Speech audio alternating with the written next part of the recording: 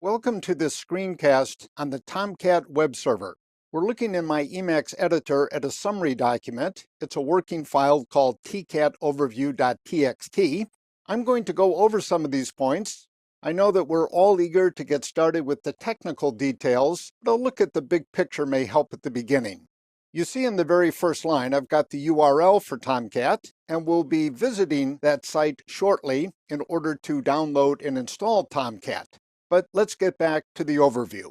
So Tomcat is a web server targeted at Java programmers who want a really good but lightweight web server, and it fits the bill perfectly in my view. The other possible audience is system admins who need to support the publishing of Java web apps, though they may not be writing those web apps. In the second bullet point, I've listed 6 attributes. There are others, of course, and I've divided the 6 into 2 groups because I think the top 3 are probably what will be of most interest to all of us. So Tomcat is free, always a good thing in our business, but it's also production grade. Tomcat is not a toy web server, it's the real deal. It has all of the features that you'd expect from a commercial production grade web server. And it's lightweight. In fact, the case can be made that Tomcat is one of the central technologies in the lightweight Java movement. So it's really good stuff. The lightweight means there's not a lot of fuss. It's reasonably easy to master and to use, and we'll see that in the course of this screencast. It's also open source, it's cross-platform, you can run it on Unix-type systems, Linux, Mac OS X, Windows, and so forth. And as we'll see in more detail as we go along, it's pretty much no fuss. Very reasonable defaults and easy to customize if you don't like those defaults.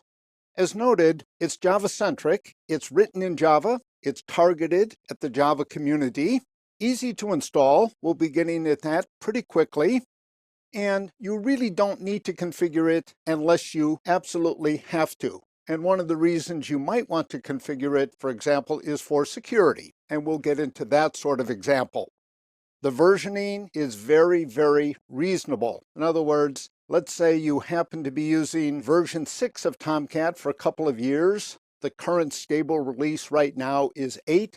You wanted to jump from 6 to 8, bypassing 7. There should be no problem in redeploying all of the web apps that you were running at 6. In other words, when Tomcat versions, it doesn't do radical changes.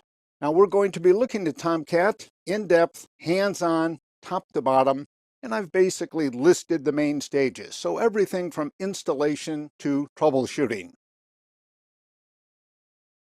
In this lesson, we're going to talk about installing Tomcat and then making sure that it runs on our local system. We're looking at a working file called install0.txt.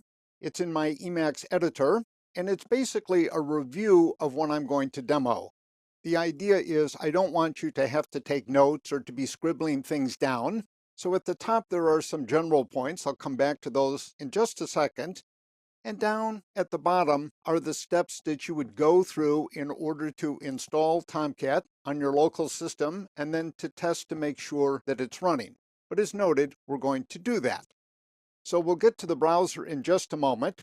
First, a big picture point. There are basically 2 ways to install Tomcat. I'm going to call those verified and unverified. Today we're going to do the unverified.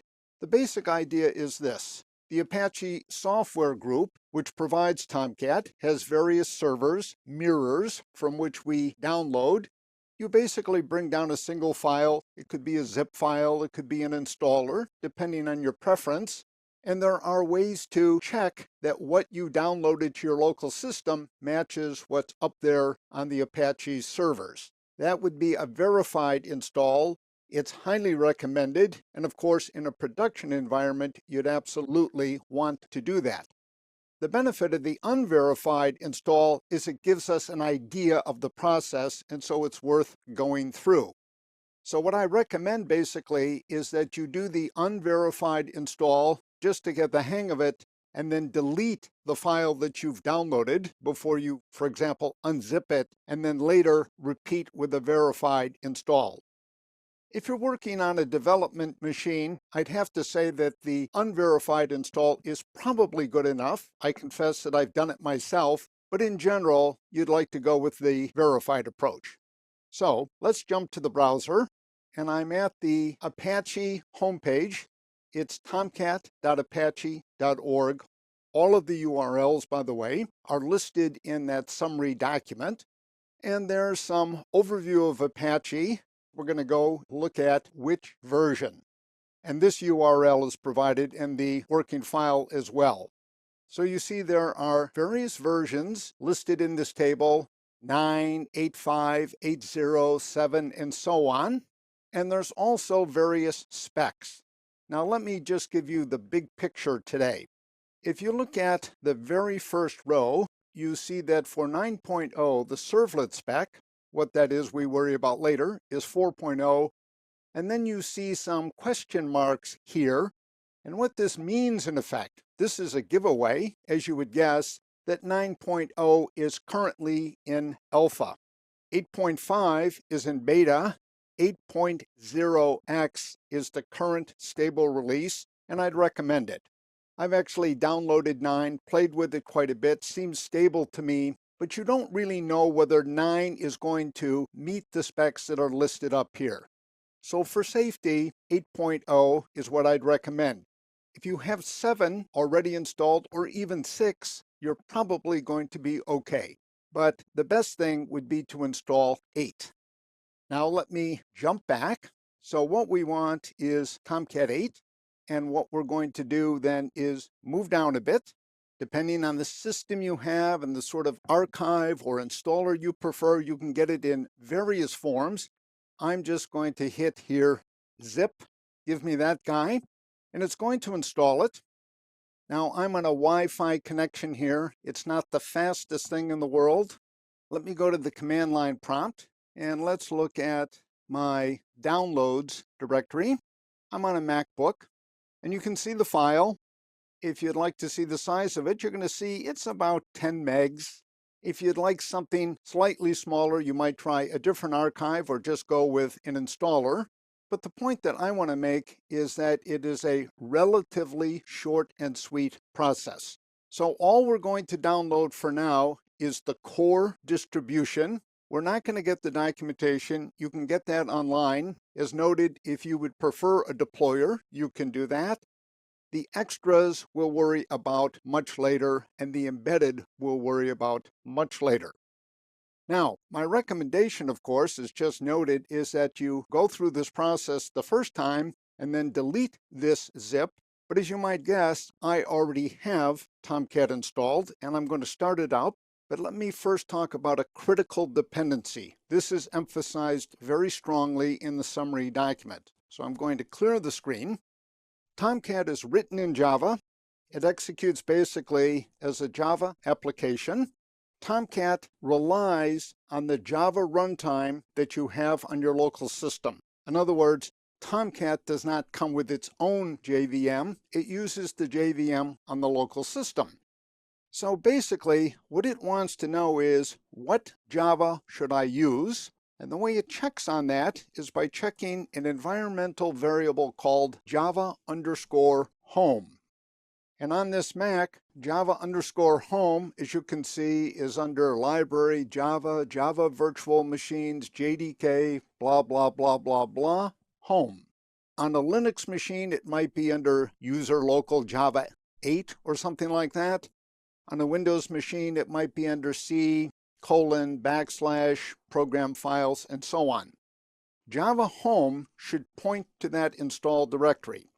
Now it's possible, particularly on a Mac, that you could start Tomcat without having defined this environmental variable, but it's not a good idea. You might have several Javas installed. The one thing you don't want Tomcat to do is to guess as to which Java you want it to use. Now you would define Java_home if you have the Java JDK installed, and JRE_home if you had only the runtime environment installed. But you'd want to define one of those. Now let me clear the screen and show you where I am. What I've done, and I recommend this if you're doing this as a development project. In other words, we're not in production. I've taken Tomcat and installed it in my home directory. So my home directory, just for emphasis, let me type this. My home directory is /users/Martin Kalin, and I've put Tomcat 8 right underneath that. And the reason I've done that is I don't want to have to worry about operating system permissions and that sort of thing. In a production environment, I most certainly would not put Tomcat here, but in this context, it's a good idea. It's a simple thing to do.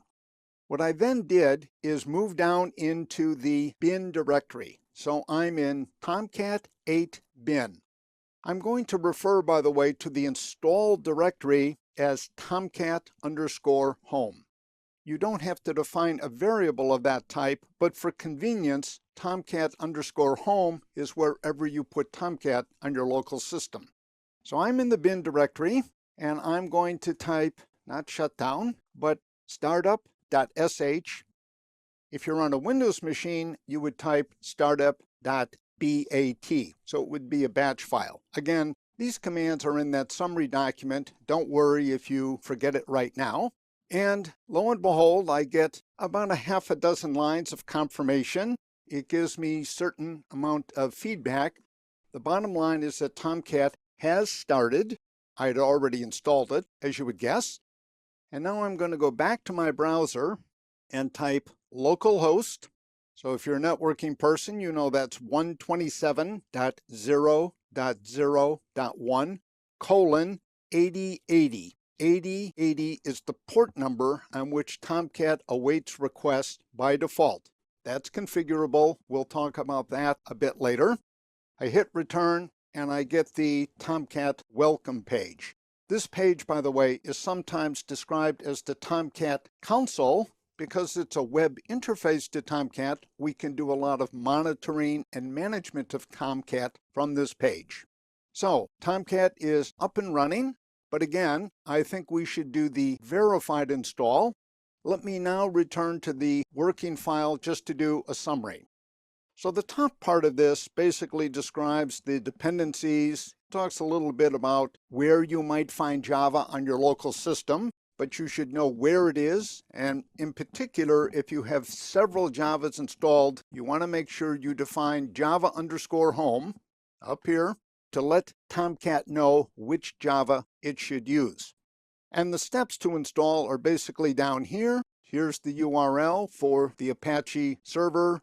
Here's basically the URL for the different versions. We talked about that a bit. And then down here is the nuts and bolts description of how we would get Tomcat up and running. What we've done so far is a unverified installed. Let's take a short pause, and when we resume, we'll talk about a verified installed. In this lesson, we're going to look at a verified install for the Tomcat web server. I'm going to be using my browser, the command line prompt, and I also have another summary document so that you don't have to take notes during this process. So I'm back at the Apache Tomcat download page. Tomcat.apache.org is the URL, and it's included in that first working file. And I'm going to go for Tomcat 8 because that's the current stable version. There's a little bit of information at the top that we'll talk about eventually. I'm going to take a binary distribution rather than use a deployer. I'm going to simply bring down the core Tomcat web server as a zip. I could also use one of these other archives, a GZ file, for example. That would be slightly smaller, but the zip is pretty small on its own. It's less than 10 megs. Of interest to us now are the values in parentheses. You see PGP, pretty good privacy. Let me just click on that. We'll return to this in the next lesson. This is a digital signature. You can see it right there. A little bit small. Everything that Tomcat makes available for download is signed with a digital signature, and we'll verify that signature in the next lesson. Of interest now are the next two values, MD5, Message Digest version 5, and you can see that that's in hex up here. This is basically 16 bytes. We'll come back and talk about that momentarily. And SHA1, very similar, except it's 20 bytes. It's also in hex rather than 16. The MD5 and SHA1 values, officially message digest values, but also just called hashes, are basically values that we want to replicate on our local machine. So we have those values available. We can copy them someplace or just look at them.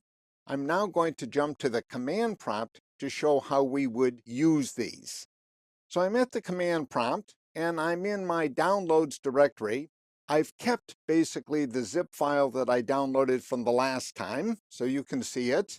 This is Apache Tomcat 8.0.33.zip, the current stable version.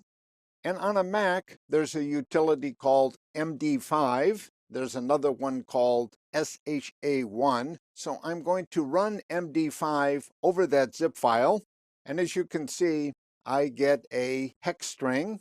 It's 16 bytes long. If you want to check that, remember 2 hex digits per byte. What I would do is compare this value, B7EB, and so on and so forth, against the value that I get from the Tomcat download page. And I've done that, and the values coincide. What I now have is very strong assurance that the file I downloaded is exactly the same file that resides up on the web server. And I can do the same for SHA1. Now let me jump to my Emacs editor. So let me move up to my home directory and clear the screen. So I'll show you where I am. I'm in my home directory, and I have installed in my home directory Tomcat 8. The name of the installed directory, by the way, can be anything that you like. I prefer to keep it short and sweet, so I use Tomcat 8. When you unzip the file, you're going to get a longer name, Apache Tomcat, but I shorten that to Tomcat 8. If you use an installer, you can do the same. So let's review very quickly, starting and stopping. So I'm going to do Tomcat 8, that's Tomcat Home, bin startup.sh, and if you're on a Windows machine, it would be startup.bat, and of course you'd be using backslashes instead of slashes. So I'm going to start it, and you get some information. You see some environmental variables that are defined, Catalina base, Catalina home. The important one is the second to last, JRE_home. Tomcat has defined that using my Java home. So remember, Java home should be defined to point to the installed directory for Java. There it is on this Mac machine. Tomcat really cares about the JRE, the virtual machine, not about the compiler and so forth. And so it uses Java_home to define JRE_home. But the important point is that it knows where to find my Java. By the way, if you were on a Windows machine, you wouldn't write $Java_home, but you would write %Java_home%. So you would flank Java_home with %signs. We've started Tomcat, it's up and running. We can verify it. But instead, I'm going to jump to my Emacs editor and the working file install1.txt. It covers much of what we just talked about. So the first part of it, all the way down to this horizontal line, covers basically what I just discussed. As noted, I prefer to put Tomcat in my home directory on a development machine, not a production machine. Now let's jump into the verification issues. So the big issue is this. Here's a depiction. We want to make sure that when we download either the full zip file or an installer, that what we download is exactly the same as what's up there on the Tomcat server. So that's the goal. And the message digests, or so-called hashes, are used to do that. This material, by the way, will turn out to be useful when we later investigate security. So here's a depiction of how a message digest works. If you've not seen one of these before, we basically take an arbitrary number of bytes, we feed it into the message digest, and what we get out the other end, it's a perfect term, we get a fixed length digest. In other words, we get a byte string that is unique given that input. So there are two versions of this in use in this case. One is the MD5 message digest. You see it there, 16 bytes. And the other is the SHA1. Nowadays, SHA1 would be considered more reliable than MD5, and there are even longer message digests. We'll get to that when we do security. Now, Unix-type systems have utilities such as MD5 sum and SHA1 sum. That would be on a Linux machine, for example, in order to calculate a message digest. On a Mac, as we've seen, the utilities are called MD5 and SHA1 respectively. Windows has a comparable utility called certutil.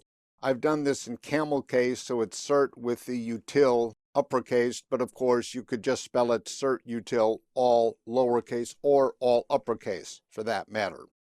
So let's review then basically what I did. I'm going to show you this from a Linux machine. If you want to do this on a Mac, for example, just drop the sum at the end. So I did MD5 sum of the downloaded file, and I got this digest. I did SHA1 sum on the same file, and I got the slightly longer digest. And then I compared these against the values up on the Tomcat mirror server, actually. And I got a verification of these two values. At this point, I am strongly confident that the downloaded file is the same as the file up there on the Apache machine. If you were using certutil, by the way, on a Windows machine, the command would look like this. It would just be from the command line prompt, certutil minus hash file, the name of the file, and then at the very end, which hash algorithm you wanted to use. In this case, MD5. So certutil is basically parameterized. It prints out the hash, by the way, byte by byte, which is convenient for reading. In other words, what it does is give me the first byte, space, the second byte, and so forth. And you'll notice, by the way, that the hash value down here for certutil is different, and that's because I downloaded on my Windows machine a different file. What we've looked at then is stage one of a verified install. In other words, we have checked now the message digests. As long as you're going to do one, you might as well do them both. And we now have strong confidence that the downloaded file is the same as the file up there on the server. Stage two is to verify the digital signature that comes with that zip file. And we'll do that after a short pause. In this lesson, we're going to wrap up the verified installation of the Tomcat web server. So I'm back to the download page in my browser, and I'm going to move to my Emacs editor shortly in order to look at yet another working file. So as you'll recall, what I've downloaded is the zip file, and last time we looked at these two message hashes, the MD5 and the SHA1. Of interest to us now is this PGP, Pretty Good Privacy Digital Signature. We need to save this locally in a file for convenience, and I've already done that. So this is the signature from one of the people at the Apache Software Corporation. They've produced it in a way that we'll get into momentarily. There's one more piece of information of interest to us, and that's right up the top here under Quick Navigation. You see keys, and this is an even bigger file. And basically, as it says at the top, what it contains is the PGP and GPG, more about that in a bit, keys of various Apache developers. This is information about the people who produced the digital signatures. So what we have is a tricky situation. Let me explain it here, and then we'll review it momentarily. I have a digital signature. It's attached to that zip file, and I need to verify it. But in order to verify this, I have to make sure I know something about the developer who produced this signature. So we have a potential regress here. We're going to have to go back and verify something else. The bottom line is this. What we're talking about here is not complete trust, but a level of trust. Let me now jump to my Emacs editor. I've got a working file called install2.txt. This is the last of the three. And what I'm doing at the top is setting some background information. Let me cut to the quick. The standard way to verify digital signatures nowadays is to use something called the GPG, GNU Privacy Guard utility. So it's from the GNU software group, and I've provided the URL down here. If you're on a Linux machine, you probably have this GPG utility already installed, but it's available for both Macs and for Windows. I strongly encourage you to install this piece of software if you don't have it, because the GPG utility has become, in effect, the industry standard. On a Windows, we could use the cert util again to do the same thing, and on a Mac, there is a comparable utility called CodeSign. But in this particular handout, I'm going to use the de facto industry standard GPG. Now, a little bit of conceptual background, and we'll go into more detail here when we do security, but that's a bit downstream. So for now, I'm going to do informal definitions of the following. First of all, we need the notion of a key pair. So a key pair is generated by somebody. Java has utilities, for example, for doing this. And the pair consists of a private key that's kept secret by the owner, as the term suggests, and a public key that can be distributed to anybody. The key idea is this. When you digitally sign something, you use a private key to do so. By the way, just as a very quick digression, a digital signature is really an encrypted message digest, and we've seen message digests already. The public key is then used to verify a digital signature. So basically, what we need from Apache, who's giving us Tomcat, we need the digital signature, and then we need some information about who did the signing. And we're going to see how we get both of those. So let's talk about verification. Here's a depiction of what I just described. In order to do verification, we need the digital signature. We've downloaded that. I've put that in a file that I call ds.asc. Any file name would do. And we also need the public key from the signer's key pair. We feed those two inputs into the verifier engine. In this case, it's the GPG utility. And what we're going to get out the other end is either yes or no. So here for review is that digital signature. Again, it's a little confusing. It's a PGP signature, and PGP stands for pretty good privacy, a publicly available algorithm for generating digital signatures. Now we're going to jump to the command line, and I'm going to show you a summary of this rather than walk through it because it's a little bit tricky. So at the command line, I did the following. GPG, that's my utility, -- verify. I provide the file name, DSASC, that contains the digital signature, and then I provide the download file.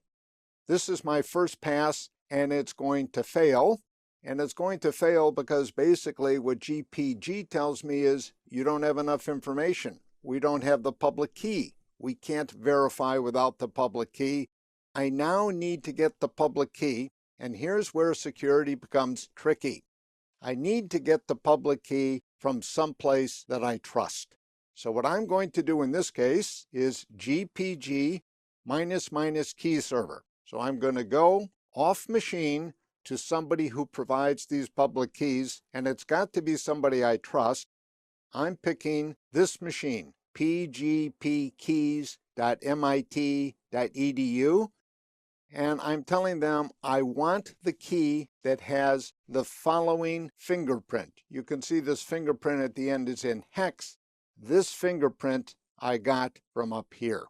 So that's where I got it. From this first failed attempt, at least I got the fingerprint. Now I can get the key with that fingerprint. So basically what I do is I get some feedback, and what it tells me is there are no ultimately trusted keys found. What MIT is telling me in effect is we think this is good, but we're not promising that it's good. So this is the level of trust issue, and there's some additional information. At this point, I now have what I need. I have both the signature and the public key to verify it, so I rerun the command. And now I get a verification, but I get this warning. It's telling me once again, we're not absolutely sure about that public key. I can, if I want to continue here, get some further confirmation that that public key is okay. So again, I provide the fingerprint value that I got initially. I get some information about this. In particular, I find out that the owner of this key, so in effect, a public key is an identity, is Mark E.D. Thomas, and I can check this against the keys file that I downloaded from the Apache server. So I can find out, for example, that he is one of the people on this list.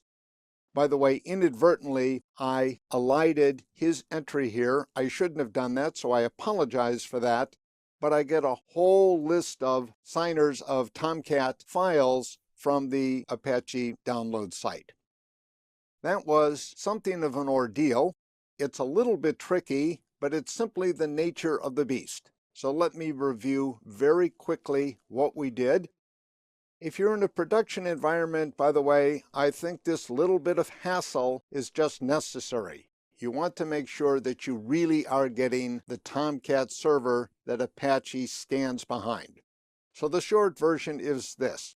All of the Tomcat files that you can download have a digital signature attached. You don't have to do anything to extract it. You might say it's just part of the downloaded file. You do, however, need the digital signature, and you get that from the Tomcat page. It's under PGP because that's the algorithm used to generate it. So you get that signature. You also need a public key from whoever signed, and there are various signers for the Apache Corporation. There are various employees who do this sort of thing. So we feed the signature and the public key into the verifier, and we get yes or no. However, the verification is no better than the public key, you might say, so we need to do a little bit of verification of the public key. We go to MIT in this example to say, do you have this public key? How does it look to you? And MIT says, yes, we have this public key. We're not claiming that it's a legitimate public key. We're not claiming that it's the identity of who it claims to be, but here it is. We could now do further verification of that public key. So this has been a complicated process, this verified installed, but I think in a production environment, it would be certainly best practices, and in most shops, it seems to me, it would be required. So that's about as complex as we're going to get in dealing with Tomcat, even when we later return to security. In this lesson, we're going to take a very quick look back at what we've done so far, clarify some details, and then move ahead. I've got a working file in my Emacs editor. Let me jump over to that. It's called tomcat.corejava.txt, and we'll be coming back to this for reference in just a second. First, however, I'd like to return to my browser. What I've done is to deploy a very simple website to Tomcat, and I've referenced it now in the browser, so you can see in the URL window up here, localhost 8080, that's the default port again for Tomcat, /preds. We'll talk about preds in just a second. And what the page displays is tabular data. It looks as if it might have come from a database. It actually doesn't. For simplicity, I've packed the data into the web app, and I'm making the web app available as one of the working files. There's a very simple list, so we can go, for example, to the next item. We get some slightly different silly sayings. If we do it a third time, still more, and again a fourth time, still more. So it's tabular data being displayed. It's the sort of thing we've all seen a million times on web pages. But I wanted to have an application to deploy to provide a little bit of context, and we'll be looking more closely at this application later. For now, Let's return to my Emacs editor and make some points. After we did the verified install of Tomcat, we started Tomcat, stopped Tomcat, and so forth, and I'd like to go over the output that we get when we either start or stop the web server. What I've done is, from the command line, I've gone down to Tomcat home bin, and in that directory again are two scripts of interest to us, startup and shutdown. Startup comes in two flavors, startup.sh for Unix-like systems, startup.bat for Windows. Shutdown.sh, shutdown.bat, same deal. If you're not familiar with Unix from the command line prompt, this / simply means the current working directory. So I'm referencing the script in the current directory. I start up Tomcat and I get this feedback from Tomcat, and you see references here to Catalina this and Catalina that. So a quick word of clarification. Tomcat is a modern designed piece of software. That is, it's highly modular. So Tomcat is really the aggregate of a bunch of modules. The most important module or component is Catalina, and that's called the web container or servlet container. I'm going to prefer web container, it's more general. In slightly old-fashioned terms, we might call that middleware. It's basically the software responsible for managing the web apps that we deploy. So it's the most important component in Tomcat. Now, it's common in talking about Tomcat to conflate Tomcat and Catalina. That's a practice that I'll follow. Some of Tomcat's components have names. Catalina, we've just seen, is one. Jasper, which is a translator, we'll talk more about that later, is another named component. Some components don't have a name. So for example, the security component doesn't have a name. It's associated with the term called realms, but it doesn't really have a specific name. Now, if you move down here, you see using JRE_home. On my particular system, I did not define JRE_home. I defined Java_home. And basically, what happened here is that Tomcat defined JRE_home. This is appropriate because what Tomcat needs from us is really the Java virtual machine. So the JRE, of course, is the Java runtime environment. And I got this particular setting from a Linux machine that I'm using. I'm currently on a Mac, and of course, we've already seen that the entry there is a bit different. So the JRE home basically comes from my definition of the environmental variable Java_home. I could have also, by the way, directly defined JRE home. To test whether Tomcat's up and running, what I've done so far, of course, is always open up a browser, but there is another way. I strongly recommend that you install this utility, curl. It's available. You see the URL here. What it allows you to do is to generate HTTP requests and other types of requests as well, but we care about the HTTP right now, requests against a server. So what I'm doing here is using curl to test whether Tomcat is up and running. Let me show you that very quickly from the command line. So I'm simply going to kill this and type curl localhost 8080. And what I get, of course, is a screen full of HTML, but the good news is I know that Tomcat is running. By contrast, if I did curl localhost 8081, I would get a connection refused error. Basically, curl is telling me there's nobody listening on that particular port. Let me clear the screen because I'm going to come back here momentarily. Back to the working file. I like to use curl a lot. It's quicker often than dealing with a browser. Now let me talk a little bit about how Tomcat works, in particular with the underlying Java. To repeat, Tomcat runs as a Java application, so at the operating system level as a single process. However, it is quite definitely multi-threaded. Here's a very quick sketch of how things happen. When a request comes into Tomcat, again, I'm conflating Tomcat and Catalina. We don't care about the distinction so much right now. When a request comes in over HTTP or TCP, TCP would be for web sockets, Tomcat takes that request and hands it off to a Java thread, which is in a pre-existing thread pool. So the threads are basically created when Tomcat first starts to amortize the cost across the lifetime of Tomcat. Tomcat takes that request, hands it off to one of those threads, and that thread basically sees the request through to completion. This is sometimes described as the one thread per request model, and Java implements it. Under the hood, Java uses in Tomcat both multi-threading and non-blocking I/O, and we'll get into those details a bit later. Let me talk about the request coming in and how Tomcat handles it and where that request goes. So I'm going back to the command line. So let me show you where I am. I'm in my home directory. And now let me show you Tomcat 8. This will be our first look at the full directory structure.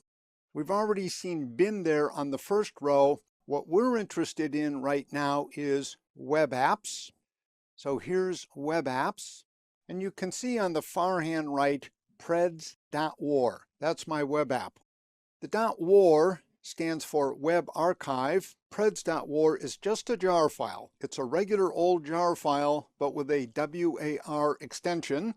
And when I deployed the web app, I basically copied preds.war to that directory. What Tomcat did, if you look immediately to the left of preds.war, you see preds. What Tomcat did was to unwar that war file. So let me show you that directory, preds. That's basically the contents of preds.war. The interesting stuff, by the way, is under the webinf subdirectory, and we'll get into much more detail there later. The directory structure of Tomcat is something that we'll be focusing on, but the two subdirectories we've seen so far are bin, that's how we start and stop Tomcat, and web apps, that's where we deploy stuff in order for Tomcat to publish our web applications. So much for this very quick overview. Again, the working files will include preds.war. You can test with it. And this working file, tomcatcorejava.txt. In this lesson, we're going to focus on a critical operation that any web server has to perform. And of course, our focus is on how Tomcat performs this operation. The operation is known in general as request mapping or dispatching, and I have a very simple depiction of what's involved. So a request comes into the web server from a client, for example, from a human using a browser or from a curl utility. We've seen a little of that already. And it hits the web server. In particular, it hits the request dispatcher module. And it's the job of the request dispatcher to take that request and send it to the desired resource. So just to review that, let me jump back to the browser. And we'll look at this web app that we saw in the last lesson. What I've done up here in the browser URL window is I've written the whole thing out, starting with HTTP, and then we see localhost :8080. The slash immediately after the 8080 begins what's known as the URI, Uniform Resource Identifier.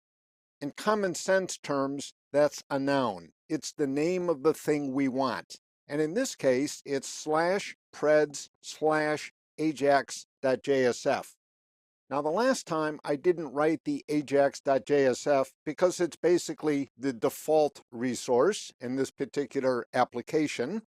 But if I come to the end here and hit return, you'll see that this does the same thing that it did before. It sends us to this page where we get these rather silly sayings. I'm not going to go through that part of it again. What we really care about is the resource identifier, the preds/ajax.jsf. So now we have a little context. Let's go back to the Emacs editor and look at the working file, warsandurls.txt. And let's focus on how this request dispatching or mapping is done in Tomcat. So there's basically two steps. Tomcat is very consistent here. The first part of the noun, the URI, is always the name of the appropriate WAR file without the .war extension. So in this case, it was preds. The second part is the resource within that WAR file. It might be an HTML page, it might be a JSP page, it might be the name of a Java servlet. We'll get into all of those in due time, but it's the name of something inside that WAR file. If the WAR file doesn't exist, so we give a bad name, or the WAR file is correct, but the thing we name inside the WAR file is incorrect, so we misspell something, we're going to get back from Tomcat the familiar 404 not found response. That's a so-called HTTP status code.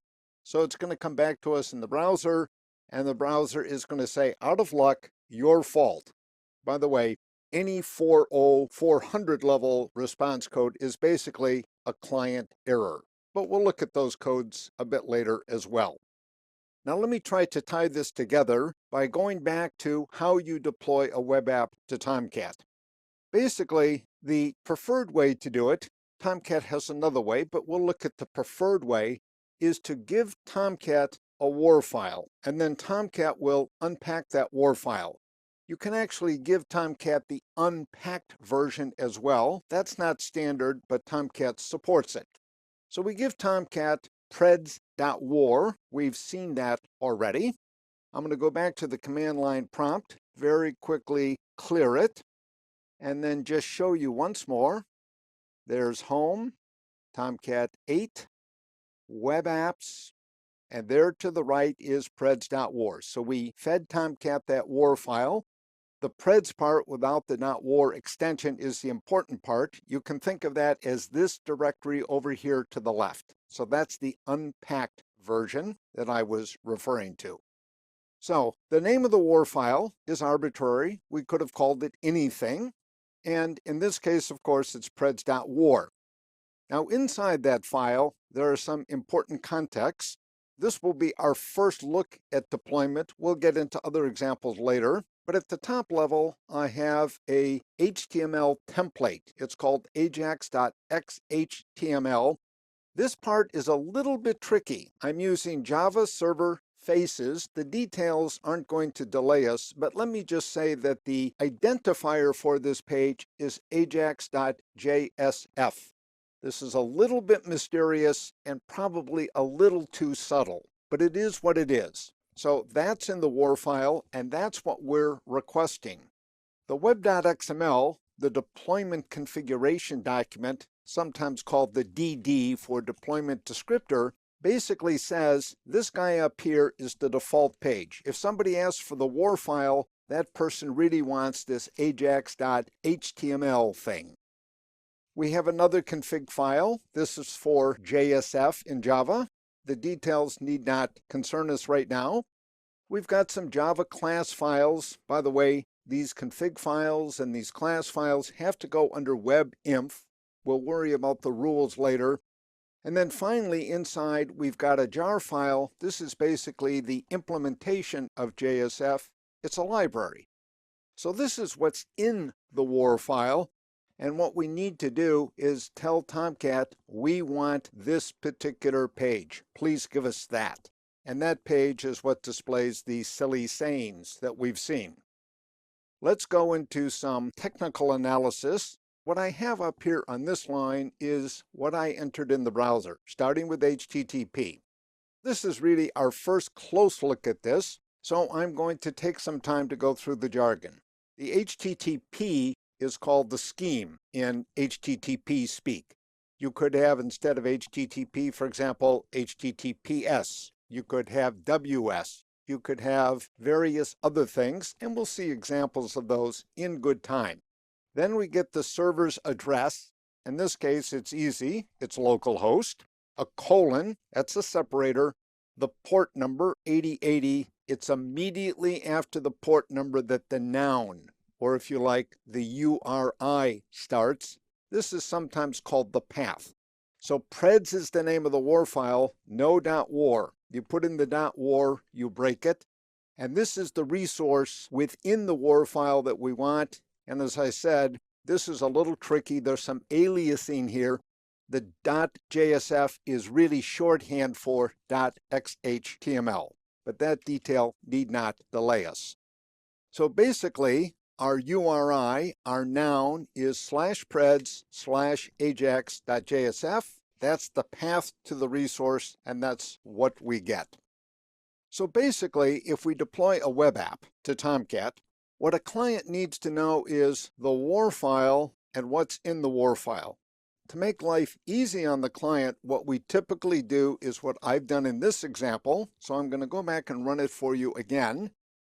I'm going to have only /preds, and I'm going to do a refresh, and you'll notice I wind up at the right place because ajax.jsf is my default page within the war file. So to make life easy on clients, what we typically do when we deploy a web app is we have a default file, if you like, a home page. You could use various other names, a landing page. But we have a default file. Java calls this the welcome file, so that the client doesn't need to know that as well. All the client needs is the name of the war file, and if you like, we basically automate the rest. Now this is our first look, not our last look at request mapping. Request mapping is very, very important throughout the web and in Tomcat as well. And the good news is that Tomcat does this very efficiently. In this lesson, we're going to focus on Tomcat's directory structure. We've downloaded Tomcat, we hope with a verified install, and now we're going to look at what the directory structure under Tomcat Home looks like, where Tomcat Home, of course, is wherever you decided to put it. So here's basically the structure. Tomcat Home contains the license, the notice, that sort of thing. There's also a little tutorial, you see it at the far right, called running.txt that goes through how to use startup and shutdown. The material that we've already covered, but you might take a quick look at that, release notes, and so forth. Of interest to us right now are the subdirectories of Tomcat Home, and I've listed them here, so I've done a very simple depiction. And then down below, I have a very brief description. 2 of them have stars. Those are the 2 that are of primary interest to us. Bin, because that's where we go to start and stop, and web apps, because that's where we deploy. We've seen both of those already, and we're going to see considerably more of web apps as we get into more examples. What I'd like to do in this lesson is a very quick overview, because during the course we're going to focus on one or another of these subdirectories. So let me begin. Bin, of course, we've seen already. There are a bunch of scripts there. We'll look at all of them momentarily, but the 2 big ones are the start and stop scripts. Conf is where all of the configuration files are. These are all XML. The good news is that Tomcat has a main configuration file called server.xml. Most of the customization that you'd want to do, you would do in that file. So it's not as though you have to be involved with 4 or 5 different config files. Not at all. Lib or lib, I can never figure out how this should be pronounced. There are so many differences, but I'm going to call it lib for library. That's where the jar files reside. These are the jar files that come with Tomcat, but you could also put third-party jar files in there. I don't think that's a good idea. We'll get into that much later. Logs. This brings up, of course, the problem of what happens when something goes wrong, or how do I monitor what's happening with Tomcat in general. Tomcat has lots and lots of log files. It does very professional logging, and of course, we'll look there. Temp, we need to know about, but we won't have occasion really to spend much time there. This is where Tomcat keeps temporary files that it needs. Web apps, we've talked about a bit, and I'll talk about it a bit more shortly. And work is where compiled JSP scripts and other assets go. So this is basically Tomcat's working directory, and we'll have occasion to spend some time there as well, but not for a while. What I'd like to do now is talk a little bit more about Tomcat Home web apps, because that's where we're going to be spending the near future, looking at deployment. So this is sometimes described as the virtual base directory for a deployed web app. In other words, wherever you install Tomcat, /web apps is understood in a URL. It's never explicitly there. So for example, let's take preds.war, which we've seen already, that deployed web app. The URL for that is down here. Of interest to us is that the URI begins /preds. You don't see any sign of web apps or Tomcat Home or anything like that. Now, what I didn't mention in previous lessons, and I should bring up now, is that you can have subdirectories in web apps, as many as you like, to whatever level you like. In other words, you can partition your web apps into different subdirectories. I prefer not to do that. I'll give you the reason, but this is a choice. It's really up to the admin. And I want to talk immediately about how this would impact URLs. In Tomcat Home web apps, there's already a subdirectory called examples. Tomcat has a bunch of examples down there, and we'll point to those a bit later. So I could put preds.war in the examples subdirectory. In this case, the URL would now change to, I think this is intuitive, 8080/examples/preds. Now, what I don't like is the /examples. That's too much for my users to remember. So what I tend to do is put all of my war files in the top level directory, but that's a choice. You could make a quite different choice. Now let me jump to the command line prompt. Let me show you where I am. So I'm basically in Tomcat Home on my Mac. And what I'm going to do is list, of course, what we've just seen. You see license, notice, release notes running. And then in lowercase, you see, I'm just going to do it by column, bin and conf, lib, logs, temp, web apps, and work. So let's just look very briefly at these. So here's bin. And you can see there's a bunch of SH files. There's also some supporting material, and we'll talk about that a little bit later. So there are, for example, some XML files in there. You'll also notice that for all of the scripts, they come in .sh for Unix type systems and .bat for Windows. So both are covered. And we'll come back and talk about these a bit later. If you look at conf, short and sweet, which is nice, there's XML files. These are the configuration files, and in the middle column at the bottom you'll see server.xml. Once again, that's the main configuration file. We'll look at that, we'll look at web.xml, we'll look at Tomcat users.xml, and the others we'll look at very, very briefly. Let me clear the screen. Now let's do the lib directory. So you can see there's roughly 24 jar files in there. These are the libraries that Tomcat uses. Tomcat basically reads these when it starts up. The same thing with the XML files in the conf directory. So these files, or these directories, are sometimes described as cold.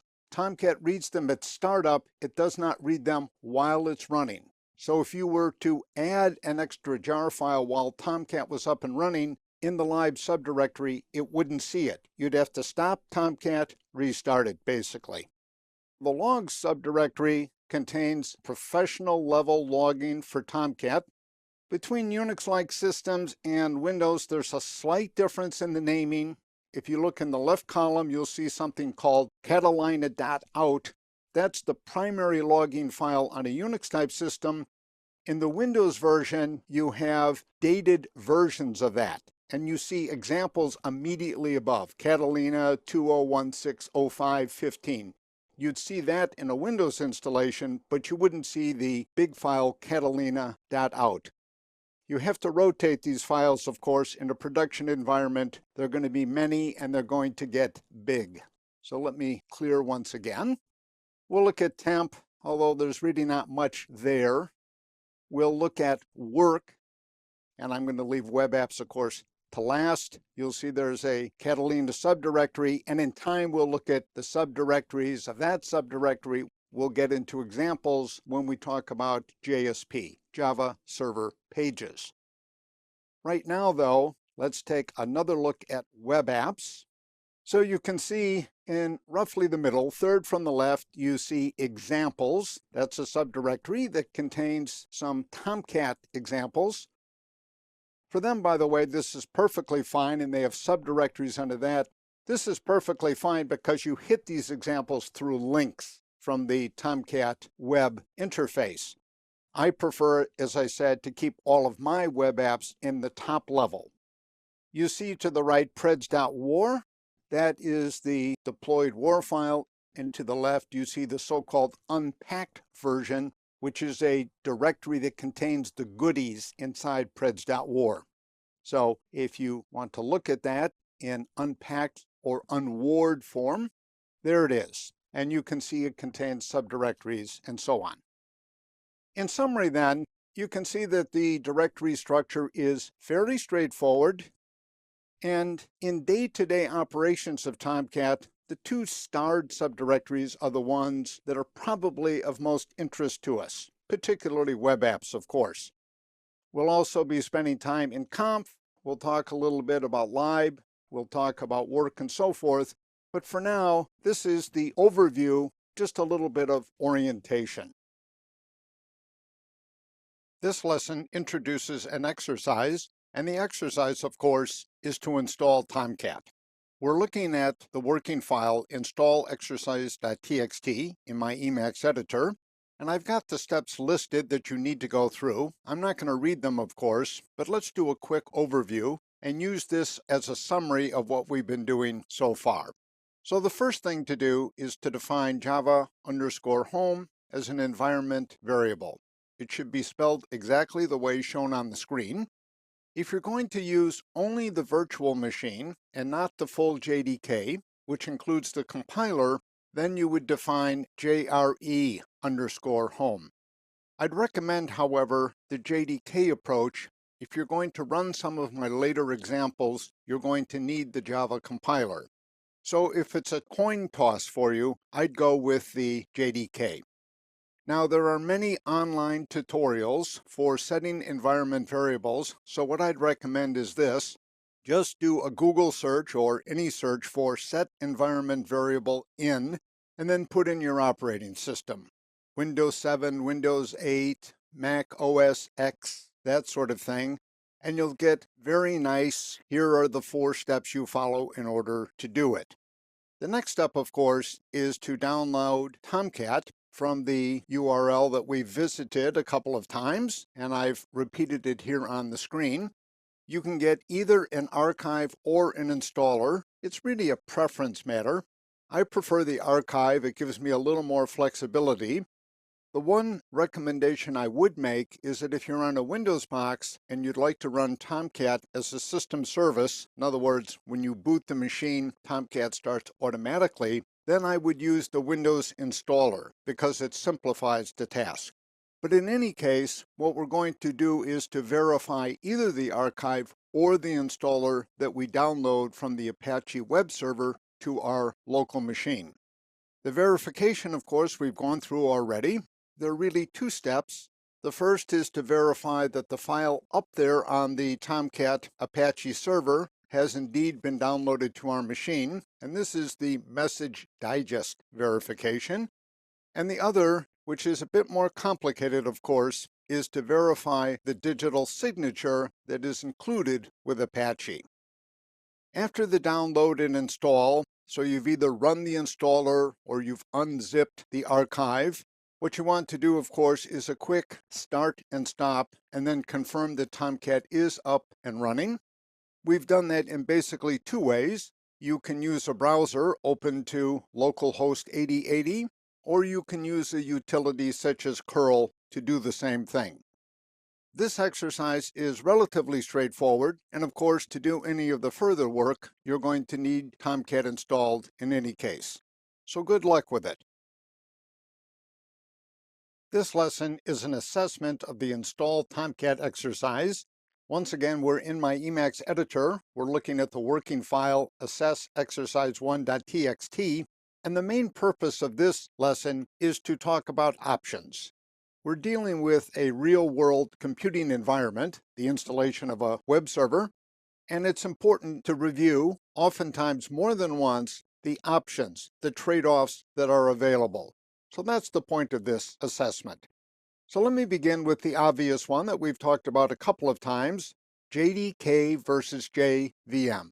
So again, Tomcat uses the Java on the local machine, in particular the virtual machine. You get the virtual machine, of course, when you download the JDK, but you can also bring down just the Java runtime environment. In a production environment, I think, for example, if you had a cluster of machines that were acting as web servers, all of which were running Tomcat, you would go with the JVM, if for no other reason than this. For security purposes, the less, the better. So if all you need is the virtual machine, that's all you should have. However, we're in a learning environment, not a production environment, and I'm going to be introducing various examples that will require code compilation. So if you want to work those examples out for yourself, you're going to need the JDK. So in a learning environment, I would recommend the JDK. In a production environment, the JVM only. The downloading is straightforward. You bring a file down to the local machine, of course. The question is, do I bring down an installer or an archive? The archive is bigger, but even then, pretty modest in size, less than 10 megs for core Tomcat. This, I think, is just a matter of preference, whichever way you prefer to go. As I've mentioned a couple of times, if you're going to run Tomcat as a service on a Windows machine, I like the Windows installer for that purpose. It kind of cuts through all of the details. Now, verification is a bit tricky, at least one part of it. So let's start with the simple part.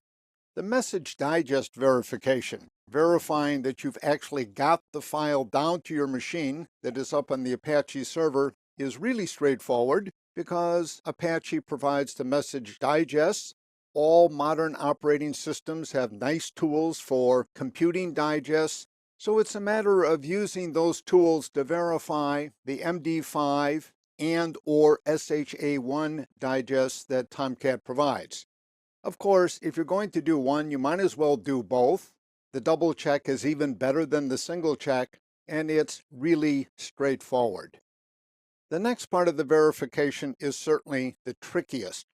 Once again, what Apache does is to sign digitally all of the files that it makes available for download. So these are both installers and archives, and you can verify that digital signature, but it's a little bit tricky.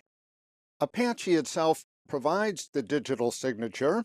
It provides a list of its employees that did the digital signing and so forth. But the bottom line is this: to verify a digital signature, you need the signature and you need the public key, effectively the identity of the signer, and then you need to verify that public key. So what you have here, of course, is a potential infinite regress. How far back do you go in the verification process? You've got to stop someplace. In the exercise that we did much earlier, we did a download of a public key from MIT, and we did a little bit of verification, not a lot. So I would say this last step is something I think you would certainly want to do in a production environment, but perhaps not in a learning environment. That, in any case, is a summary of the assessment points. I hope that the assignment was a useful one, the exercise was a good one, and that you've got Tomcat safely installed on the local system. In this lesson, we're going to focus on HTTP, the transport protocol. The reason, of course, is that Tomcat is a web server, which means, in effect, it's an HTTP server. In this context, there's really no difference right now between HTTP and HTTPS, the secure version of HTTP.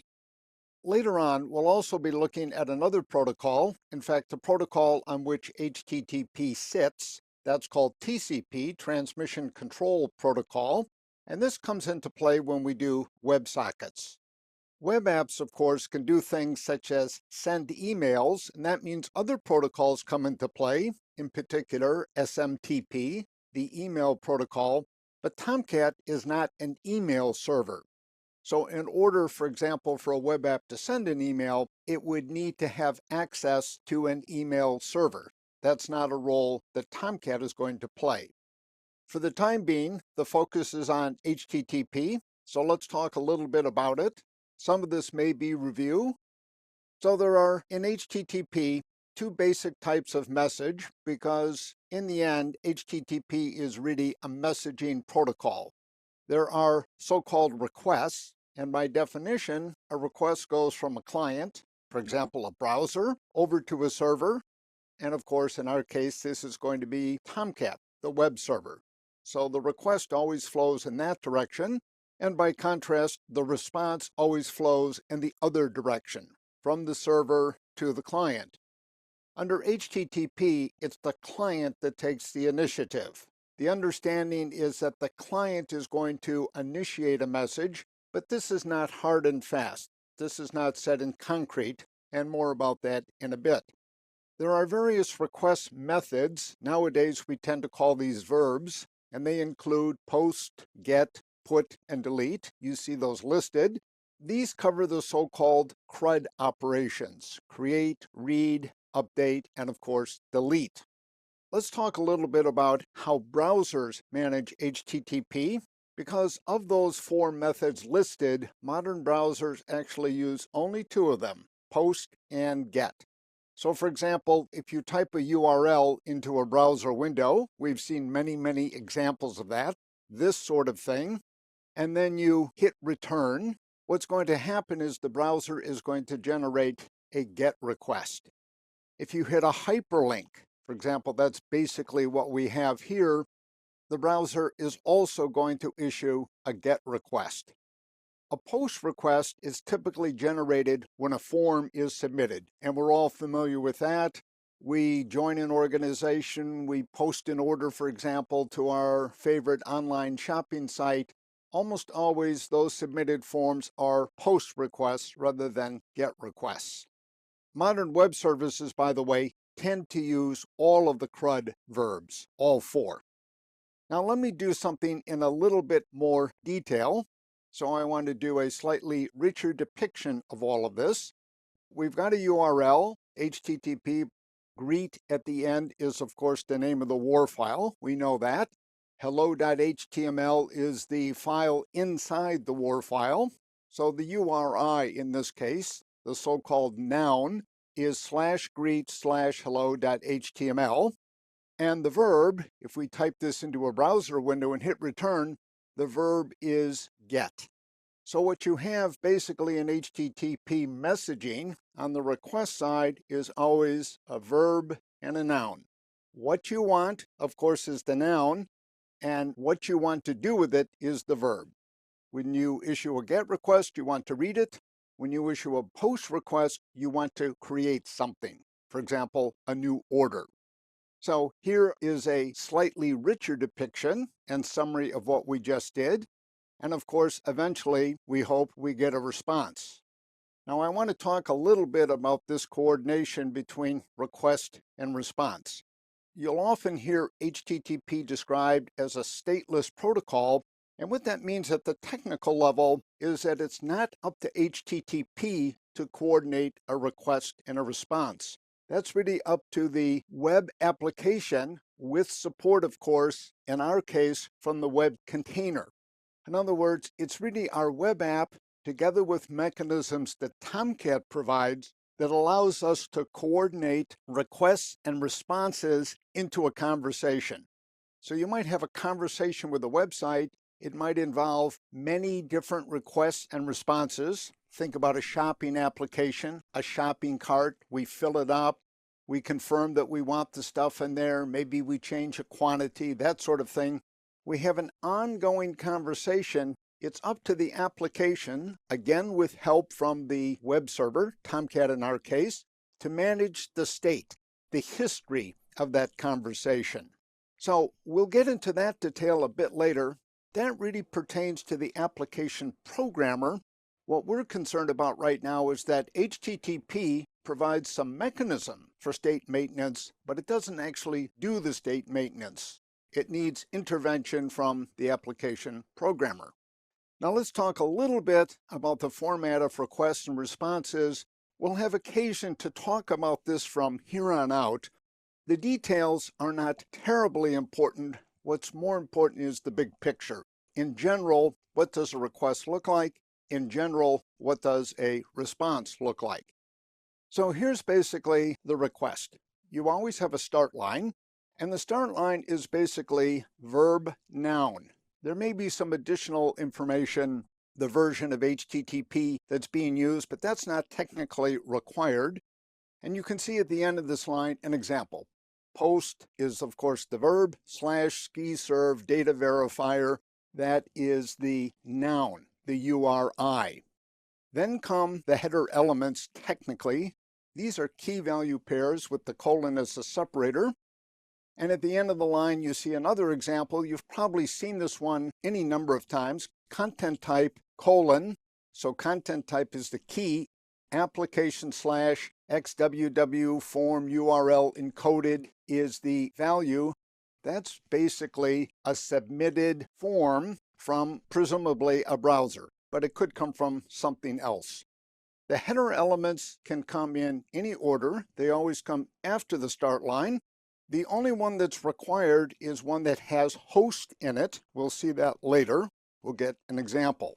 So you can have one or more headers. Typically, you're going to have anywhere between a half a dozen to 2 dozen. 2 dozen would be a lot. A half a dozen nowadays would be not so many.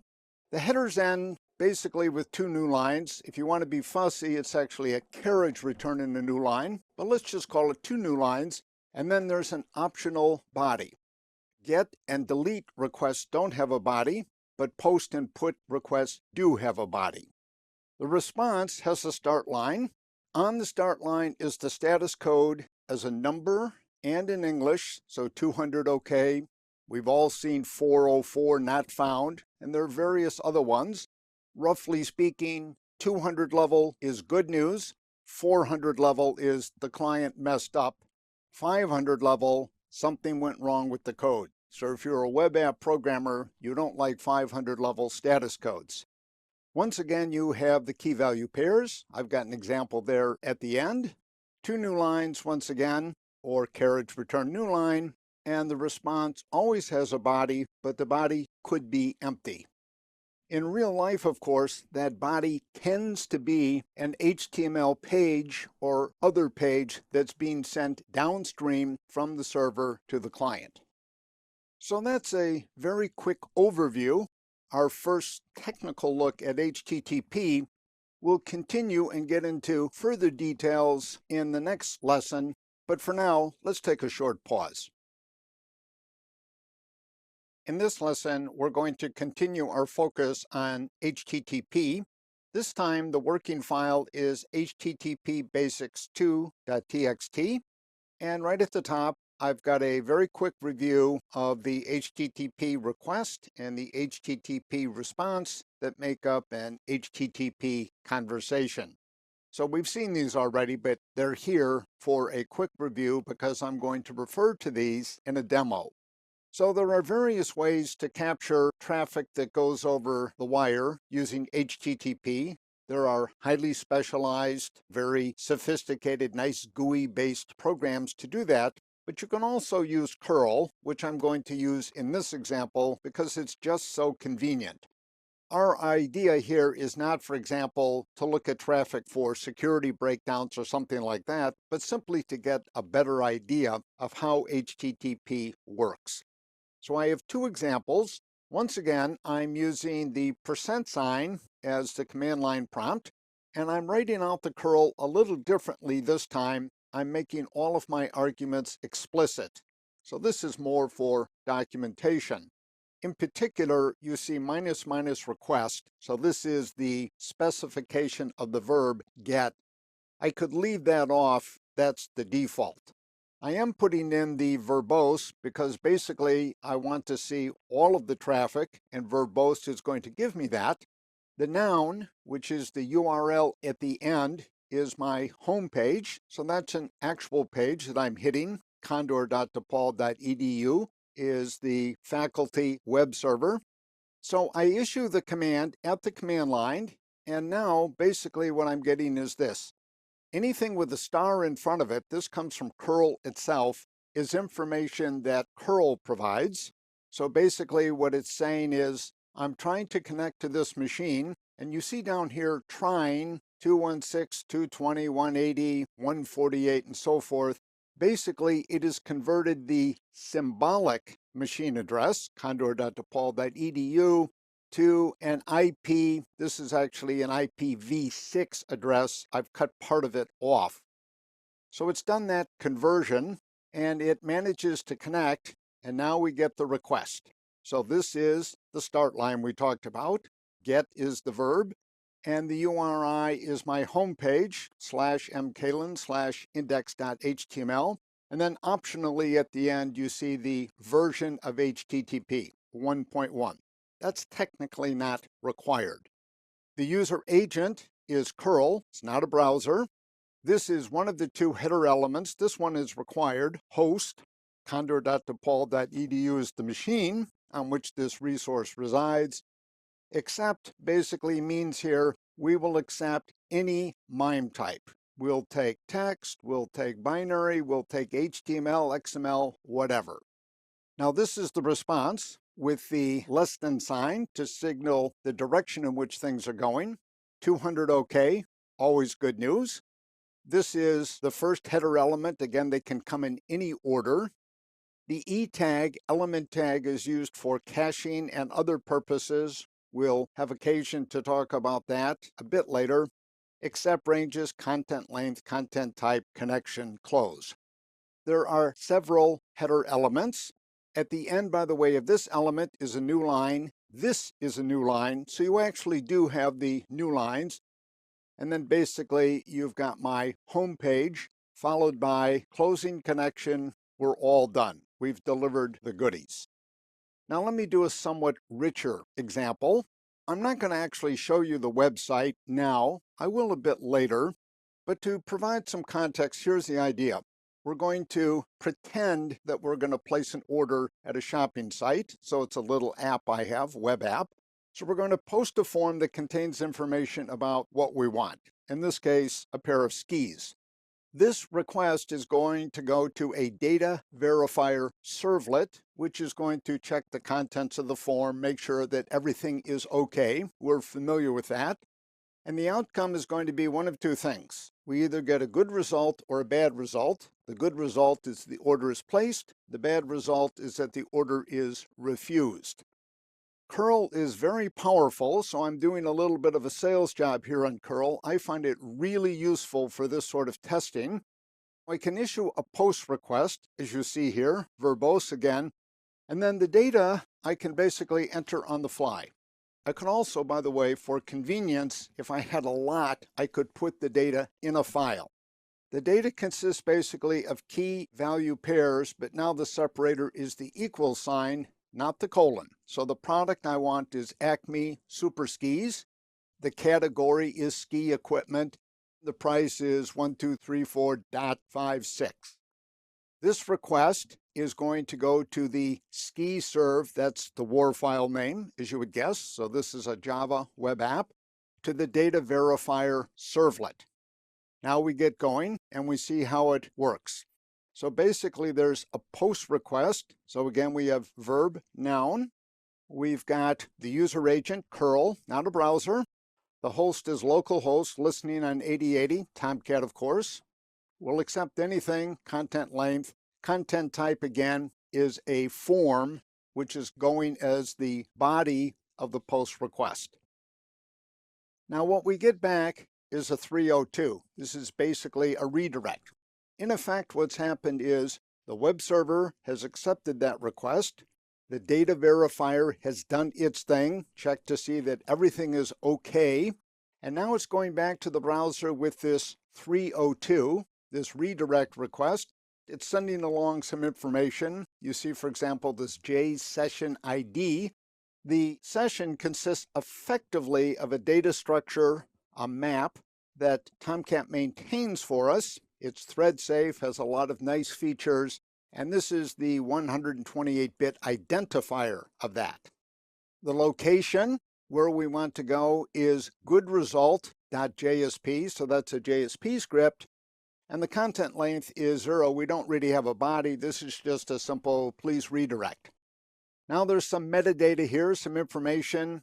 In general, when you get a redirect, the redirect from the browser is another GET request. What curl is noting here is this would force a switch from post to GET. That would not be a good thing. So at the end of the day, what curl does, because curl is now acting in place of the browser for us, it's the user agent, it issues a second post request for goodresult.jsp. That's a JSP script. The user agent again is curl. The host is localhost 8080 and so on. And then finally, what we get is a 200 OK. So goodresult.jsp was found. And in this case, the HTML associated with that JSP page has made its way down to curl. A browser, of course, would display this. Curl is just going to tell us we got it. And the content length was 303 bytes. So it's basically just confirmation your order was accepted, all is good. We've now done some drilling down into the basics of HTTP. What we're going to do next is sort of tie this together now with how does this fit together with Tomcat, Catalina, with web apps deployed to Catalina. So we're going to step back now and take a big picture using this as foundational material in that picture. In this lesson, we're going to continue our investigation of how HTTP, the Tomcat web container, Catalina, and a specific web app all interact. So this is really a big picture lesson. We're going to build on the material in the prior 2 lessons. This time the working file is called http tomcat webapp.txt. Once again, we're dealing with HTTP requests to Tomcat. Later on, we'll move to TCP requests when we do WebSockets. But for now, it's plain old HTTP. Basically, there are 3 cases that we need to consider. What I've done now is shown the HTTP request coming into the web container. Of course, it really comes to Tomcat. Tomcat forwards it to the web container, but we're going to simplify the picture by focusing now on the web container only. So the 3 general cases for us are really these. The request could be for static content. In other words, an already created HTML page. So productlist.html. This might be and typically is HTML. It could be in some other format, PDF, even plain text. But the important point is that no code processing is needed. In other words, productlist.html is ready to go out the door and back to the browser. So that's one case. The middle case is that the request is for an app-specific servlet. Now keep in mind that a JSP page is translated into a servlet, so that would count as well. And of course, there might be frameworks and all of that that come into play. We'll do that next. So the app-specific servlet is either an explicit servlet that I've written as a web programmer, or it's a JSP page that's been translated down into a servlet. So in this case, basically, the request is forwarded to that servlet. For example, I call it here, my product list servlet. And the third case is a framework servlet. So for example, I might be using JSF, Java Server Faces, and Java Server Faces has what are known as JSF pages, but those do not translate down into servlets. They're handled differently. The mechanism now is a framework servlet. So basically, there's a JSF servlet that gets the request, and the JSF servlet, if you like, is really the JSF know-it-all, and it interacts with my application code. We'll see examples of that a bit later. We don't care really about the APIs here. We're focusing on the big picture from Tomcat's perspective. At the end of the day, the important thing is this, that the request goes to the web container and is handled by a servlet, one form or another. In the case of static content, it's the default servlet that ships with Tomcat, in particular with Catalina. I show that down here. So I've got 3 examples to spell this out a little more clearly. So the first case, we have a request for a static page. The request goes to the request dispatcher, and from the request dispatcher then to the default servlet. That again is loaded when Tomcat first starts up.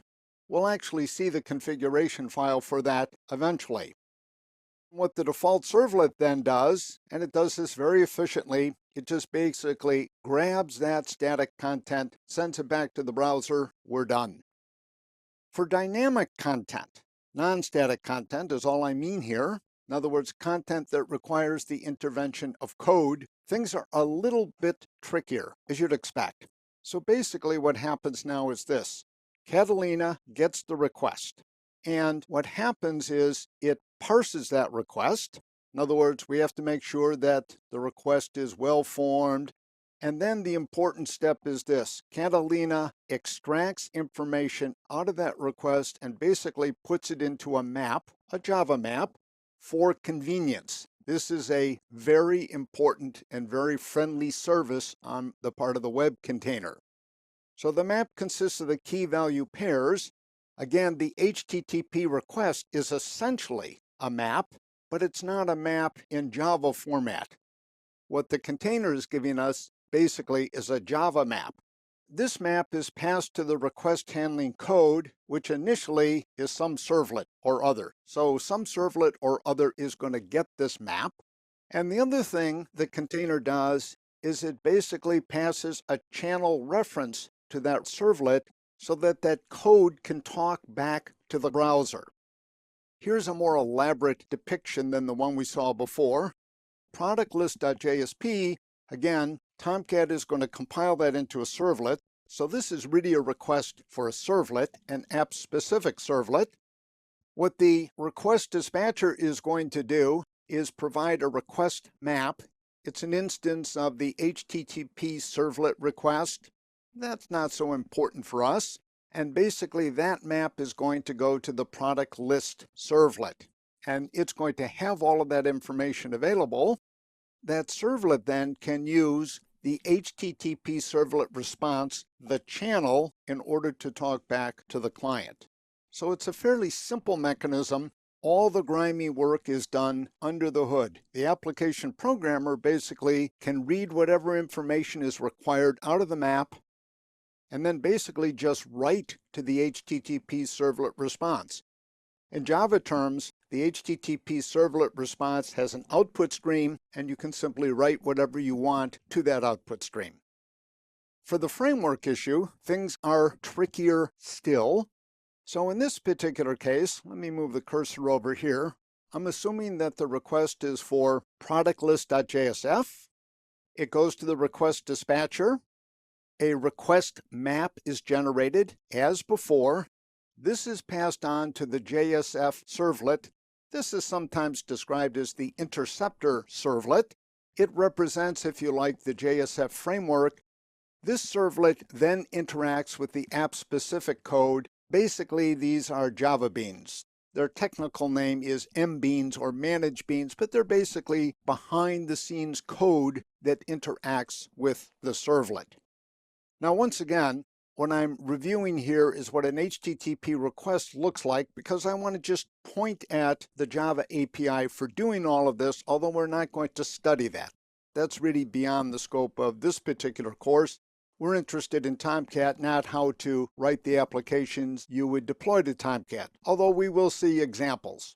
So let me give you the big picture. So Java has, and I've given you the fully qualified name here, an HTTP servlet class, and it encapsulates various do methods. So those reflect the HTTP verbs, do get, do post, do put, do delete, and there are some others as well.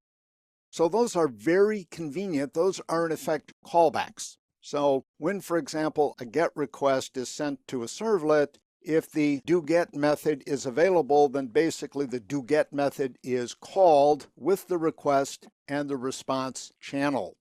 There are, in the API, various get methods available to extract information. So for example, there's a method called get method, which would tell us what the verb is in effect. There's get parameter, which takes a string argument which would get a particular, for example, element out of the request body or even out of the header. You can get all of the headers, you can get all of the parameters, you can get all of the parameter names. In general, it's a very rich and sophisticated API. It's also pretty friendly, pretty easy to use. Java tends to have a relatively lightweight and intuitive API for doing web stuff.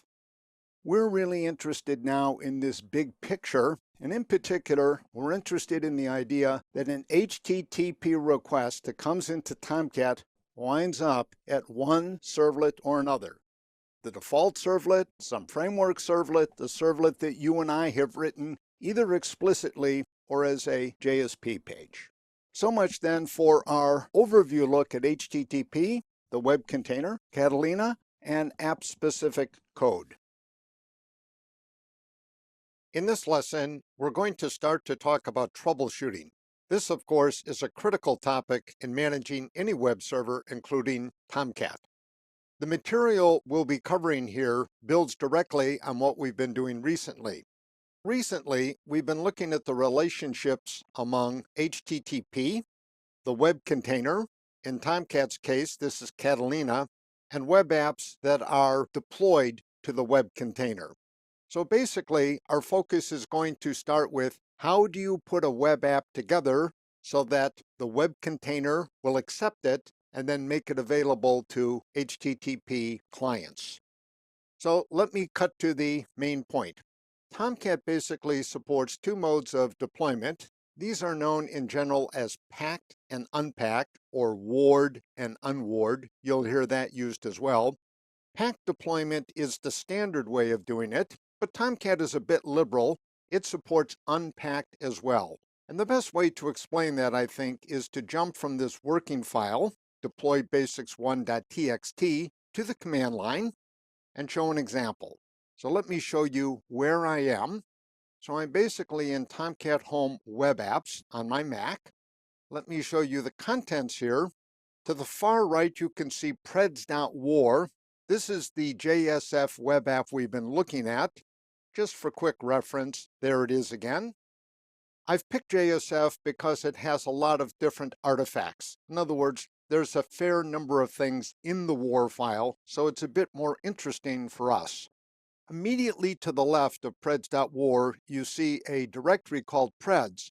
So basically what happened was this. I copied preds.war to Tomcat Home Web Apps, and then Tomcat unwarred the jar file. In effect, it did this.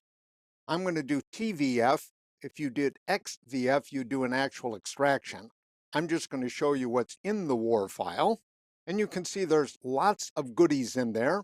This is a little bit hard to read. So what I'm going to do instead is show you the unwarred or unpacked version, preds, and I get a nice layout. So you can see at the top level, you have metainf, that's a directory, webinf, that's really important, ajax.xhtml, that's basically a JSF page. Beans is a subdirectory.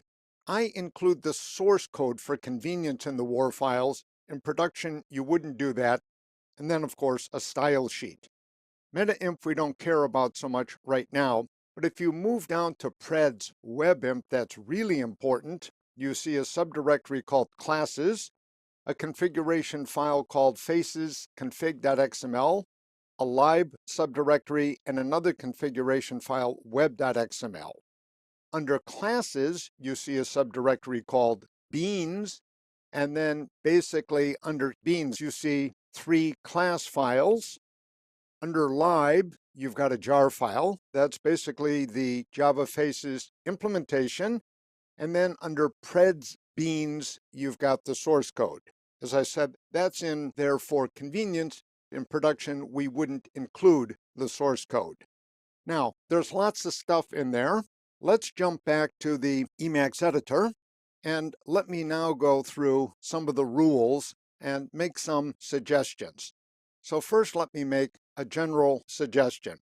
Even though Tomcat supports both packed and unpacked deployment, in other words, to repeat, you could either feed Tomcat preds.war, an archive, and let it do the rest, or you could actually feed it this subdirectory, preds. You could give it this, you could do a copy. There are recursive copy utilities available. You could write a script and so on. Some companies do that. But what I'd like to suggest is that the packed deployment, preds.war, is the way to go. There's no particular advantage, in my view, to doing the unpacked deployment. So back to the Emacs editor and the working file, and let me explain why. For one thing, there's a portability issue. If you have a WAR file and it's properly configured, you should be able to move it easily from one web container to another. For example, in addition to Tomcat, there's a very good open source free web server called Jetty, and basically anything that runs on Tomcat should run as is on Jetty and vice versa. If you do the WAR deployment, this is obviously convenient. You have one file to copy. You don't have a directory to mess around with. So I'd argue that it's cleaner, safer, easier to do packed. Again, the standard is packed deployment, but Tomcat tolerates unpacked. If you go with packed deployment, redeploying and undeploying are easy. For example, to undeploy, all you would do is to remove, and I can show you that. So let's come back here and clear once again. I'm going to remove preds.war, and I'm going to pause because it takes Tomcat a little time to notice that. But notice the directory is gone. So all I have to do is remove the WAR file, and Tomcat will remove the corresponding directory. If I want to redeploy, of course, I just copy preds.war here again, and Tomcat will unwar it. If I want to redeploy, I just do a copy over the existing file, and again, Tomcat will notice that, and it will unpack the file and create the directory once again. By the way, when you get the unpacking by Tomcat, in other words, you give it a WAR file, and then a bit later it creates the directory, that's basically the signal that so far, so good. Now, there are ways using the Tomcat GUI, the so-called console, the web interface, to do undeploy and redeploy and all of that. But I'm emphasizing for now how to do this at the command line because you get the rock bottom view of how this works. Let's wrap up by talking about how deployment is typically done.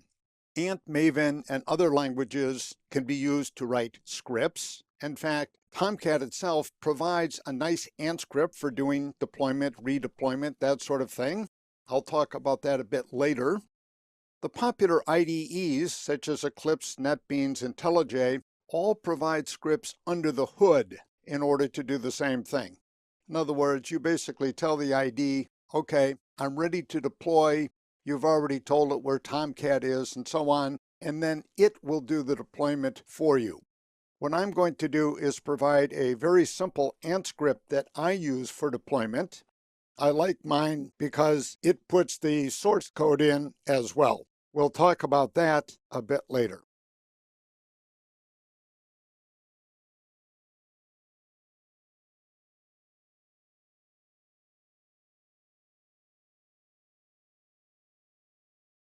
In this lesson, we're going to look at 3 deployment examples.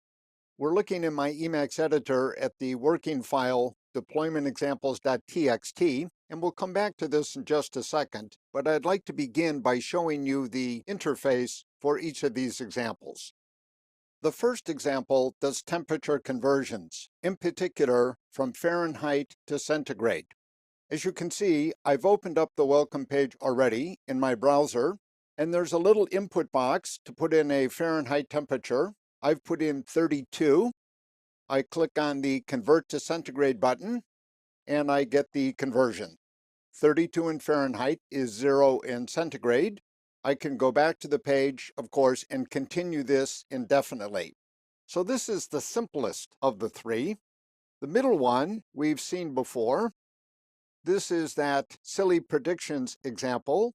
It uses JSF. It's a bit richer. There's some AJAX functionality here. We'll look at this one as a mid example. And the last one is the most complicated. It uses the Java Persistence API. So I call this JPA test. And I've got a little test servlet just to make sure that we can talk to the database. And I've already run some examples here. So basically what I can do is continually add records to a backend database, which happens to be PostgreSQL. We don't care about that so much. What we care about is the complexity of the WAR file, and this will be our most complicated example. So let me jump back then to the Emacs editor. Again, once you deploy all of these, or when you package them before you deploy them, you can look at the contents. So basically what I'm giving you below is the output from jar, tvf, T for table of contents, V for verbose, F for file. temp2.war is the first example, preds is the second, and JPA test is the third. I'll include all of these in a zip file in the working files. I'll call it deploymentexamples.zip. You won't be able to run the last one unless you've got the database, of course. But if you'd like to inspect the code, get a better look at it, play around a bit on your own, it's there. So I've edited the output a bit for readability in order to highlight the main points. In particular, I've taken out timestamps and that sort of thing.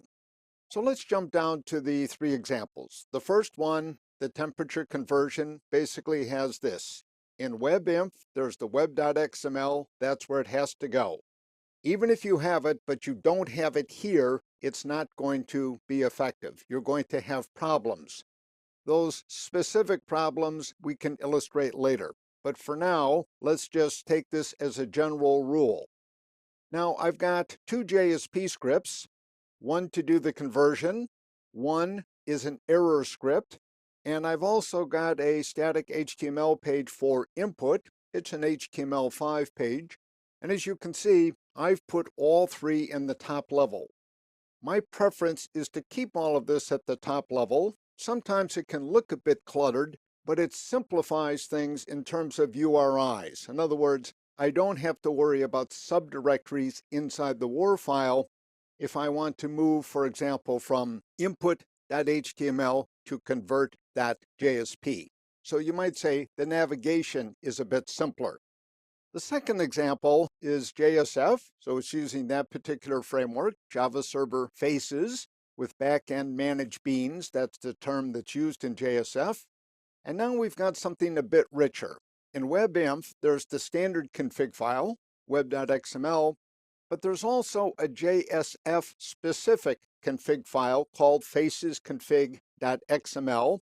Technically, it's not required in this particular example. I don't really use it. But in general, you're going to find these sort of framework-specific config files, and they would go in general, WebInf, along with the standard one.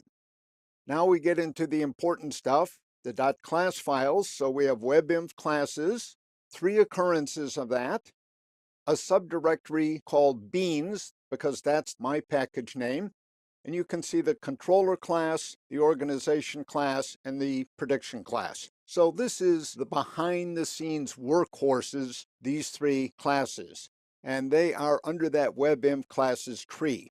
I've also got the implementation for JSF. In this case, the standard faces implementation. It comes in a jar file, and that's under WebInf lib. That's where it has to go. If it's not there, it's not going to be seen. We're going to run into problems. Ajax.xhtml is in effect a JSF template. In other words, it's a mix of HTML and some JSF markup, and of course, a style sheet. Once again, I prefer to keep these things at the top level, but we could put them in subdirectories. The last example is noted is the richest. This is the Java Persistence API, and I happen to be using Eclipse Link as the implementation, the so-called provider, and we're going to see there's some complication here. This can get to be a little bit dicey because if you have something in the wrong place, it can be very difficult to debug. In other words, you have everything in there, but things aren't working. You're wondering, why aren't they working? Well, it's because something's not where it should be. Once again, web.xml, I prefer always to have this, although as noted, it's technically optional. Now this is the tricky one. There is a standard JPA config file called persistence.xml. It basically relates your code to the database. Look where it has to go. This, in a sense, is almost a bad joke. Under webinf classes, you need a metainf subdirectory, and persistence.xml needs to go there. That is not obvious, it's not intuitive, and it's not well documented, unfortunately. But that's where that little beast has to be. The rest of this is fairly straightforward. I've got webinf classes, I've got my test package, so it's a subdirectory in the war file, and you can see persistence class, products, controller class. These are all basically my implementation files. I've got some documentation over there to the right. EclipseLink.jar is the implementation of JPA that comes from EclipseLink. You can also use some other provider if you wanted. For example, Hibernate is another popular one in the Java community. There is a standard JPA jar. You see that here, JavaX persistence.jar. That's also in lib. And there is more stuff from Eclipse. Basically, this is a jar file that automatically generates tables for me. So it's a great convenience. And then finally, my backend database is Postgres, so I need the driver code for that, and that's included in PostgreSQL JDBC jar. The rest of this is high-level stuff. Confirm.jsp is a very simple JSP script, as you saw, and I've got a minimalist style sheet as well. That's quite a bit, but for reference, we have this little handout and the 3 examples. This will give you a sense of where things go. Once again, the action really for admins. In other words, people who are trying to administer Tomcat as opposed to people who are writing the code. For the admins, the important thing to recognize is that webinf is really the critical part of the war file. That's where the rules kick in. This lesson continues our look at troubleshooting, in particular, the deployment of web apps to Tomcat. If you have all of the right pieces in a web app, but they're not ordered in the proper way, in other words, they're not packaged according to the rules, then things are going to go awry. We're looking in my Emacs editor at the working file deploybasics2.txt, but I'd like to jump first back to the command line to pick up a couple of points that we looked at last time. So let me show you first where I am. I'm in Tomcat Home, Web Apps. Let me show you the directory. You can see there's no Preds War. At the end of the last lesson, we deleted the war file, and then Tomcat deleted the unpacked version. So what I'm now going to do is restore that file here, and let me clear the screen for visibility. So you can see it's there, and you can see after a second or so, it's now unpacked. So let's look at the unpacked version once again. In other words, the directory Preds. And again, you can see a certain pattern. Certain sorts of files go in certain places. So for example, if you look at preds/webinf, so we're in that directory, the subdirectory is webinf, you see there are 2 XML files. Those are the configuration files. In general, the config files are going to go in webinf or below it. So I'm going to summarize that by saying they need to be in the webinf tree. Now let's jump back to the Emacs editor, and I've got some summary points. Let me do a very quick run through of what has to go where. So the standard config file is web.xml. It's sometimes called the deployment descriptor. We've not looked at it very closely. We'll have plenty of occasion to do so, but right now it's the main configuration file. It's also standard across web containers. Other config files, for example, there's a config file called sun-jws.xml that's used in web services. That would also occur in the webinf tree. In general, the config files are in XML. So the XML config files are always found someplace in webinf. Even if they're in the WAR file, but not in webinf, there's a problem. The other sort of file that goes there is also XML. It's called a TLD file, Type Library Description file. It basically describes a customized JSP tag. These are a bit uncommon nowadays. Mostly you and I would use already built tag libraries from JSP if we needed a calendar or a table or something like that. But if you were going to roll your own, you'd create a TLD file and some code perhaps, and then what you would do is put the TLD file someplace in the webinf tree. As you can see, the theme continues. XML files in general go in webinf. Now the other tricky rule, but it's also a strict rule, is this. Under webinf, there is a subdirectory called classes, and this basically is where programmer-defined classes go. So for example, let's say I have a class with an explicitly given package, always a good idea of course, foo.com. So there's my sample Java bean. I compile it. Here's basically where it needs to go. There's webinf. There's a subdirectory called classes, and now comes my package. So the first part of the package, the second part of the package. So the compiled sample Java bean.class file would go here. You could put the source file there as well. That, of course, would be unusual in a production environment. The important thing is that the class file goes there. So all compiled Java class files are in the webinf/classes tree. jar files, if they're embedded in a WAR file, are expected to hold software libraries, so compiled Java code, and those go under webinf lib. The strict rules basically are these, and then I'll talk about custom as opposed to strict rules. We've got the top level of the WAR file. You could put all of your text in there basically. HTML files, style sheets, JSP, JSF, JavaScript. You could also create subdirectories of your own, very common. So you might have, for example, a subdirectory called Web Assets. You might put the CSS in there. You might have another subdirectory called Scripts. You might put the JavaScript in there. That's fine. It complicates the URL, in particular the URI, a little bit, and we'll get into that topic later, but there's no restriction on what you can do with those files. Webinf, in effect, is where the restrictions begin. So in webinf, the config files go here or below. These are files with XML extensions. Sometimes we can get a bit tricky. We'll see an example pretty shortly in which under webinf there's a metainf, and under metainf there's a file. That's a little rich for my blood, but it's one of the conventions. It's one of the rules. Under webinf, we've got a lib subdirectory. This is where embedded jar files would go. This is a very good idea in my view, and it's a topic to which we'll return. I know I'm pushing a lot of stuff downstream, but there's just a lot of stuff to cover.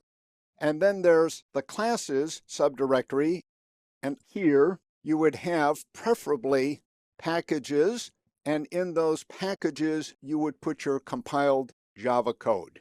So those are sort of the strict rules. It's the webinf rules, if you like. Config files, jar files, which contain software libraries, .class files, which contained compiled Java. Where you put those is regulated. Where you put other things is basically customary, and it's really a choice. It's up to you. In this lesson, we're going to talk about automating WAR file deployment.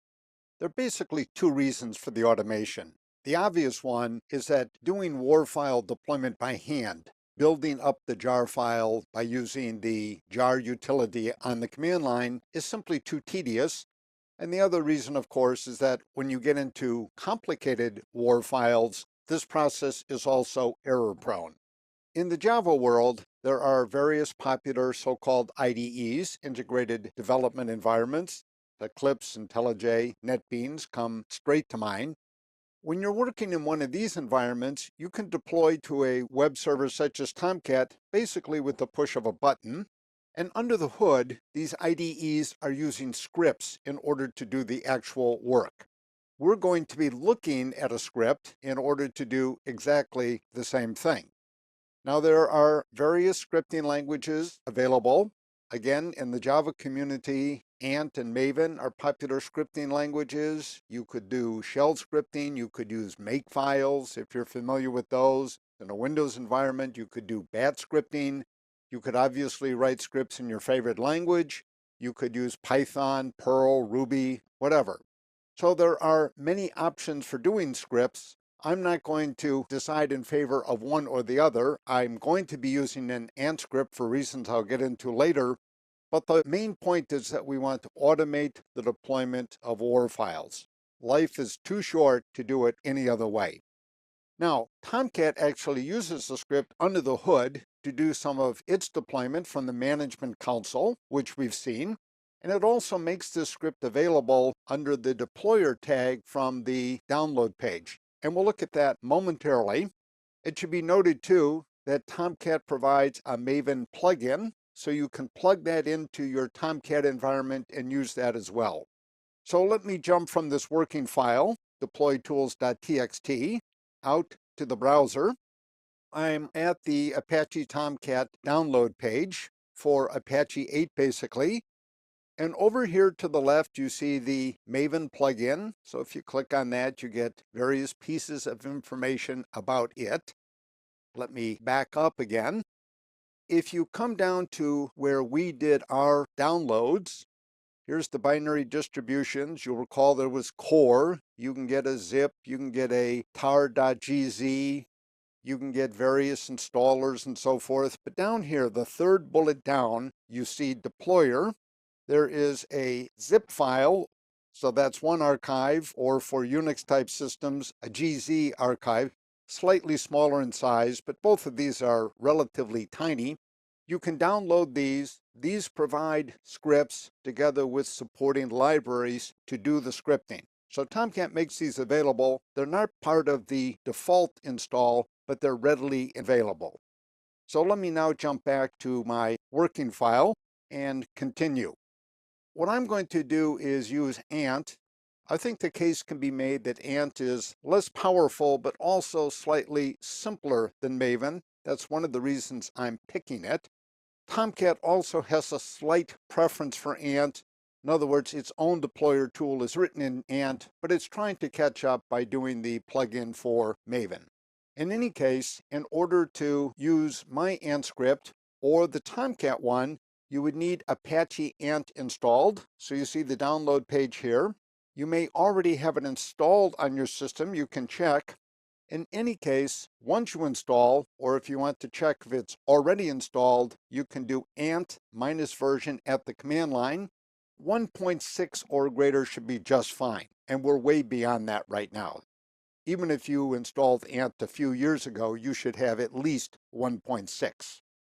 Now let me give a broad overview of how Ant works, and then in the next lesson we'll get into some details. Basically, an Ant script is an XML file. The default name is build.xml, and I'll be providing an example of that. And in that file, conceptually, are tasks, and these tasks are interdependent. There is always a default task. So for example, in a given Ant file, the default task might be to deploy a WAR file.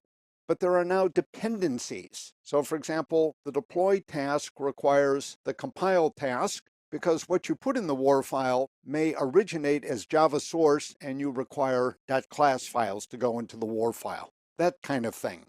The compile task may require a build task. Things have to be put in the right place. Java classes have to be put in the right subdirectories to match their fully qualified names, that sort of thing.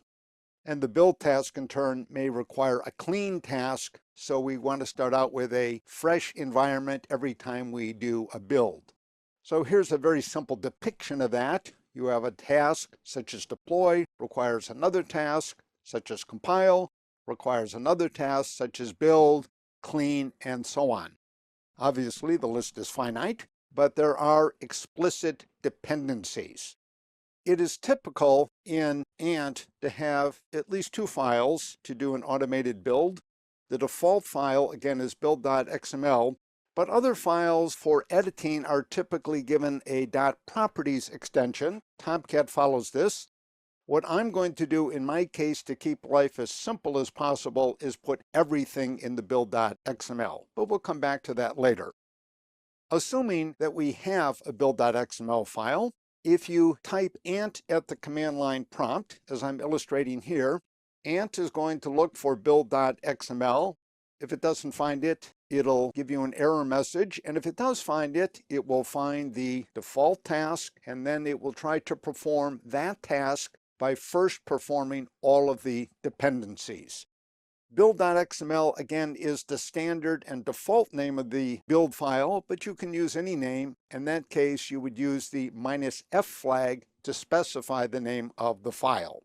Now, tasks typically can be specified at the command line in R. So, for example, you might not want to do a full deploy. Maybe you want to do a compile. You're having some problems with compilation, so you could just do, for example, ant compile. If you jump back up to this line, you would be ignoring the deploy task for the moment and starting here with compile, which requires a build, which requires a clean, and so forth. I think you're going to find this, if you've never done it before, pretty straightforward and intuitive. And the good news is we don't really have to learn Ant or Maven. We're assuming that these build files are available for us. You can get them. There are plenty of them out there that take just a little tweaking to make them suitable for your environment. We're going to use them, not study them or write them from scratch. In this lesson, I'm going to demo automatic war deployment by using an Ant script. In fact, we're in my Emacs editor, and you're looking at the file build.xml. As noted earlier, that's the default name for a build file, a deployment file in this case, for Ant. And it starts out with a whole bunch of documentation. So there's comments, basically explaining how it works till about a quarter of the way down, and that's where the build tasks are defined and so forth. Now this file requires a tiny bit of editing in just one place, and I'll come back to that. But first I'd like to go to the command line to demo. So I'm at the command line prompt, and I want to show you that I'm being legit here. Let's look at Tomcat Home Web Apps. And as you can see right now, there are no war files deployed there except those that come with Tomcat itself. Now let me show you my build file. There it is, the one we just saw in the editor. So what I'm now going to do is this. I'm going to say ant -d, that's a capital D, war name equals. So I have to specify the name of the war file, and I do that at the command line. You could hardwire this. It's not a good idea, as you might expect. I'm going to call this hellos for reasons we'll see in just a moment. Note, by the way, that the .war is not included.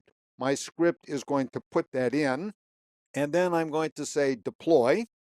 It's going to do a bunch of work. It builds the war file.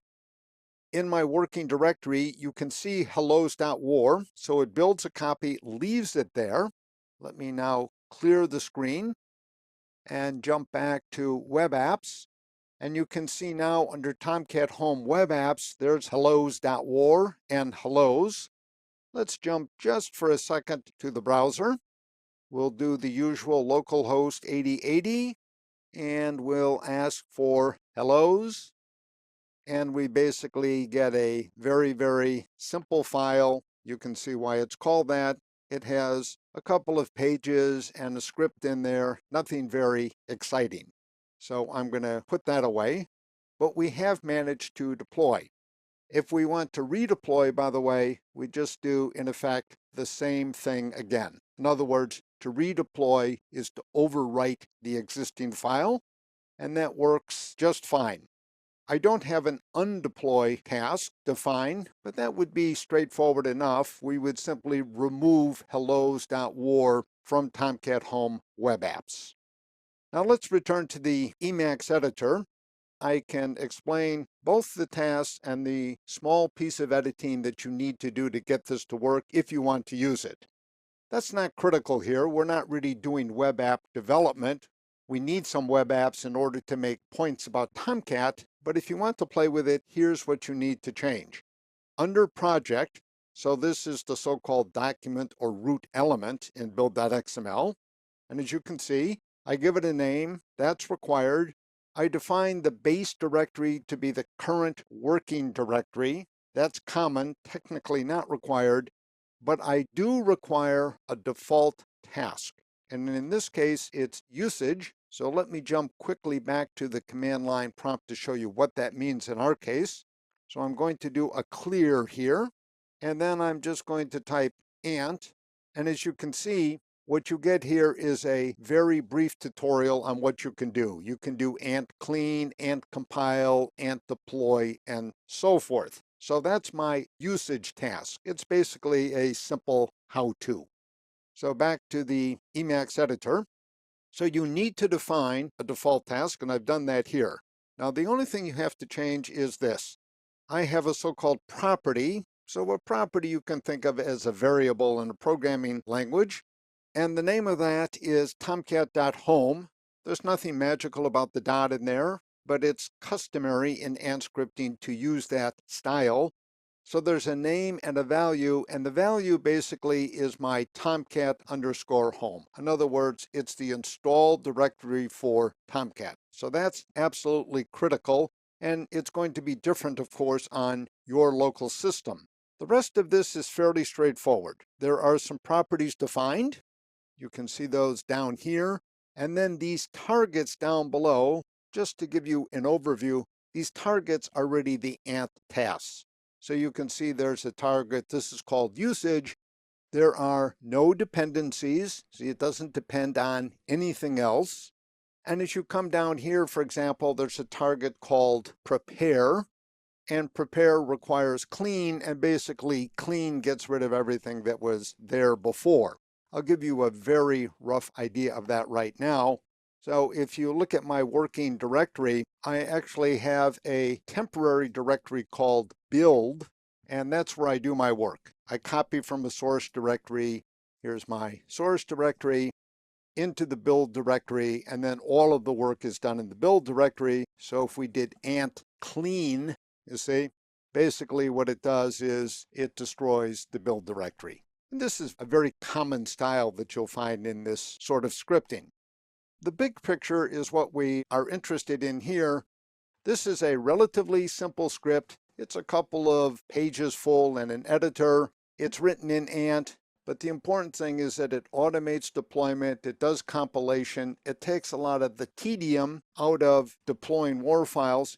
And it also protects us from very simple errors that can be irritating and drain one's energy. So that's the overview. Build.xml. This file will be included among the working files. If you'd like to give it a try, good luck with it.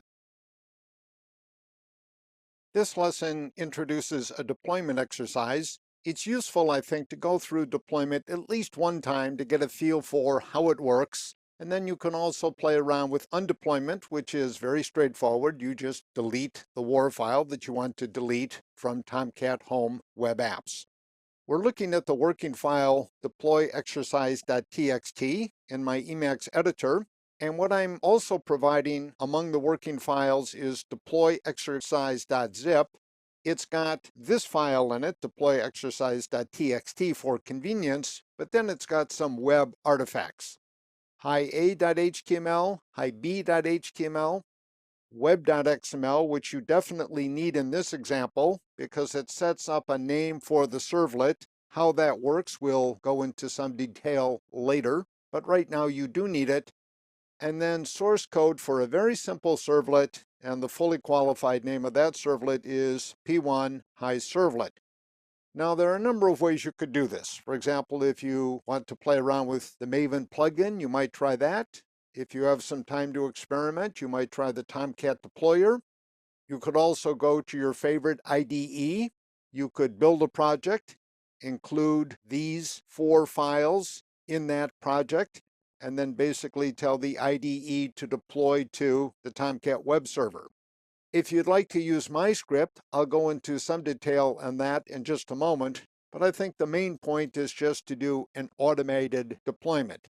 Even though this one is simple enough, you could probably do it without too much pain just at the command line using the standard Java jar utility. Now let's turn to my build script. So if you want to use that, here's basically the directory structure. Build.xml, which we looked at in the last lesson, would be in what I'm going to call the working directory, the standard term, or the current working directory sometimes.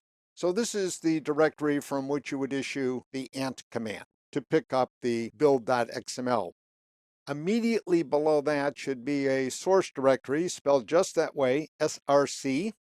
Immediately below that, in this example, should be a subdirectory p1, which represents the package name up here for the servlet. So if the package name were p1.com.hiservlet, then under p1, you would have another subdirectory called com, and so forth. In any case, the source code for the servlet then goes in this directory. The source directory holds, in general, everything that's text except for Java source. So for example, in source would go HTML files, JavaScript files, XML files. So in this case, it's hi.a.html, hi.b.html, and web.xml. The ant command then would be this ant -d. By the way, the -d basically defines a property from the command line. So it's a name value pair. The name is war.name, and you can give it any name you want. Remember, don't put in the .war extension. The script does that for you. And the action you want in this particular case is to deploy. What this will do for compiling the servlet, it will go to Tomcat home, lib, and it will pick up all of the jar files there, and those jar files contain everything we need to define servlets and the like. So that particular detail we'll just take for granted right now.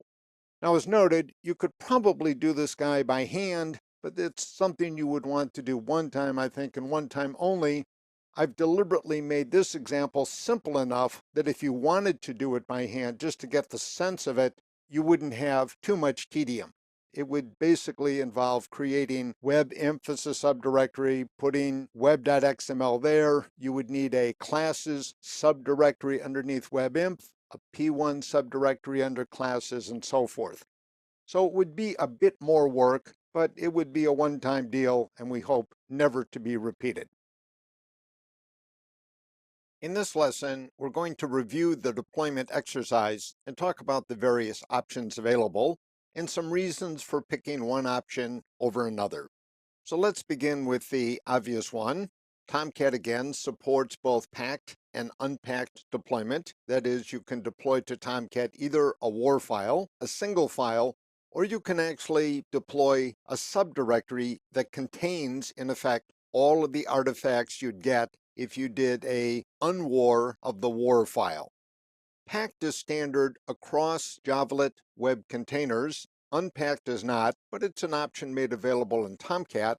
My 2 cents, let me repeat it, is that packed is certainly more straightforward. There's a single file.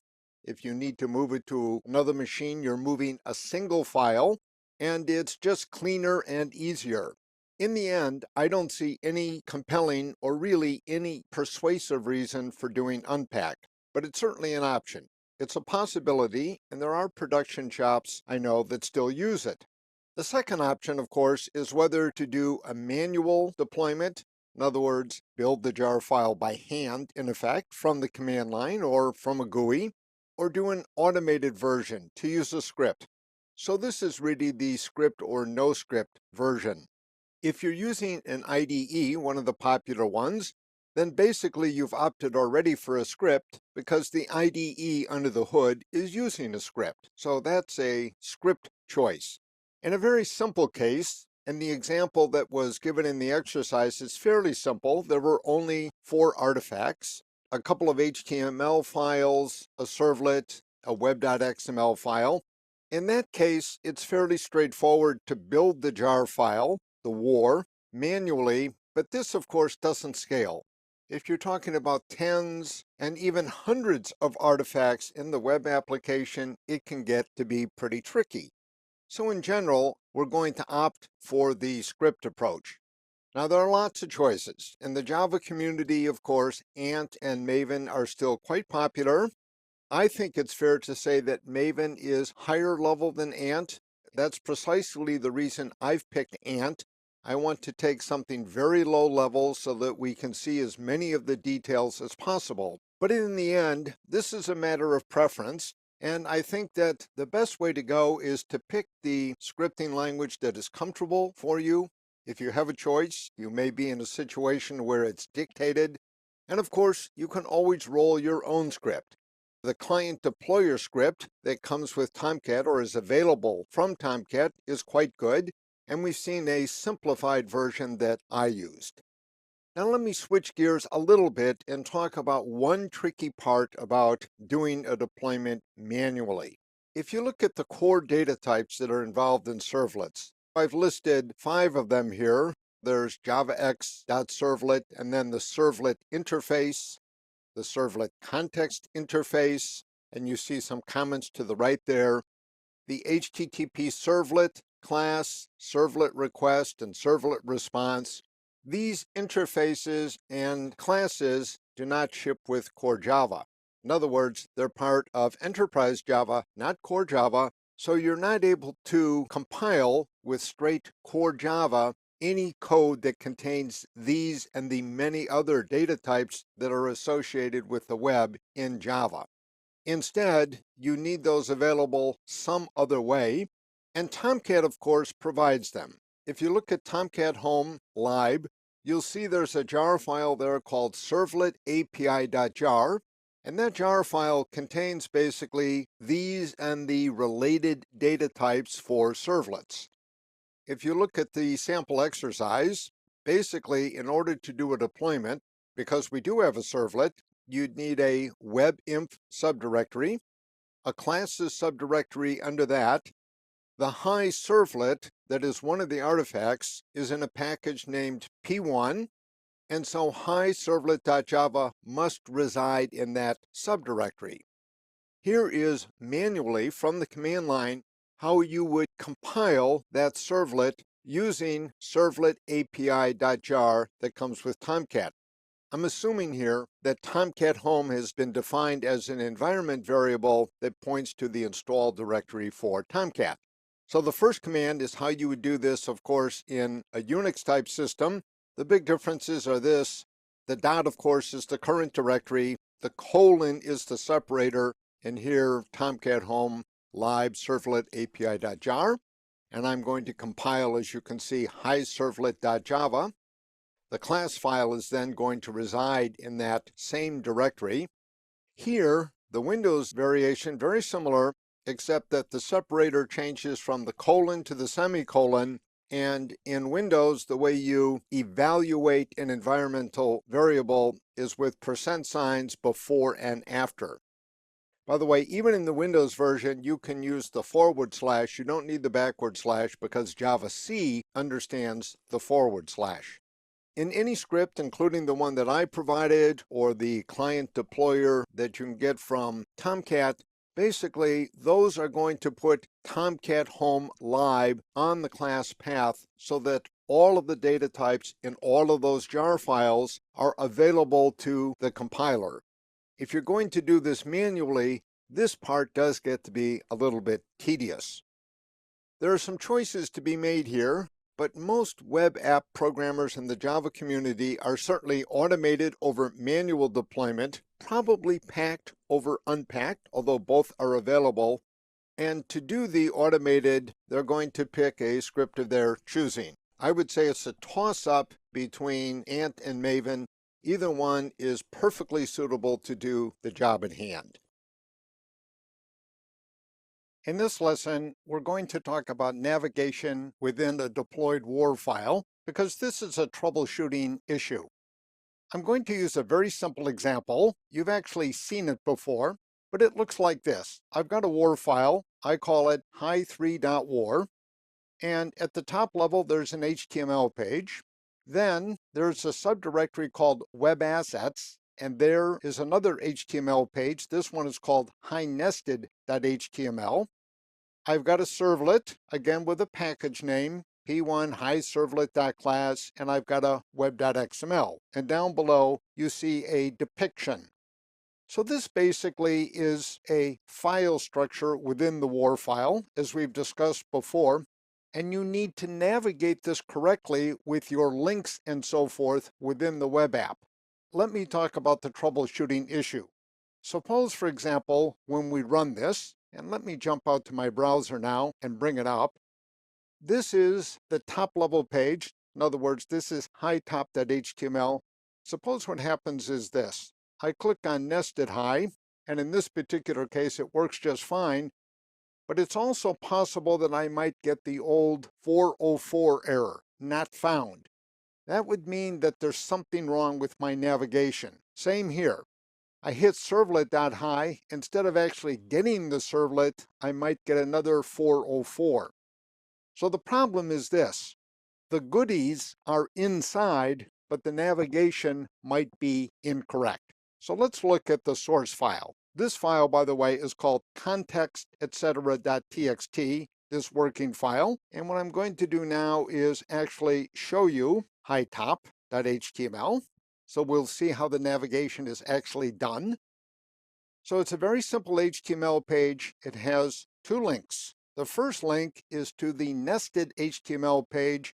And what I'm using here is relative addressing. So I'm at the top level. I'm hitop.html.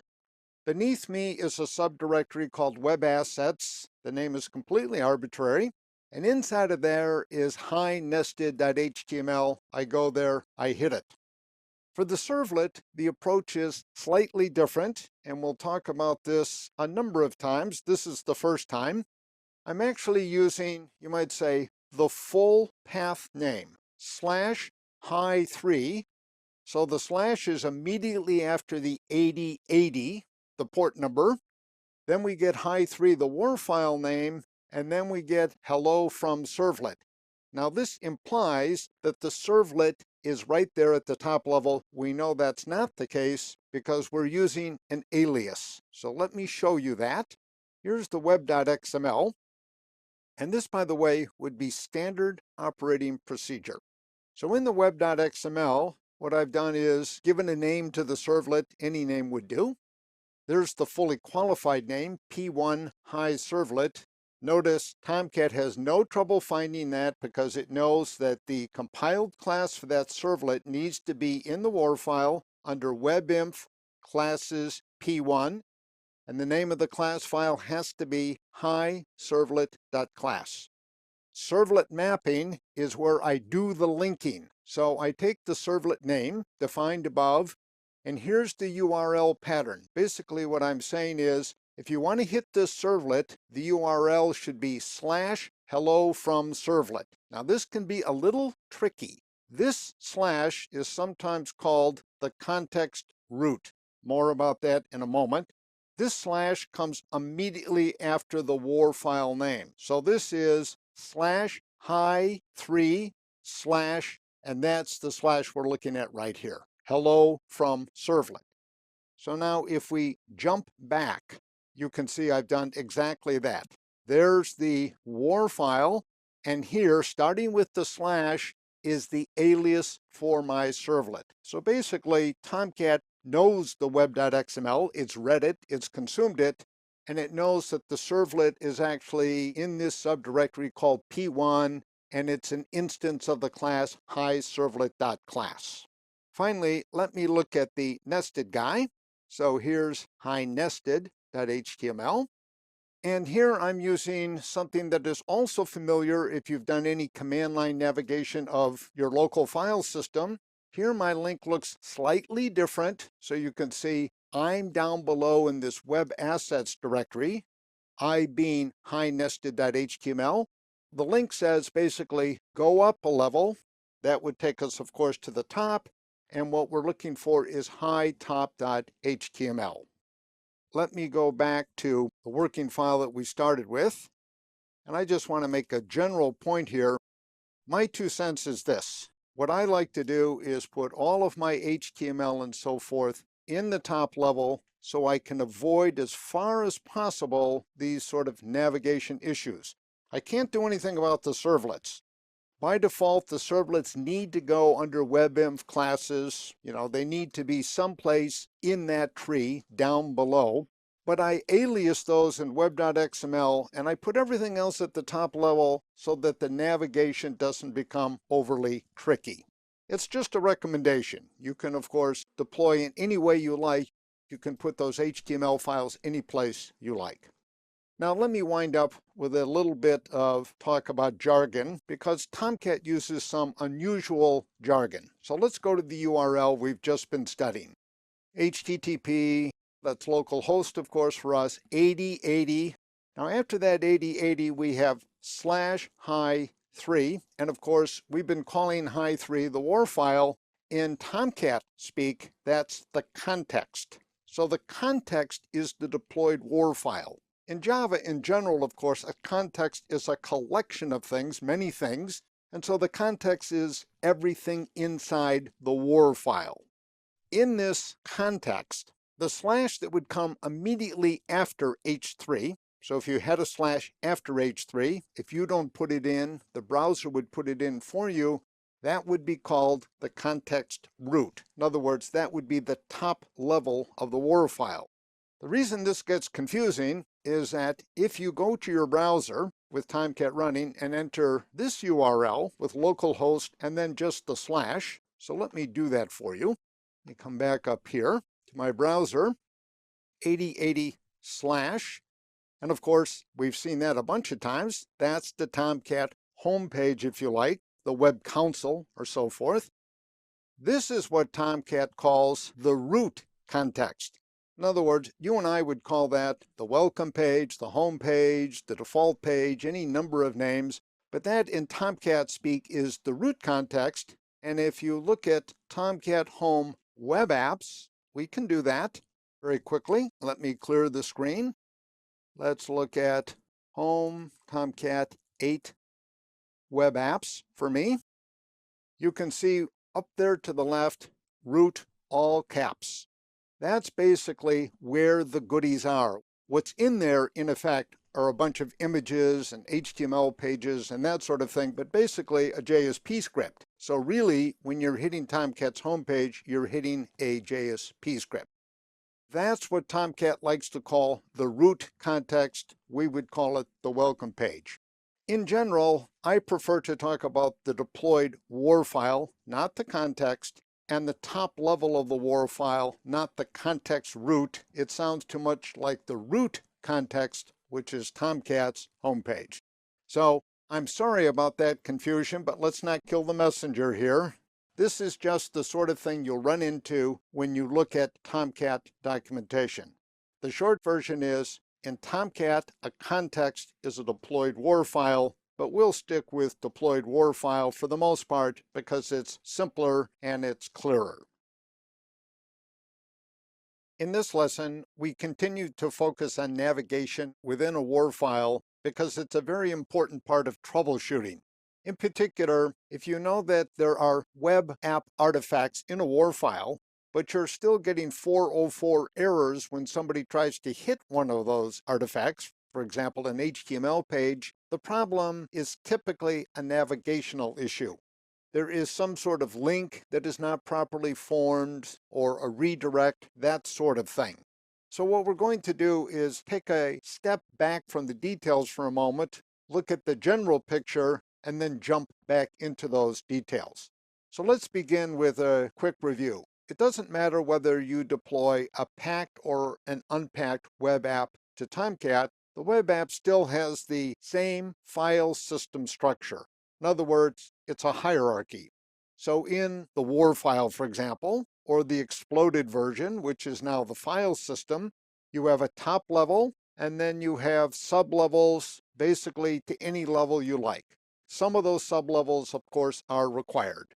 We need WebInf if we're going to have a web.xml. If we're going to have .class files, they have to be under WebInf classes someplace. And if they have package names, those package names are under WebInf classes. The patterns of navigation within the WAR file are the same patterns that you would follow at the file system.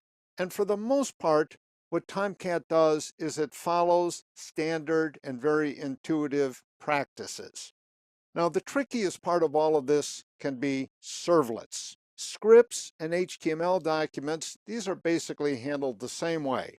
In other words, JSP, JSF, HTML documents, if you have links and so forth, those are basically handled in the same way. As I've said a couple of times, I prefer to put all of that at the top level, so when I'm referring to it, I just refer to it as a top level artifact. I don't have to worry about, am I down a level, 2 levels, am I over here? I just avoid all of that. So that's a recommendation. But even if you do that, servlets present a particularly tricky problem because how you refer to them in links and the like is not the same thing as where they actually are. For example, if you have a servlet that looks like this, so it's got a relatively complicated package name, and here's an even more complicated package name. So if you have something like this, then medicalplan.class, so the implementation is under WebInf classes Acme Personnel Management. So it's way down there. Obviously, you wouldn't want to have links that had to refer to all of that, and you wouldn't have links. By the way, you would also have any utility classes down here. So you might have so-called POJO classes, Java Bean classes if you like. Those would go down here as well. Now there's a difference between those utility classes and servlets, and it has to do with HTTP. Servlets are HTTP endpoints. In other words, clients are going to refer to them in URLs, but typically via a symbol. In other words, an assigned name. A client is not going to refer to something in the WAR file as /webinf/classes and so forth. That would just be terrible. And we're not going to have links that look like that either. We're going to be using symbolic references. What you're likely to see in a link or a user typing in is something like this. You see HTTP, so on and so forth, :8080/my-app. It's the WAR file, and then /my-servlet. My servlet is one of these symbolic names, or if you like, symbolic links within the WAR file to something. You don't need these for so-called POJO classes, these symbolic names, because you would basically use those classes in the normal way. So if you had, for example, a class called Management Helper, you wanted to instantiate it, let's say, in a servlet, you would just say new Management Helper, assuming, of course, that the Management Helper class were in the same package as the servlet. But it would just be standard Java. We're worried about the sort of navigation that arises precisely because we're in a web app. The idea to handling servlets is this. In web.xml, and we'll review this with an example momentarily, we assign the servlet a name, and then we define a URL pattern for hitting that servlet. In other words, coming back to this line, and let me move all the way to the end here, this /my-servlet would be specified in web.xml as the way to get to that servlet. Let's go back and look at an example that we saw before. I've broken this file out. It's included in hi3.war from earlier. Again, here's the syntax. In web app, we use the servlet tag basically to give the servlet a name. And then we specify the .class file. We basically give the fully qualified name, package name P1 in this case, the more involved one, acme.com, so on and so forth, and then hi.servlet. Notice, as is typical in Java, we omit the .class, so it's P1 hi-servlet. Now, the mapping is the critical part. To hit hi-servlet, you basically need this pattern. Slash, that's the so-called context root. In other words, that's the slash right after the name of the WAR file. By the way, you deliberately don't want to hardwire, I think, the WAR file name in here. That would be too complicated. Somebody may decide to rename that WAR file. So we don't want navigation depending on WAR file names. So the slash here is the slash after the WAR file name, hello from Servlet. So you want to get to this guy basically via a link. You would have a link, and this would be the href in that link. So let me return then to the working file, which is navigationbasics.txt. The standard operating procedure for dealing with servlets inside a WAR file is to assign them names and then to have URL patterns that can then be used in links, in redirects, and so forth in order to hit those servlets. Once again, my very strong recommendation is that for all other artifacts, you keep things as simple as possible. If you have tons and tons of JavaScript, for example, you might want to put that in a second level guy called scripts.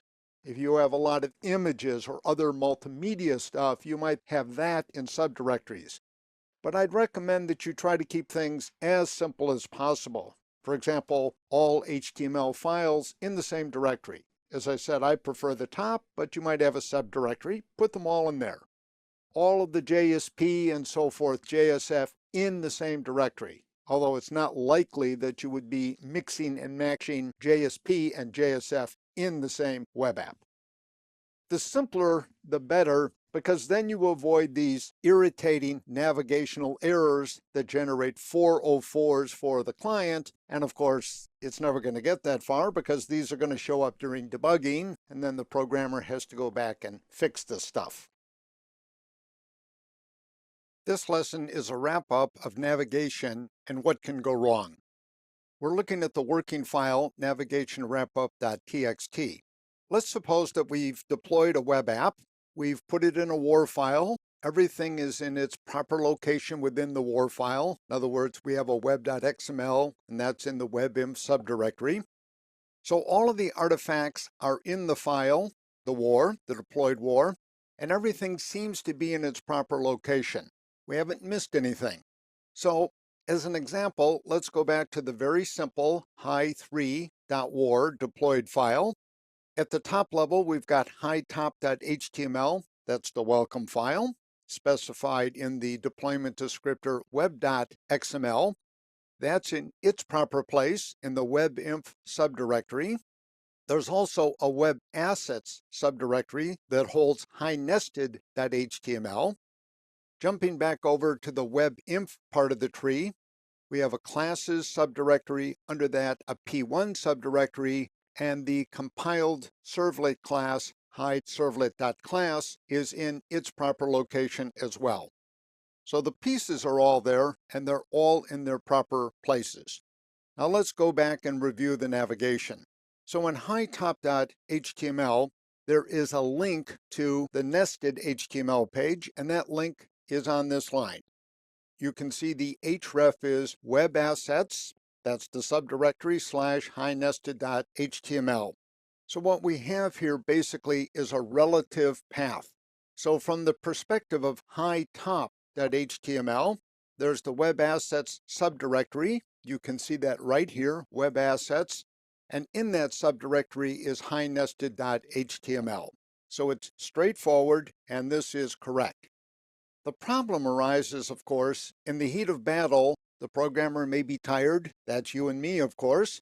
And what we type instead is href equals hinested.html. In other words, we forget the subdirectory.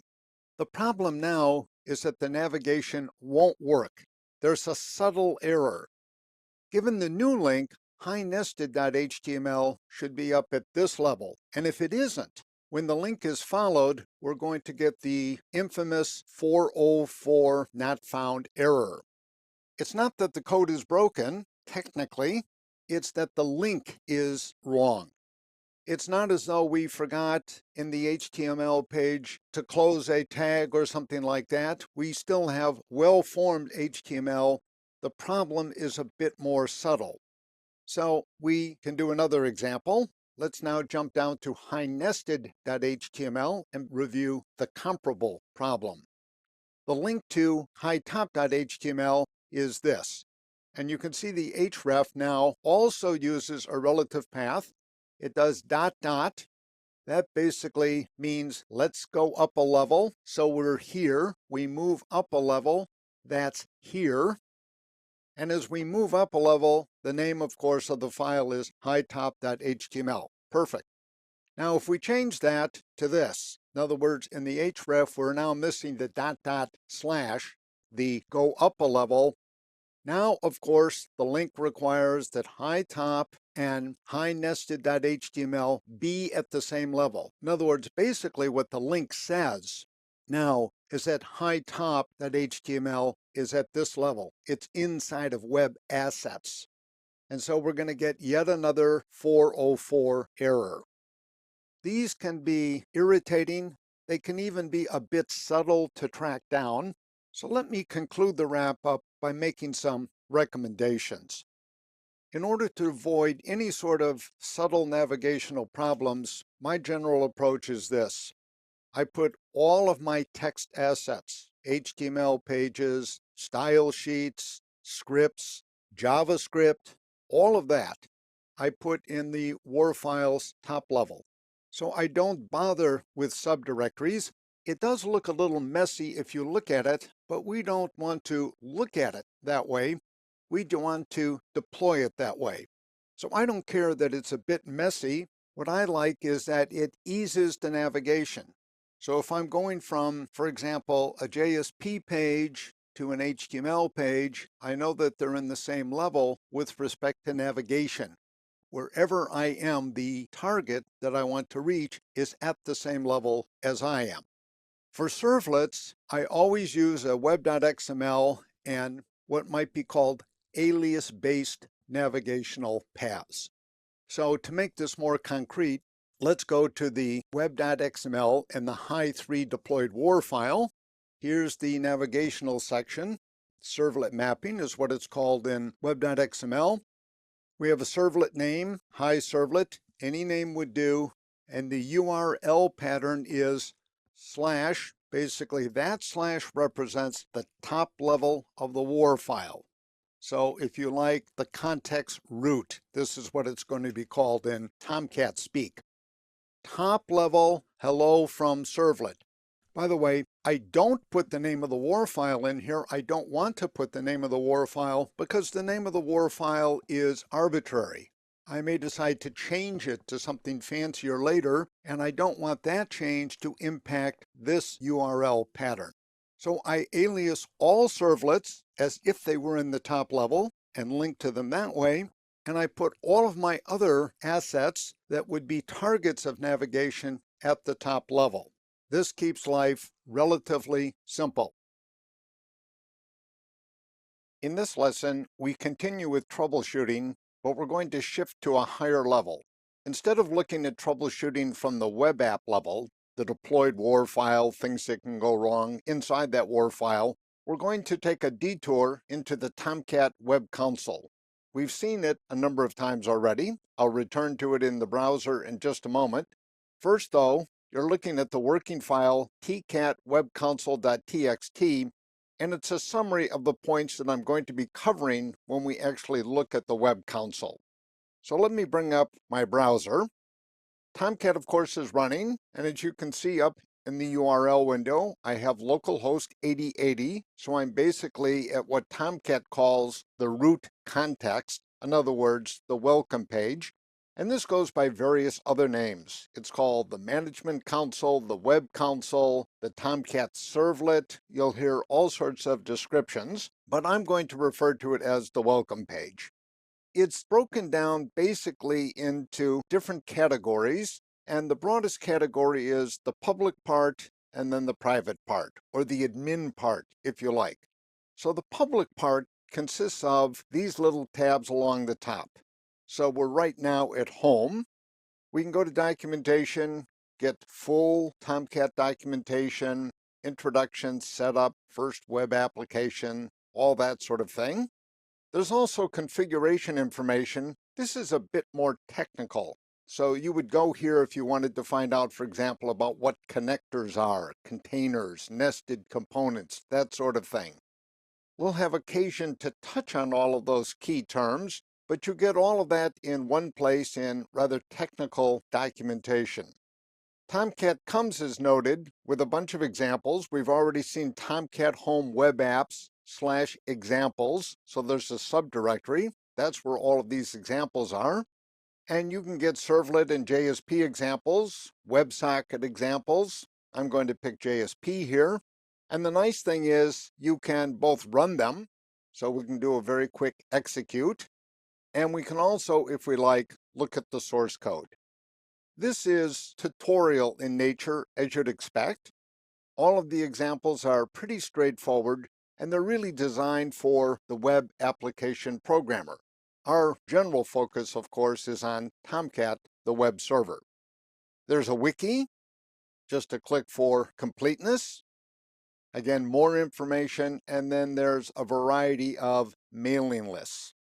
There's also the private or admin side, and that consists of these three tabs over on the right. So you see server status, pretty much what you'd expect. It gives you general information about the machine on which Tomcat is running. The Manager app allows you to monitor and to manage deployed web apps of all sorts.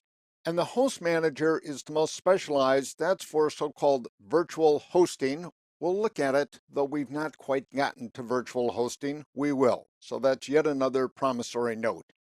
Now, to get to these three, to what I'm going to call the private or admin side, you need to do some editing of a Tomcat file.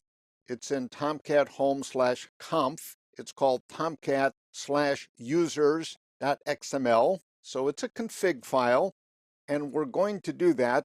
I've already done that, so let's first go into these tabs to get the general sense of what's here. So we start with this. So as you can see, I'm being prompted.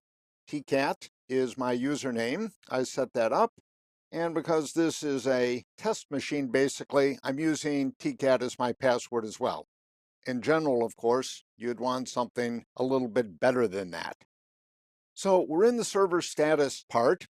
We can list all of the applications. That's just another way to get to the second tab that we looked at in that group of three. So right now, I'm going to come down here and just very quickly go through the sort of information you can get. So you see the Tomcat version, the JVM version, the vendor. So we're using the Oracle, the original Sun implementation instead of OpenJDK. We could be using that. I'm on a Mac. You see the version, the architecture, the host name, the IP address, all of that sort of information. As we move down, you can get information about the JVM. In a production environment, of course, this is very important.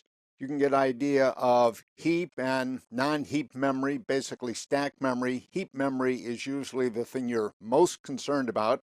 I'm not doing much right now, so there's not a lot of action up there. Down below, these two gray bars are so-called connectors. The first one you see AJPNIO, and you see the port number 8009. This basically is Apache Java Serve Protocol. This would be a way for Tomcat to talk to Apache 2, the general web server that comes from the Apache group. We're not using that right now. Just to give you a hint of what you might do, you might have Apache 2, for example, handling all of your static content and then having Tomcat handle Java-specific web apps. So it's fairly straightforward to have the two talk. You could have the general web server, Apache 2, and then Tomcat running as well. The second connector is the one of interest to us. This is for HTTP.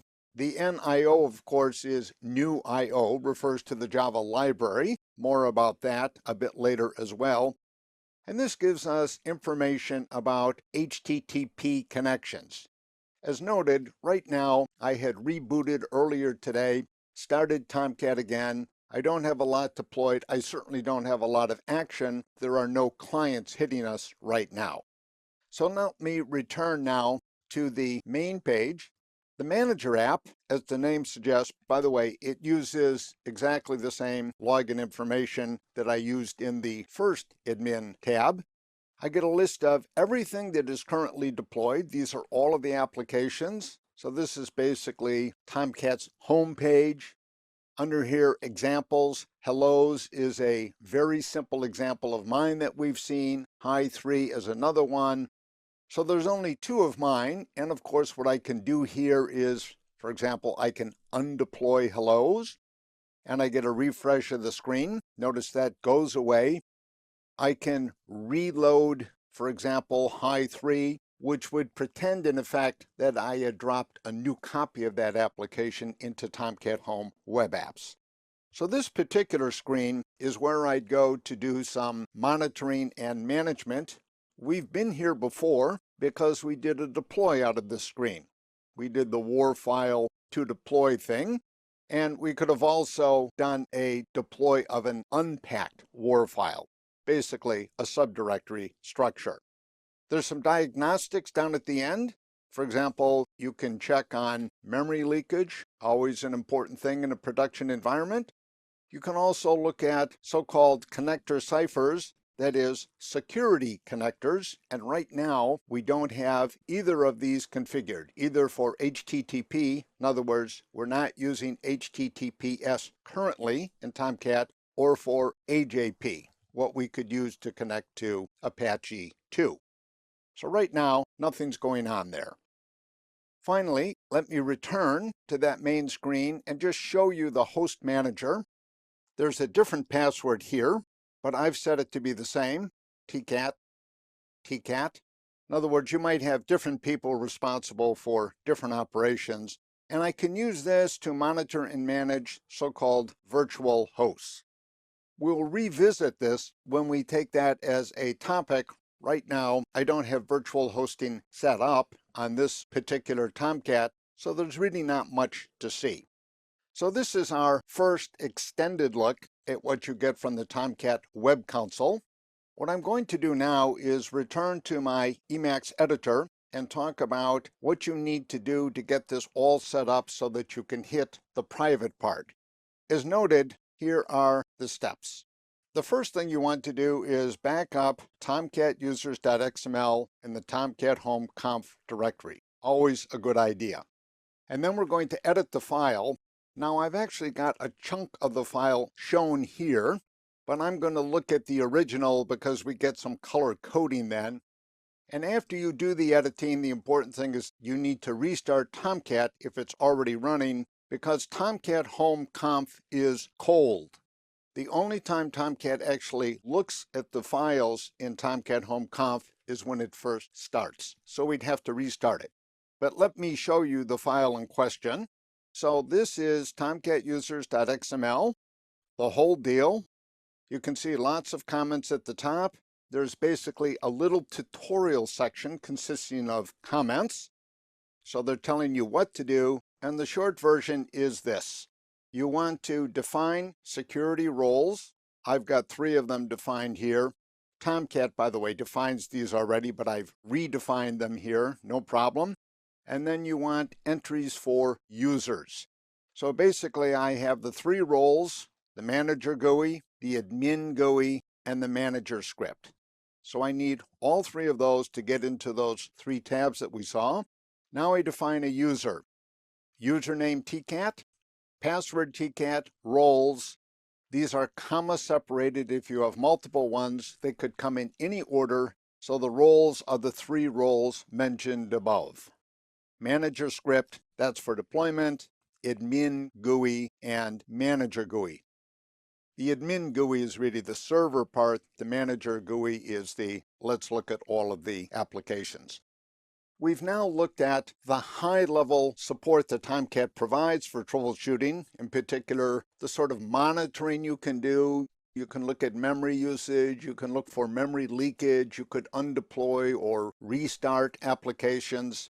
So this has been a nice break from the sort of low-level, grimy, let's look inside the war file and figure out what could go wrong. But we haven't done all that we need to do there, so we're going to have to get back to that level, and we'll do that. But first, let's take a short pause. In this lesson, we return to troubleshooting at the web app level. Our main interest is on how Tomcat can help us to find and fix problems. Now, Tomcat can't do everything, of course. If we have fundamental problems in our application logic, that's our problem as programmers. We can't expect Tomcat to detect those. But there are certain types of issues where Tomcat can be of assistance. And so what I'm going to do is start out by categorizing, by putting into relatively broad groups the sort of errors that Tomcat can help us find. And all of these occur basically at deployment. Let me begin with perhaps the simplest of these. In a normal web app, you're going to have configuration files, even though, once again, technically these are optional. But almost always you're going to have the web.xml. In my web apps, I almost always do. And you may have other XML files as well. Now, suppose what you have is a badly formed XML. You might have, for example, a syntax error in there. You're missing an end tag. You have a start tag, but no corresponding end tag. Or the XML doesn't satisfy a particular grammar, in other words, a schema. Let's just sum this up by saying you've got bad XML. What Tomcat normally will do is this, and this is yet another reason why I like WAR deployment. If you deploy a WAR file with a bad config file in it, in other words, XML file, Tomcat typically will not unwar that thing. So in other words, you can just check web apps and see if the file has been unpacked. If not, it's almost always a sign that there's something wrong with one of the config files, so at least you've narrowed the focus. Another class of problems has to do with JSP, and this is because, of course, JSP scripts are translated into servlets. And the problem is JSP contains Java code, and that Java code isn't going to be translated, normally speaking, until deployment time. Now I'm going to jump way ahead. There is a way to translate JSP scripts before deployment. I recommend it. We'll look into the details later, but it's very common in web app programming to have JSP scripts in the WAR file that have not been translated into servlets. So the catch now is this. By default, what's going to happen is Jasper, again, this is the translation engine, if you like, that comes with Tomcat. Jasper is going to do that translation when the first client requests that JSP script. This might be called lazy translation. In other words, we deploy the WAR file, perhaps nobody will ever hit it. We'll get no business. This is not an unreasonable approach to have as the default. There is a way, by using the web.xml config file, basically to ask Jasper to do the translation as soon as we drop that WAR file into web apps. We can get the same result a little bit earlier, but this is really a difference between when we're going to see the error. Getting the aggressive translation done is a performance issue more than a debugging issue. Now, as noted, my 2 cents is that whenever possible, these JSP scripts should be translated beforehand so that we'll know beforehand whether there's a problem. By the way, once you translate a JSP script, you can actually see the resulting Java code, but more of that in a bit. Now, there are other general runtime problems, of course. Your code may contain infinite loops. You may get null pointer exceptions, bad typecast, all of the things that we're familiar with regular Java programming. These can arise during deployment as well. And Tomcat does provide some help there, and we'll get into the details. And perhaps the most important bit of help it gives us is it allows us to do customized logging. So let me give you the short version now, and I'll flesh this out with examples later. Basically, in your web app code, anything that you write to system.out or system.error, so those in Java terms, of course, are the standard output and the standard error, those are going to go into the Catalina out log file. If it comes down to it, we can do debugging at that level, and that can be extremely helpful. Otherwise, if we have, for example, a class not found exception or something like that, Tomcat is very good when we first hit that app of giving us a little error message, assuming we're working on localhost. In other words, we're not going to a real production server. We're obviously in development. Tomcat is going to be very good at giving us little error screens and telling us it's line 15 in your source code. Here's the problem. Here's the nature of the problem. And we'll see examples like that as well.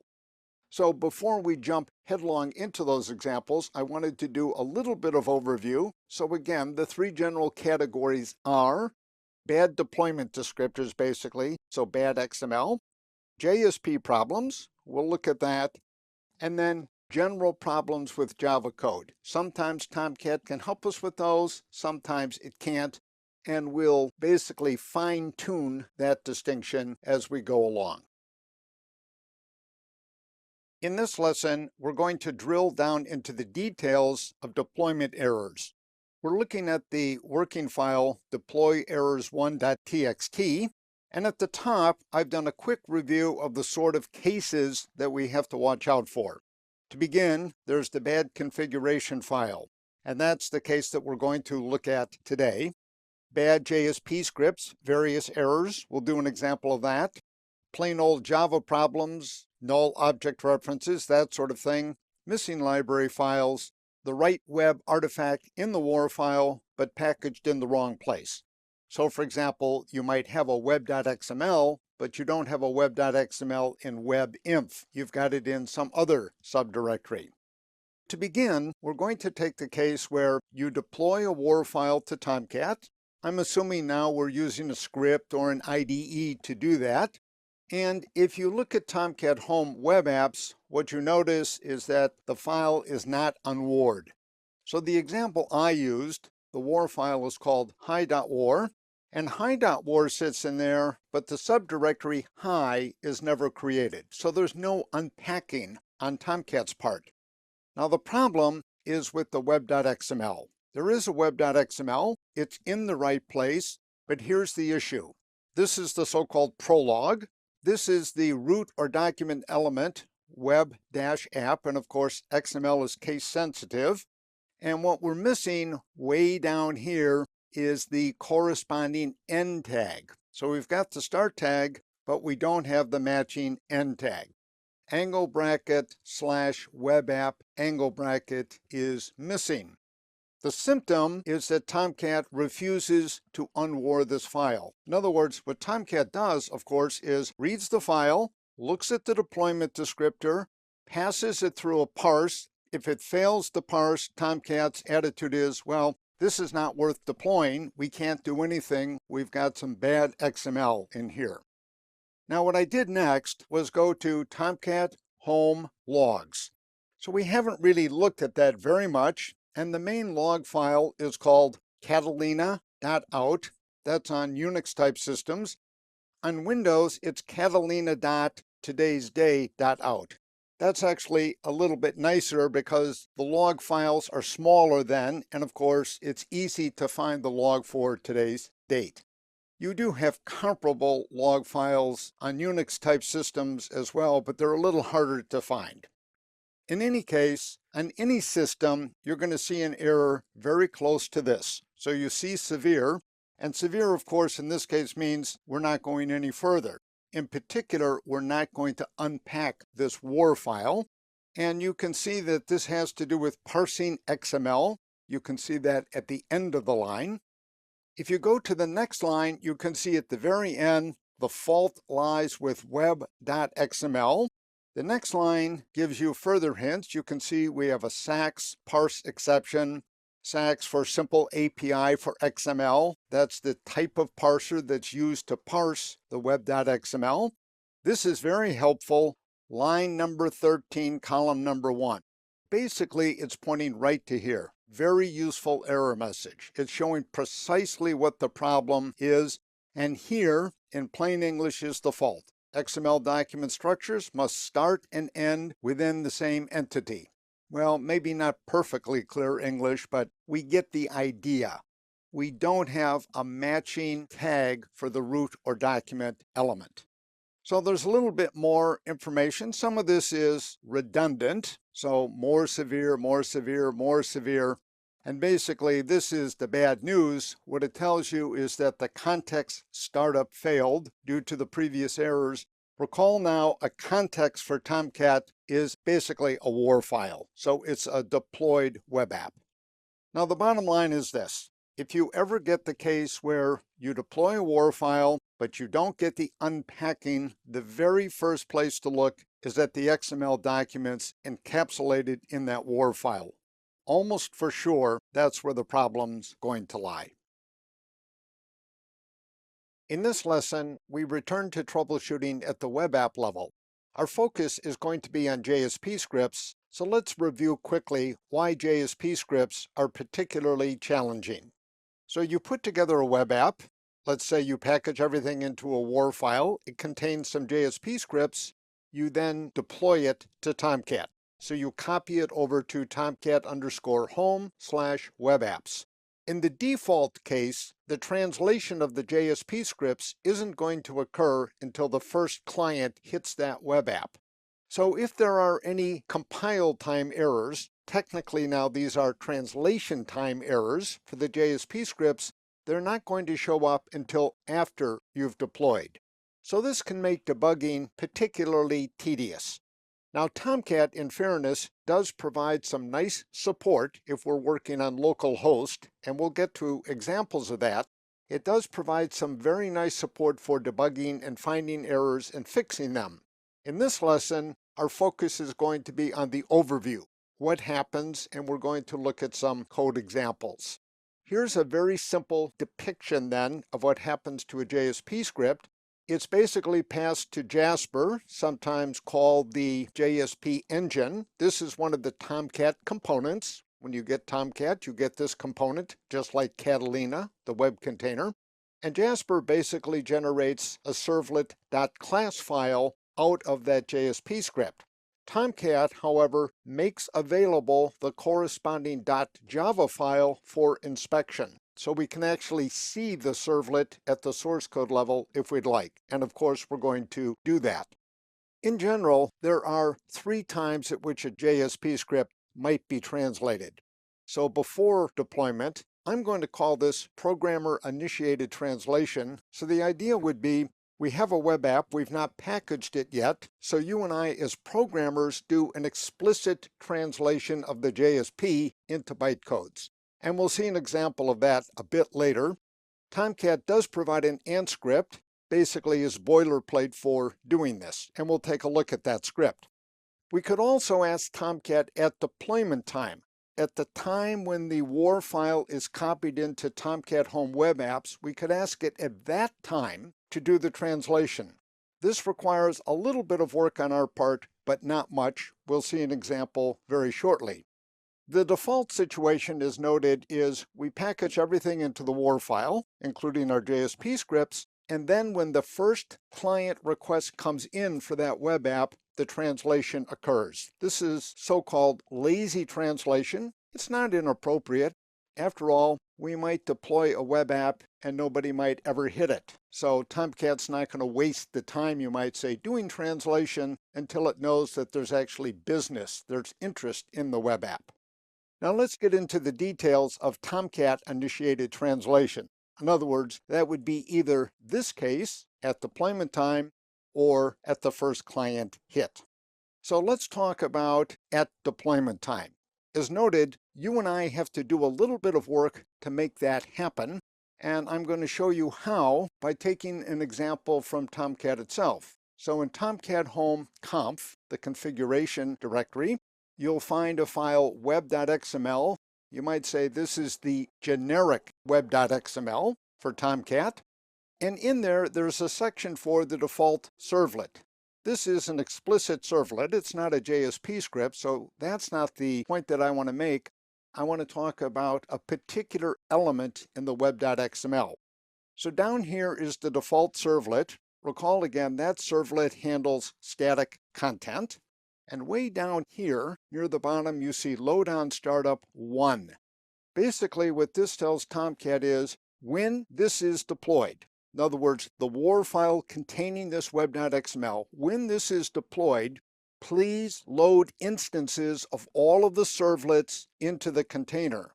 In the case of JSP, it would require the translation of the JSP script into a .class file, and then the instantiation, of course, of the servlet and the loading of the servlet into the container.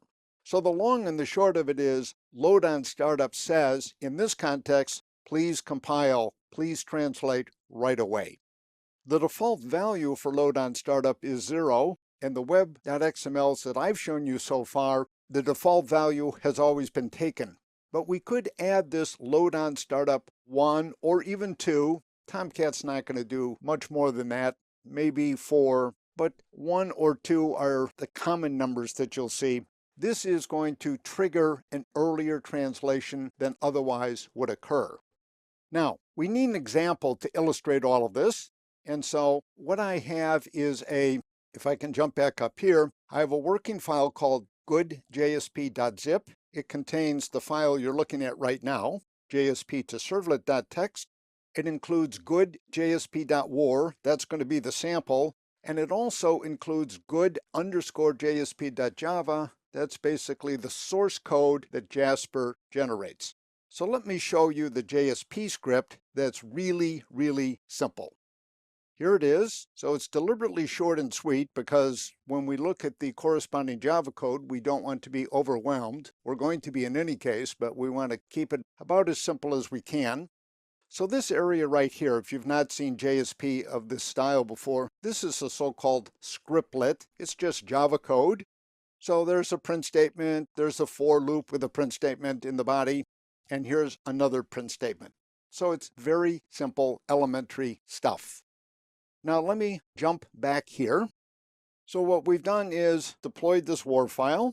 We've had a client hit. We're taking the default behavior, and then in Tomcat Home work Catalina, in this case local host, because that's where the request is coming from. Good JSP is the deployed war file. So in Tomcat speak, that's the context. Org Apache JSP, that's basically part of the fully qualified name. That's the package name, org.apache.jsp. And good_jsp.java is the code that Jasper generated. So let me show you that code. And this is included in the zip as well. So that's good_jsp.java. Now this is not for the faint of heart. Machine-generated code never is, but you can see it's just basically Java stuff. Public this, public that, there are methods of various sorts. By the way, the main guy here is the _JSP service method. You'll see it takes an HTTP servlet request. We've seen that before, and a response as arguments. And then down here, you see lots and lots of code. And once you get down here, you get the idea exactly what's happening. You see this outright stuff. Basically, what's happening here is the JSP template, the HTML part of it, if you like, is being written out explicitly. Doc type, HTML, body, the time, and so forth. So you can see this is rather tedious. It takes a little bit of time to generate and to translate. That code is available to us for inspection. If we're in a debugging mode, we want to look at it. We can't figure out what could have gone wrong. Getting that code can be helpful to us.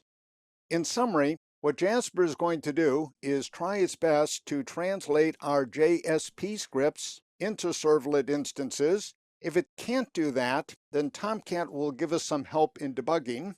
If Jasper can do that, and there are still runtime errors occurring in the corresponding servlet, then at least we have the source code to inspect to try to get a better idea of what might have gone wrong. So what we're going to do next, as you might expect, is we're going to put out some bad JSP and get a look at how Tomcat gives us some help. In this lesson, we'll get a sense of how Tomcat is very, very helpful in debugging JSP scripts. So the working document you're looking at is JSP and other code errors.txt. What I'd like to do is jump to my browser to run a very quick demo to show you what this working file deals with.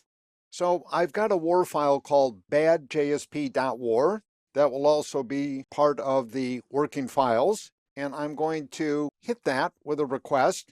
And as you can see, I get bad news. The status code is 500. Anytime the HTTP status code is in the 500 range, it's bad news for the programmer. It typically means we did something bad. So as you can see, the message is unable to compile class for JSP. In other words, Jasper was not able to do what we asked it to do. So this is really a translation time error, but we don't see it until deployment time. Now here's the good news. Down here in this section, you can see the numbered lines of my source code, 7 through 13, basically. And what they're telling me is line 10 is the offending line, and they tell me exactly what's wrong. I'm missing a semicolon. I've got a syntax error, insert semicolon to complete statement. Down below, there's a stack trace. As you'd expect, we've all seen this in Java a million times. That's not so helpful in this particular situation. We see the source code problem, and we know how to fix it. So let me jump back to my Emacs editor, and what I'm going to do is bring that file up. So this is bad JSP. I'm going to fix that, but I'm now going to break something else. So you can see here I'm doing new java.util.date. So I'm calling the constructor. I'm getting back a date, then I'm toStringing that. I'm going to take out the parens, so I now have java.util.date.toString. This is not so good. So we ignore the comments on the end. I'm going to save this. Now I'm going to go very quickly to the command line, and I'm going to do ant -d war name equals bad JSP deploy. So I'm going to do a deploy, and then back it is to the browser, and we'll give it just a second to make sure that everything's okay. We're going to refresh. Everything is not okay. We've got another 500 error. This time the error is different, and we get a source code dump of 5 through 11. The offending line this time is 8. And notice, once again, we're pretty much on the mark with respect to the error message, because here it is, java.util.date toString cannot be resolved to a type. In other words, the compiler basically doesn't know how to deal with this, because we should have a constructor called here to get an object that we can then toString, and we don't have that at all. So once again, the error message is excellent. It's spot on.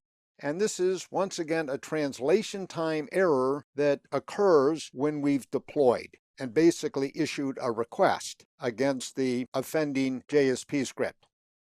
So let me get back here. I'll leave that now and come back to the working file. So in this working file, I include both the screen dump from Tomcat, a little bit of the stack trace that they provide. You can get the full stack trace. You can also go to the logs to get all of the details should you need that, and eventually we'll do that sort of thing. And here then is the case of the second error with the same sort of thing. Now the point should be made that these sort of errors can occur also, of course, at runtime. In other words, what we might have is a Java servlet or some sort of utility class that has been successfully compiled. We've actually done that at deploy time. We're using, for example, an Ant script that does all of the compilation. So we know we're not missing semicolons. We don't have those sorts of errors, but we do have more serious errors. We have null pointers, for example, or we have bad casts. We have things like that. And Tomcat is going to give us comparable help for those sorts of errors as well. It's not all going to be the same as what we've just seen. That tends to be JSP centric, but we are going to get some help, particularly from the logging. In this lesson, we're going to continue with troubleshooting, but our focus is going to shift. We're going to shift from compile time or translation time errors to runtime errors. So in earlier examples using JSP scripts, we've seen the very nice support that Tomcat provides when Jasper, the translation component, the so-called JSP engine, takes a JSP script that we have embedded in a deployed WAR file and translates that script into a servlet.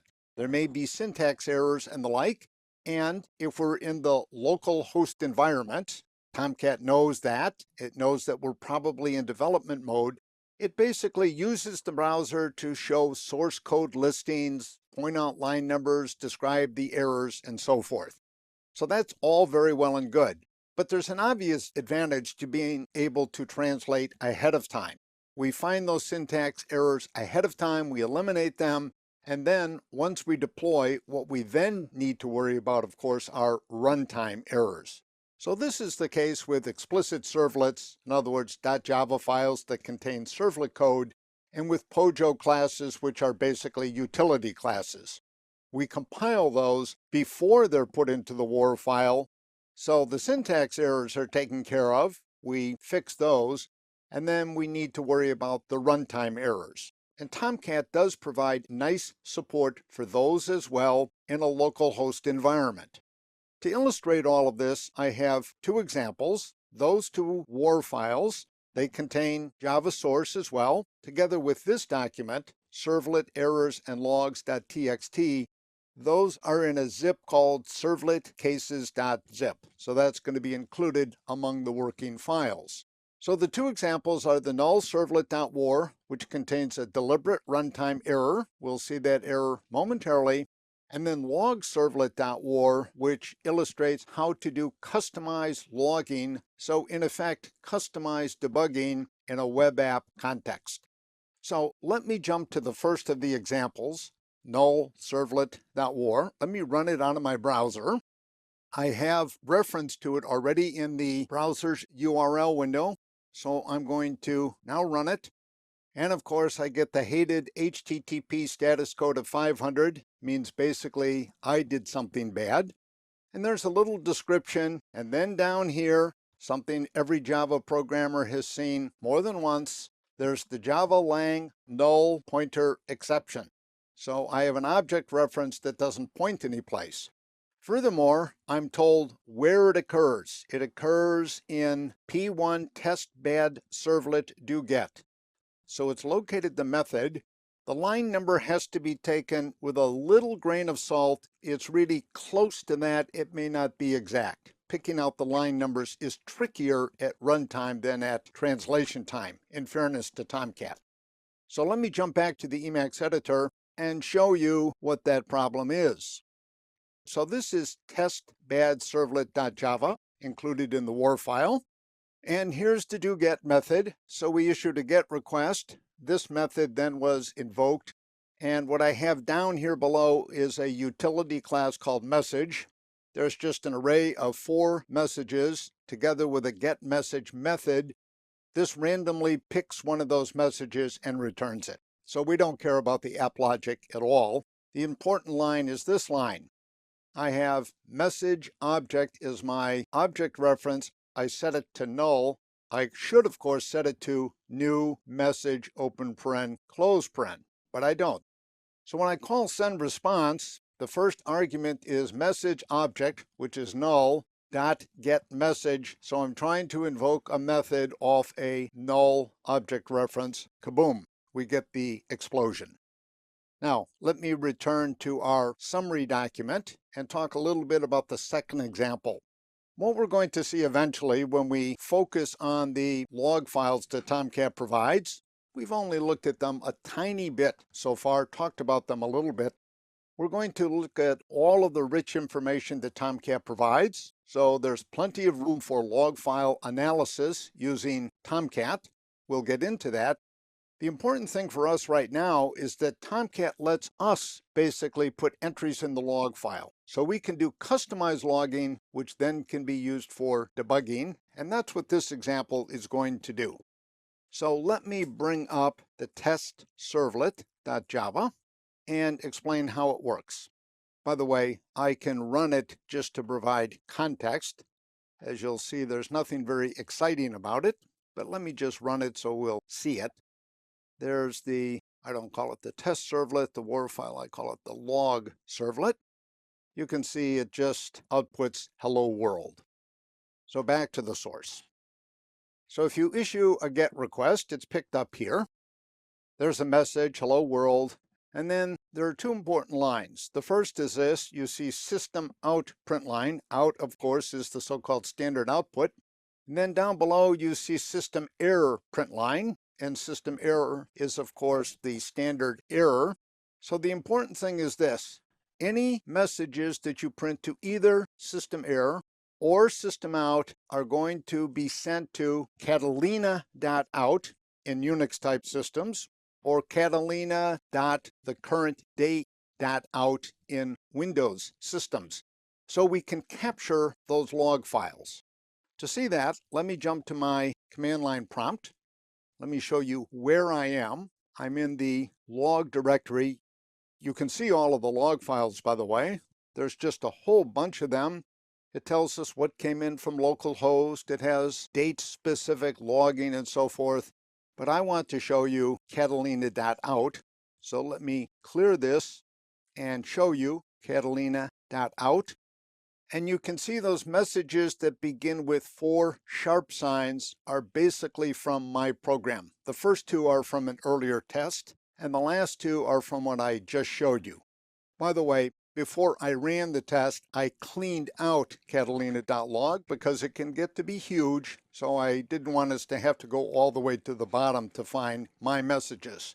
So the important thing is this. You can actually use that log file to sort of do a logic flow, to do a trace of what's happening in your program if you need to get down to that level of debugging in a web app.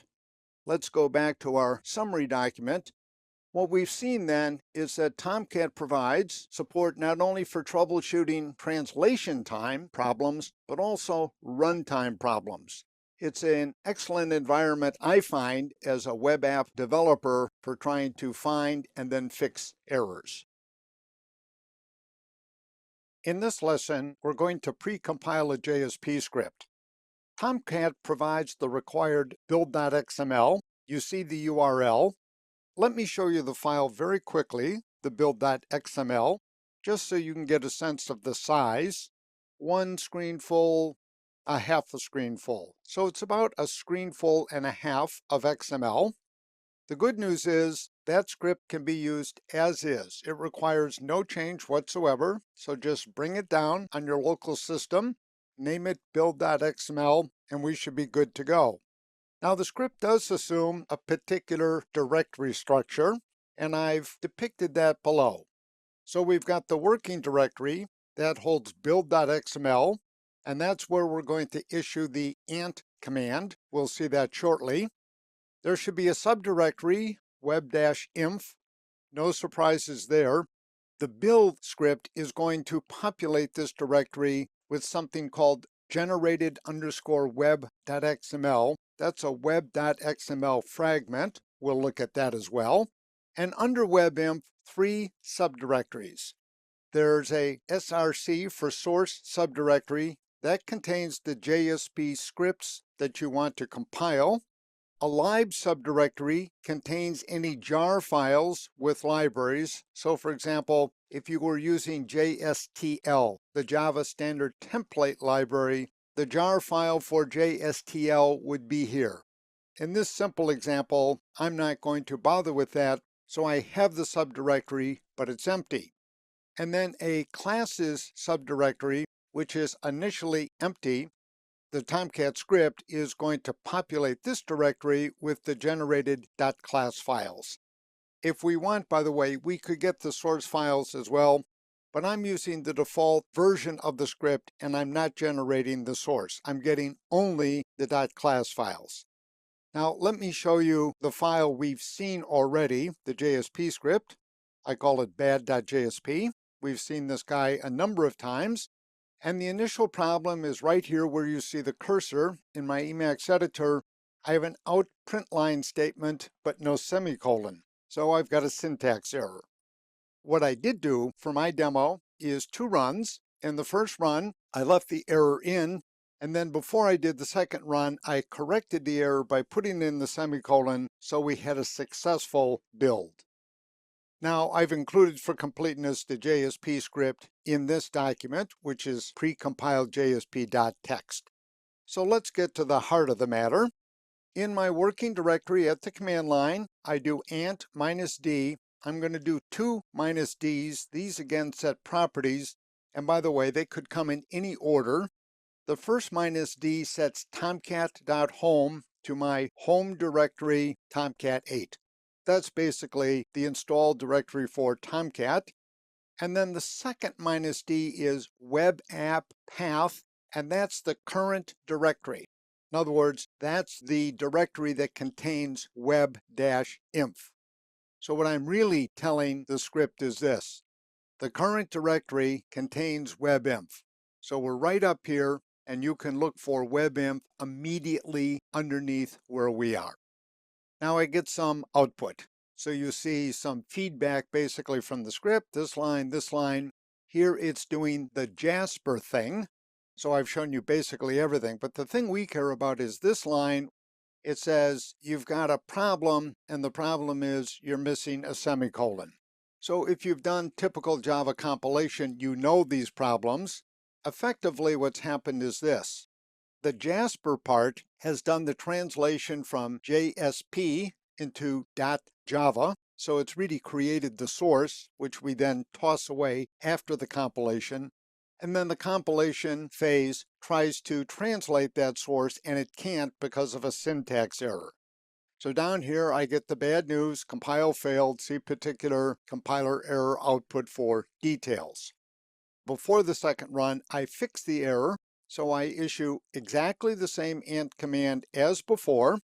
And this time, the good news is, down here at the bottom, we get a compiling one source file 2, and then it shows me it's put that compiled file under webinf classes. Now, here's the rub, and here's why we get a web.xml fragment for free. The problem is that underneath classes, there's a subdirectory, then another subdirectory, then another subdirectory. In other words, the package name for the generated class is fairly complicated, and the script doesn't want you and me to have to worry about figuring that out. So it gives us a suitable XML fragment with documentation, tells us where this should go in our web.xml. So the important part is this: we've got the servlet name. Now they're using a big, long name. In fact, as you can see here, the name is basically the same as the servlet class. Perfectly allowed, but we could shorten the name. If a human were doing this, we would certainly have shortened the name up here. The servlet mapping is the important part. Here's the name again, and the URL pattern is now /webinf source bad.jsp. Now, it's unlikely that we'd want somebody to type in a URL pattern like that. Most likely, we would shorten that URL pattern to something like /bad.jsp. Now, let me make a final remark about this, because I think you can see this is relatively straightforward. This working file is long only because I've shown you everything that I get, but really it comes down to a simple command like this to check to see whether the JSP translates or not. Now you could take the translated .class file and put that in your WAR file, and if you did that, of course, you would need to add this fragment, properly edited, into your own web.xml. But you can also do something else that I find myself doing a lot in development. I'll run the script because I want to make sure that the JSP compiles before I go any further. And if it does compile, then I just put the JSP in the WAR file. I don't use really big JSP files. They tend to be fairly short. And the overhead for doing compilation or technically translation after deployment simply isn't that great. But I do like the convenience of checking whether my JSP is okay before I put that JSP script into a WAR file. So in any case, whichever way you go, whether you put the .class file or files, as the case may be, into the WAR, or you use this just to troubleshoot, it's very nicely done on Tomcat's part. The script is straightforward. It doesn't need to be edited. It can be used as is. This lesson is a wrap-up of the various troubleshooting issues that we've seen in recent lessons. So in localhost context, in other words, when requests are coming in from the local host, Tomcat provides a lot of support for troubleshooting because we're in development mode.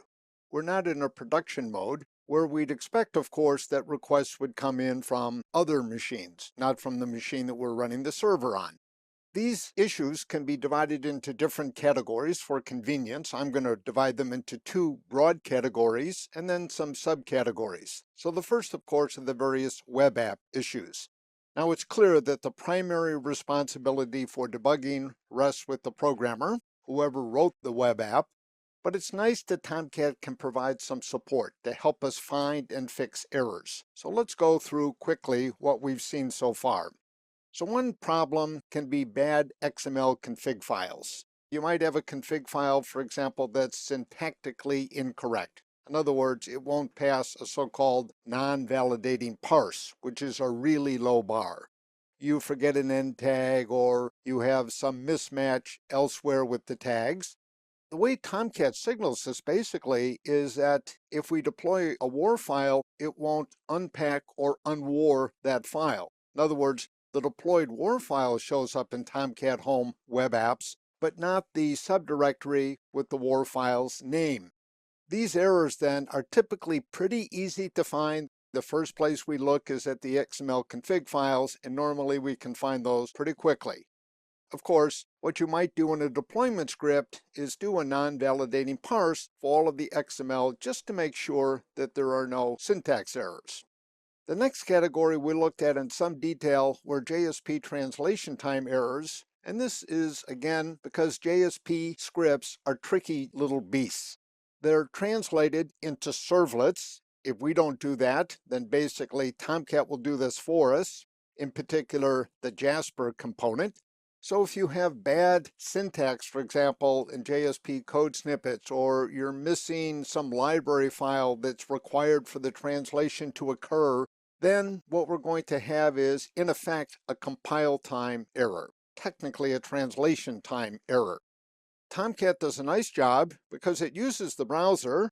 If we send a request to that script, what we're going to get is a nice little dump on the browser screen telling us, here's the line number. In fact, it'll show us the lines above and below whenever possible, and it'll give us normally a pretty precise explanation of what went wrong. Missing semicolon, bad data type, that sort of thing. There are ways, of course, to avoid this. The most obvious way, and we've seen this, is to precompile the JSP. I like to do that even if I then put the JSP script itself in the WAR file, because at least I know that the syntax is correct. I was able to get it by the compiler, so when Jasper picks up and does it again, I'm not going to hit any syntax errors. There are also, of course, runtime errors in servlets, POJOs, this sort of thing.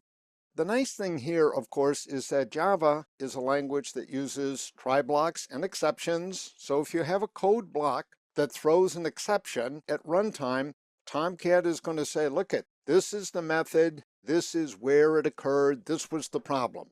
It will identify the exception. We saw an example of a null pointer exception, a very common exception, obviously, in Java. It gives us some help in locating the error. Again, the line number that Tomcat gives us for the error in the source file may not be exactly right, but it's always in the vicinity. Now, there are ways, of course, that we can use Tomcat's own logging facility to do debugging. That is so-called customized logging. And again, we've seen examples of that using system error and system out. I find this to be really powerful when I'm dealing with subtle application logic problems. So I use customized logging to try to narrow down the scope so I can get at least in the region where I need to be, and then, of course, try to fix it. Now, there are broader issues, and these are issues that can't always be addressed by the web application programmer or even perhaps by the Tomcat manager, even when these are one and the same person. So, for example, occasionally a web app may seem to go dead. We were sending requests, we were getting responses, now we send requests, nothing seems to happen. One of the nice things is the Tomcat Web Console, so the management part of that, allows us with the click of a button to redeploy an app straightforwardly. So this is always the first attempt. So something's wrong, we'll say, okay, let's see if we can't wake this guy up with a simple redeploy. If that doesn't work, we can always unload the WAR file and then reload it. And again, if we want to, we can do this from the web console. You may have customized scripts to do this, but the web console is a nice way to do this as well. There's also, of course, inevitable problems with system resources. So Tomcat again provides some nice monitoring and diagnostic tools. We can see, for example, how much heap storage is being used. Heap storage is really the critical one because in all sorts of Java code, you're doing new this, new that, new the other thing, and anything that you new is coming off the heap. It's not coming off the stack. The objects that are new are heap objects, and so it's very important to keep track of heap storage. And that's why in the diagnostic screen we looked at, the heap storage actually came first. It was at the top. Again, the monitoring capabilities are very nice. In the very worst case, of course, with Tomcat, if we're having really serious system issues, it may not be Tomcat, it may be something more basic, but in any case, it's always helpful at the end of the day, if you can't do anything else, to do a shutdown. That's going to be a graceful shutdown in Tomcat, followed by a restart. The good news is I found this to be rarely required. Every so often I have to do it, but my normal experience is I start Tomcat up and I run it until I have to take the machine down for some other reason. My experience has been that Tomcat is reliable and robust.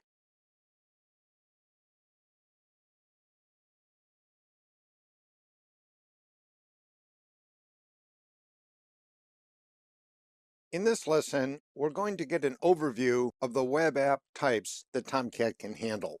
We're looking at the working file webapptypes.txt, and it provides a very short overview of examples that we're going to see in forthcoming lessons. Let me go back to a point that was made right at the beginning of this screencast. That is, that Tomcat is a Java-centric web server. Tomcat is written, of course, in Java. It executes as a multi-threaded Java application, but Java is a vague term. It covers at least two distinct things. There's Java the language, defined, of course, by the compiler, Java-C, and then there is the enormously impressive Java virtual machine. No question about it, I think, this is the best in class among modern virtual machines. Tomcat is not restricted to Java web apps in the sense of web apps written in the Java language. Increasingly, there are more and more languages that compile down into Java bytecodes, and those bytecodes, of course, can execute on the virtual machine. So in the Rails community, for example, JRuby on Rails remains very popular. Clojure, a modern Lisp, Scala, which has been around for some time, Java, and there are other languages as well. So Tomcat could care less, obviously, about the source language used. What Tomcat cares about is the execution of the bytecodes that result from translation.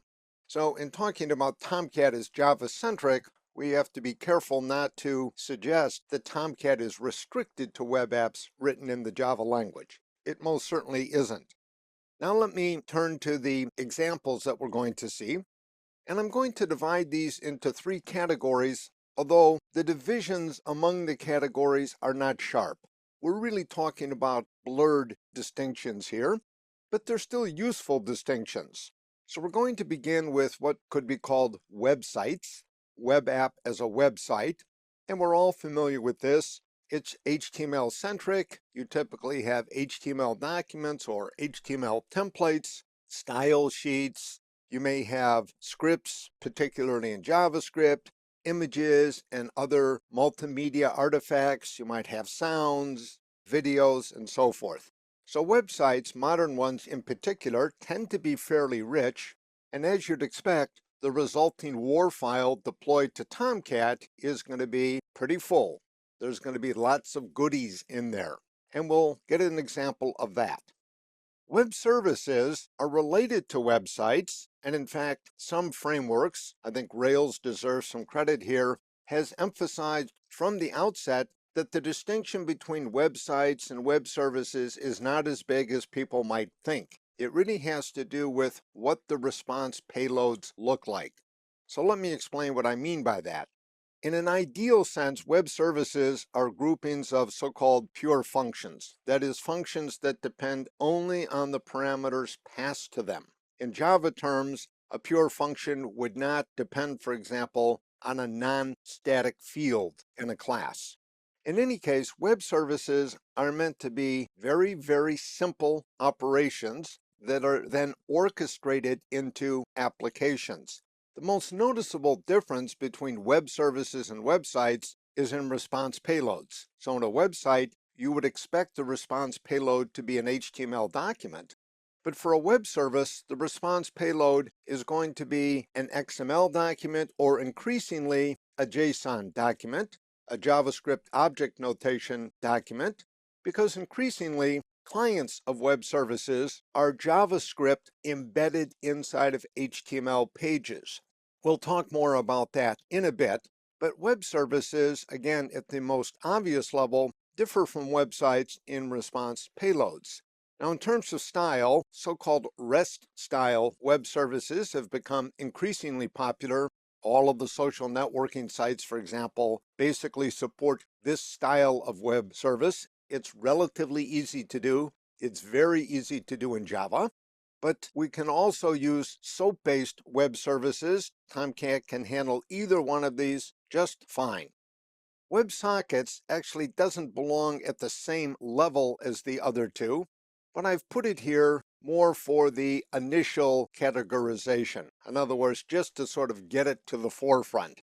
So WebSockets are implemented as TCP-based rather than HTTP-based connections. So in terms of the protocol stack, HTTP sits atop TCP, so-called Transmission Control Protocol. So the advantage of TCP over HTTP in a nutshell is this. First, it's inherently more efficient because you have fewer layers. You don't get that extra layer that HTTP represents. And the other thing is that TCP is not as tied into the request-response pattern as is HTTP. We all know, we sort of take it for granted that in an HTTP conversation, it's the client that initiates that conversation with a request, and then the server side responds. You don't have that idiom dominate in TCP. You might say it's more open, it's more flexible. WebSockets are particularly popular in web-based games and in applications such as chat rooms. In fact, the chat room is sort of the standard example used to illustrate WebSockets. The important thing for us is this: Tomcat supports WebSockets. Now, as noted above, you can have a mix and match of this. So again, the chat room might be a web app as a website that contains WebSockets. And you might have a website that provides HTML documents for some requests, but JSON documents for other requests. In other words, you might have one and the same web app as a combination of website and web service. So everything goes here, basically. The idea is to illustrate these general categories and how Tomcat manages them. The really nice thing is basically this. If you can package the thing in a WAR file, if it contains bytecodes that can execute on the Java virtual machine, then you've got a web app. In this lesson, we're going to look at our sample website, and our perspective is going to be that of a Tomcat admin. In other words, we're not looking at this as web developers. We're not so interested in the APIs that are in use. We're mostly interested in what has to be deployed, what do these artifacts look like, what sort of problems could arise, where could things go wrong, that sort of thing. I'm going to do a demo in just a moment, but the deployed web file is called shop.war, and this file, which is website.txt, are in a zip for convenience called website.zip. Now I need to throw in a cautionary note. The site that I'm going to demo requires a backend database, in this case PostgreSQL, and a later version of this also requires an email server.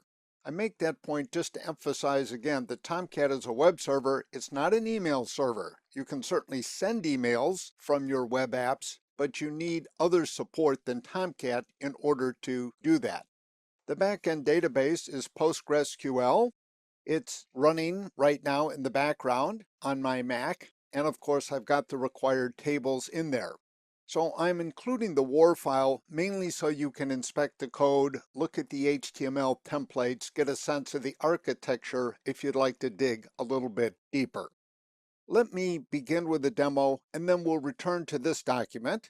So I'm going to jump out to my browser, and I've basically hit the page. So just to be sure, let me refresh. And this is, of course, the typical sort of shopping page that we're all familiar with. This is an HTML template, in this case using JSP. So I can click on stuff and pick quantities. It's not our money. We'll go whole hog here. You can't own too much ski equipment. And then I'll come down to the bottom and submit the order. So I'm now hitting another JSP page. There are some servlets in the background. We'll talk about that. This gives me a chance, for example, to change my quantities. We're all familiar with this. Again, we'll go whole hog. And I'm going to do a confirmation of the order. And we get the lump sum, 5,000 and change, the promise of an email order, and then the ability once again to place the order. When we do that, of course, the website takes us back to the home page to invite more shopping. So this is a demo, obviously, but it has the features that are characteristic of a real shopping website. Now let me return to my Emacs editor, and let's talk a little bit about what's in the deployed WAR file. We'll look at the deployment descriptor, the config document, because that's important. And we'll also take a look at one of these HTML templates because we haven't seen anything this rich yet. So for HTML templating, I'm using all JSP with so-called JSTL, Java Standard Template Library, in the background. So the JSP pages are these 5. I have a style sheet, which of course is customary in these sorts of sites. I don't have any JavaScript. I don't have images and audio and that sort of multimedia stuff, although it's very likely you'd have that in a real world case.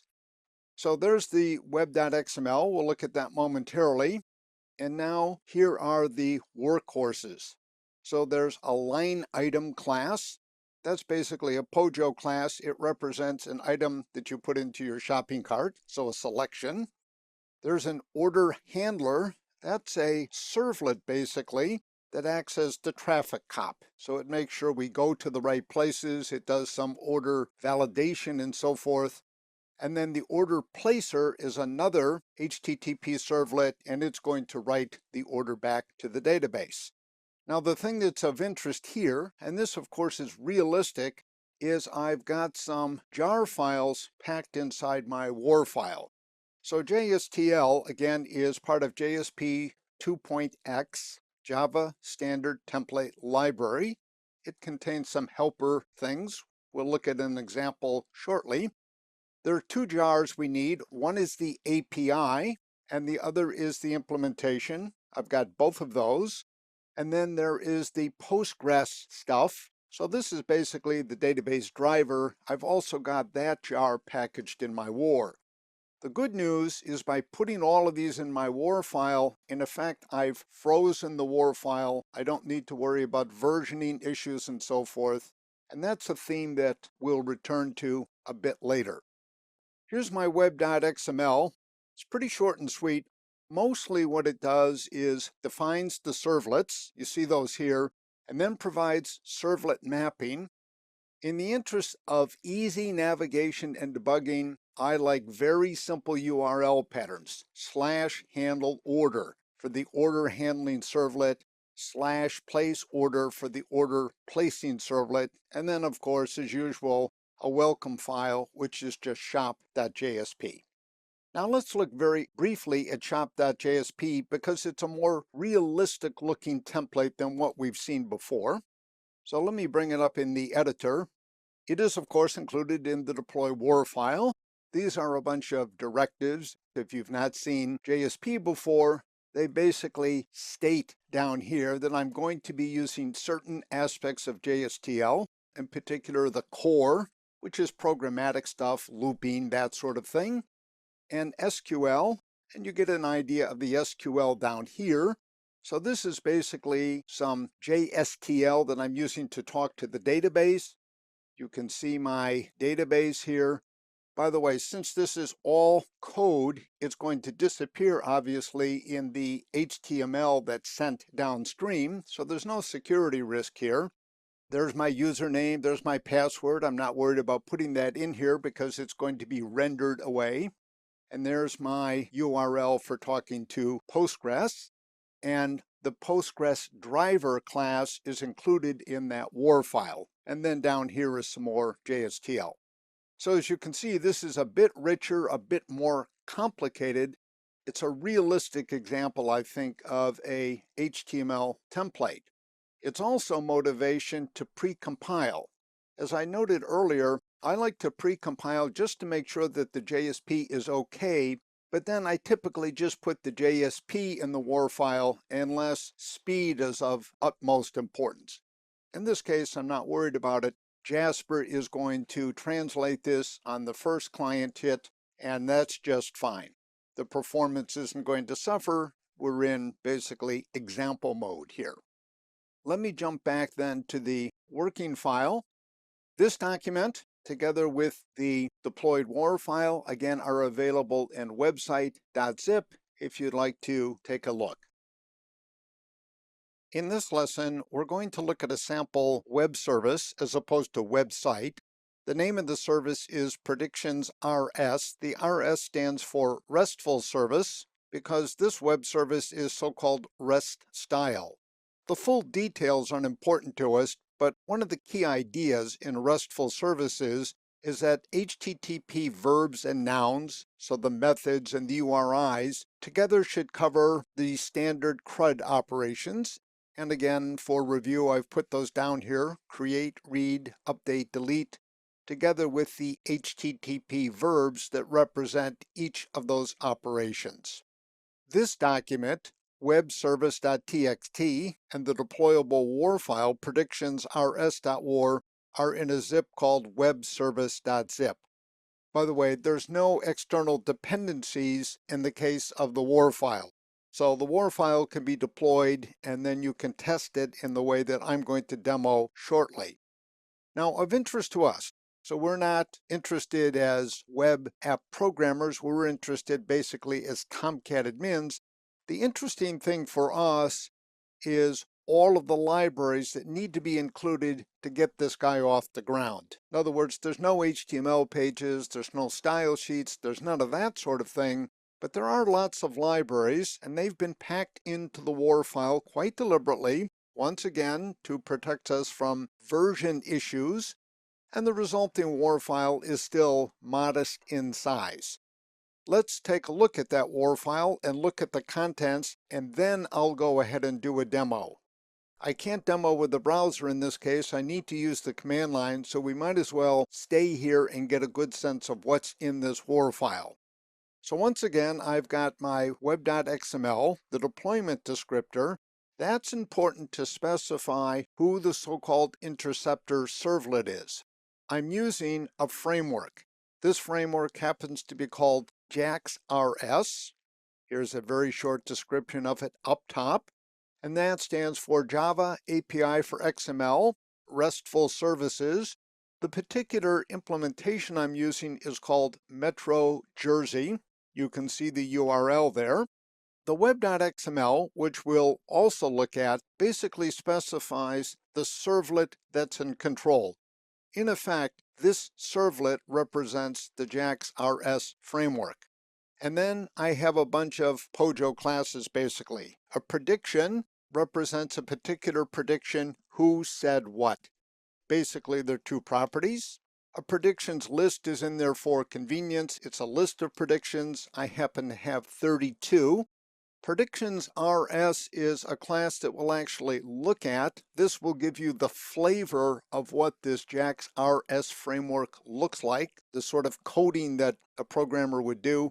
And the RESTful prediction class is basically the link between my app and the interceptor servlet. In other words, it's the way that I communicate with that servlet. I don't have an external database. Instead, I have something called PredictionsDB. It's basically just a text file that contains the predictions, and the servlet reads those. The interesting part, I think, is now what follows, all of these library files. To do JSON generation and in general manipulation, I'm using a third-party library called Jackson. The URL for that is included above. So there's Jackson annotations.jar, Jackson core, Jackson databind. There's another auxiliary file called asm.jar. I have some comments to the right. But of interest to us is that we have a lot of library files packed into this WAR file. We've never seen anything quite like this before. The next three jar files are basically implementations of JAX-RS. So this contains all of the working code. And this last one, jerseyservlet.jar, is basically where the interceptor servlet is defined. So let's look at that now.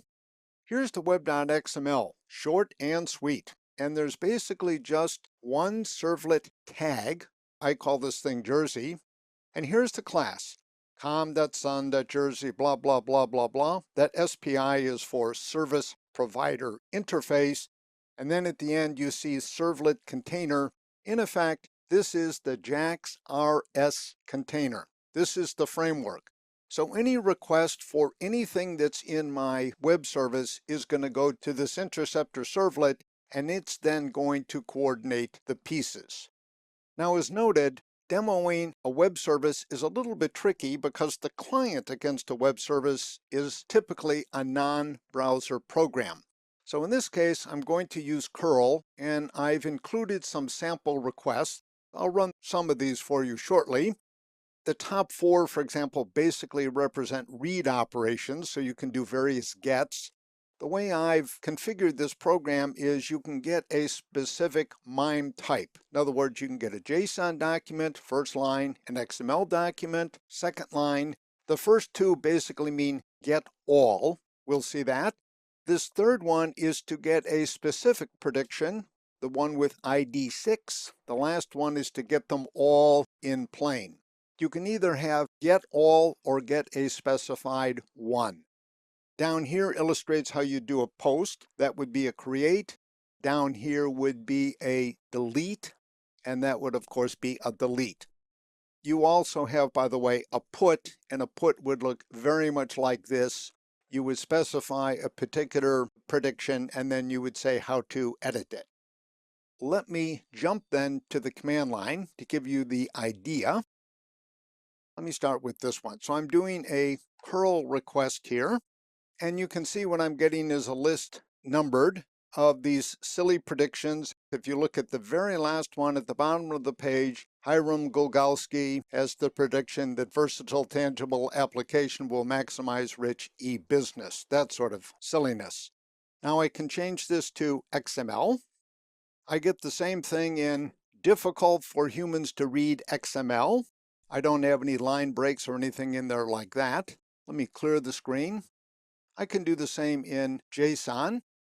Again, very difficult to read, no line breaks, but I can also get a particular one, so let's do 11. So now I basically get one prediction formatted in JSON. I can do the same thing formatted in XML. Let's pick a different one. We'll pick 12 instead of 11. So as you can see, the application is actually deployed, it's up and running, and we can run queries against it, including post queries. Let me now return to the working file, and let me show you one of the source files within the deployed WAR, and that's basically predictionsrs.java. This is where the JAX-RS framework comes to the front. And basically what you see here is a Java imitation basically of Rails routing, the sort of routing that has become very popularized because of Ruby on Rails. And basically what this annotation tells you is that if your path, in other words, after the WAR file name is /, you're going to hit this class. So technically this is a resource. And I've got some context in there, but the important things are these annotated verbs and URIs. So get get/XML is going to take you here. Get path XML with a particular number is going to get you here. Get/JSON is going to get you here. And then you see the same for plain text. Post path/create is going to get you here. So this is sometimes described as RESTful routing, and it owes a lot to the efforts of the Rails framework. Let me return then to the working document. What we've seen is a sample web service. In this case, it happens to be REST style rather than SOAP-based, but as noted, Tomcat can support either one. This particular example is fairly rich in that there are a lot of external libraries included in the WAR file. So if things are going to go awry, they're probably going to go awry because there's some difficulty in these jar files. Maybe I've omitted one, I don't have all of the ones I need, or the versions among them are not compatible. It's that sort of thing. This lesson introduces a web app that uses a WebSocket. You're looking at the working file websocket.txt. The example is called chitchat.war. That's the deployed WAR file. And those two files are together in websocket.zip for convenience. So this example has a trickier architecture than the two previous examples. So before I do a demo, let me go over the main pieces very quickly. On the client side, there's going to be chat.html. It's a straightforward HTML document. It has an input box for entering messages that you want to send to others in the chat room. And it's also got a text area to display messages from yourself and from others. In this simplified version, this is really just an echo chat. We'd need a bit more JavaScript to make it a full multiplayer chat room. So I've tried to keep the JavaScript as simple as possible. That JavaScript is in the file chat.js, most of it in any case. There's a tiny bit in chat.html. The job of this JavaScript is to interact with the browser on one side and the server on the other. On the server side, there's a very simple piece of Java code called WebSockServer. It's .java source, and it uses libraries that come with Tomcat. So everything we need to do compilation and so forth is included in the Tomcat libraries. So let me jump to a demo before we resume with this working file, and I'll refresh it just to make sure. Here's the interface. This is the HTML document. And of course, I've already got some text in there, and I can click send. That's broadcast. I can change that, of course, to something else, whatever we like. Bye-bye. And I can send a couple of times. So basically, the send causes that message to be sent to the server, to that Java file, and the Java file then broadcasts the message that it's received to any browsers that happen to be listening. Well, technically any clients, because it wouldn't have to be a browser on the client side. So that's the basic functionality, fairly straightforward, and we'll look at the pieces momentarily. First though, back to the working file. As noted, chitchat.war, the deployable WAR, built in the usual way. Text are put into zip for convenience. And here's a little bit of the overview of WebSockets, but the important part is really down here. WebSockets operate at the TCP level, a level below HTTP, so they are inherently more efficient. They're also not locked into that request response idiom or pattern, if you like, that comes with HTTP. WebSockets are used nowadays, as noted, in things like chat room applications, web-based games. They're used in places where at one time we would have done AJAX-y things. So WebSockets are efficient, they're convenient, and the Java API we're going to see is about as clean as anything you would expect. So I've got a little bit of summary down there. And down below in the second half of this document, I've got a summary of the flow of control. What I'm going to do, though, is bring the pieces up, starting with chat.html, so we can actually discuss the flow of control by looking at the source code. So let me jump to chat.html. Pretty straightforward. What I do at this line, of course, is include my chat Tomcat.js script. We'll look at that shortly. And the other two pieces of JavaScript are very straightforward. You see here, window add event listener load. So in other words, when the page is loaded, call connect, and connect is one of the functions defined in chat.js. It's basically my initialization, and it causes the client to connect with the server. So we now have a WebSocket connection. By the way, we could have a secure WebSocket connection, so you get security if you want it. Down here, this is the input area, and I have a button, and when you click the button, send message is called. Send message is another one of those functions defined in chat.js, and then down below, of course, is the initially empty text area, and that's going to be populated with the messages that we get back from the web server. So let me now go to chat.js. Here's the JavaScript side of it. I wanted to keep this fairly simple. So basically, this is the endpoint. That's the chit-chat web app on the server side running in Tomcat. Here's my connect. In a sense, it's my initialization, and it's fairly straightforward code on both the Java side and the JavaScript side. So we create a new WebSocket. Just for completeness, I'm logging everything. So if you like to see your JavaScript logged, you can use this. Otherwise, in production, we would just comment that out. And then the second important thing we do here is define our message received handler. So on message, the function you see defined to the right is going to be called. Once again, I do the console log thing if you want to follow. And then this message is output. So basically, what we're going to do is record that we've received a message. You see that up here, new message received, and then whatever came in, that's basically responsible for that piece. We're going to output the message to the text area. I've included a disconnect. You'd want to call that when you leave the chat room.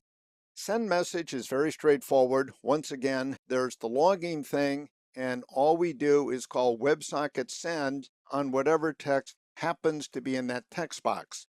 By the way, the current version of WebSocket on both the JavaScript and the Java side can handle binary payloads as well. So we could distribute, for example, images, that sort of thing. And then output message is fairly straightforward. All we do is locate the text area and then basically take the new message and add it to the current messages and then display that. Nothing very tricky here. Pretty short and sweet on the JavaScript side. Now let me show you the Java side. I think you're going to like this. They've done a very fine job here. So webserver.java, and all of this code, of course, is included in the deployable WAR file. So basically, javax.websocket are the classes and interfaces that Java has to support WebSockets on the server side. All of these are included in Tomcat home/lib, so in those jar files. And this code is fairly straightforward. This annotation basically says the way you hit this particular piece of code is by giving war file name /chat. So the war file name is chitchat. So the URL is basically blah, blah, blah, chitchat /chat. This annotation, by the way, means that we don't need an entry in a web.xml. I do have a web.xml, it just defines the welcome page. The other annotation, again, very convenient, on message. So the name of this method that receives messages, that's completely arbitrary. The only thing that counts is that this is annotated as on message, but you could call this method ABC, would be just fine. This version takes 2 arguments. There's also a 3-argument version. The first argument is the session. This represents one of the connections between the server and presumably a browser and the message received. So we're doing text-based in this version. And then it's straightforward. All we do is from the session, we get all of the currently open sessions, so everybody that's connected. We double check to make sure that that connection still is open, and then basically we send an asynchronous message back. Now there's also a so-called synchronous or blocking version of this. If that were the case, then the receiver would just be waiting for messages. But the way I've got it set up is that the receiver could be off doing some other work if we like. The important thing for us, I think, is this. We're not so interested in the details of the API. You can see that the amount of code required to support WebSockets on the Java side is minimal. There's not a lot there, and that's a good thing, obviously. So let me go back now to that working file, websocket.txt. These details basically are reviewed in the bottom half of the document, the points that I just went over, and some of the more general points about WebSockets are handled in the top side. Modern Tomcat has full support for WebSockets. That's a good thing. It's the kind of thing that we should expect from a production-grade web server. In this lesson, we're going to focus on a topic that's central to all web servers, including Tomcat. In fact, you could make the case that concurrency is as important an issue as any other in a modern web server. What I have here is a very simple depiction of what this issue is. By the way, this document is called Concurrency Issues.txt. It has lots of detail.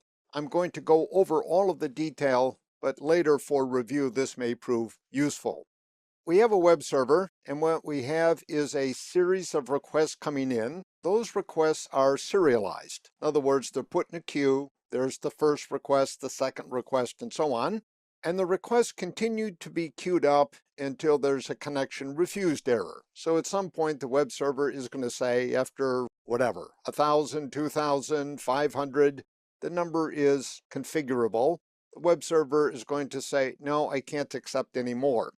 Now, even though these requests are coming in and are serialized, you can't have a so-called iterative web server. In other words, you can't have a web server that takes request 1, handles it to completion before doing anything about 2, handles that to completion before anything about 3 is done, and so on. There are various reasons for this. They're commonsensical. For example, if request 1 should hang up, if it's an ill-formed request, perhaps the web server hangs up on it, that means everything behind it is going to starve. Even if request 1 isn't ill-formed, but it takes a long time, the requests behind it are going to feel as if they're being starved. So basically, any production-grade web server has to handle requests concurrently. It has to pretend that they all arrived, so to speak, at the same time, and it has to give all of them attention within the same, we hope, very small time span. So iteration is out in handling requests. Concurrency is basically a requirement. On a multiprocessor machine, and a modern web server is going to be a multiprocessor machine, even if it's a desktop machine. It's going to be a so-called multi-core machine, so it's going to have multiple processors. With multiple processors, the web server literally can handle multiple requests at the same time. What we say then is that the concurrency becomes parallelism. So we're handling requests concurrently, but we're also doing that literally in parallel because we have the processors to do this. Now let me move to the issue that's really central for us because we're talking about Tomcat in particular, but Java in general. There are different ways to support concurrency, and web servers take different approaches. This is a matter of hot debate, as you know. The early web servers, so Apache 1 is the standard example of this, use so-called multiprocessing, where a process is simply an executing program with its own address space on the system. So in Apache 1, basically every incoming request was dispatched to a separate process. That process would see the request through from start to finish. Because processes have their own address space, it was fairly easy to program against a web server like Apache 1 because you didn't have any of the standard concurrency issues as a programmer. The multiprocessing hid that. We'll come back to that in a moment. Modern web servers, so Apache 2, Nginx, IIS from Microsoft, Tomcat, and so forth, tend to use nowadays some mix of multiprocessing, multi-threading, and non-blocking, sometimes called asynchronous I/O. For example, Nginx famously has a very clever combination of multiprocessing with a fairly small number of processes, multiprocessing, and non-blocking I/O. Apache 2 can be configured to use multiprocessing with multithreading or non-blocking I/O. IIS basically uses all three. Tomcat uses multithreading. So that's an important distinction. Tomcat has a very distinct approach to this. It's a single process, but multi-threaded. And the way Tomcat works basically is this. We've used this phrase before. Tomcat uses the so-called one thread per request model of handling client requests. So a client request comes into Tomcat, and I'm going to call this component the dispatcher. It's a traditional name. And what the dispatcher does is it assigns that request to a thread from a pre-built thread pool. So a thread here is just an instance of java.lang.thread, which represents a thread of execution, a sequence of executable statements in some program. For example, in our servlet. So each request goes to a thread. That thread sees the request through from start to finish. Reading the request in modern Tomcat is done using non-blocking I/O, so that's for efficiency. So Tomcat then uses basically multi-threading together with non-blocking I/O in order to handle client requests. The threads are created when Tomcat first starts up. Tomcat creates thread pools, and these thread pools are associated with what Tomcat calls connectors. We've seen that term before. So for example, there's an HTTP connector. All of our examples so far have used that basically. There's an HTTPS connector. There's an AJP connector for talking, for example, to Apache 2. So the thread pools are connector specific. In Tomcat 8 for HTTP, for example, you get a thread pool of size 200. So you have 200 threads in the pool. Tomcat comfortably can handle 200 requests concurrently. Now there are challenges in multi-threading. I've summarized the trade-offs basically this way. We could go into more technical detail, but this is enough for our perspective. The good news is this. Multi-threading is inherently efficient. It is certainly more efficient than multiprocessing, because if you have to switch between two threads within the same process on a processor, the overhead is very, very low. Some people claim it's negligible. That's a bit optimistic, I think, but it certainly is very, very low. The bad news is bad news for the programmer. All threads within the same process share access to the same memory locations.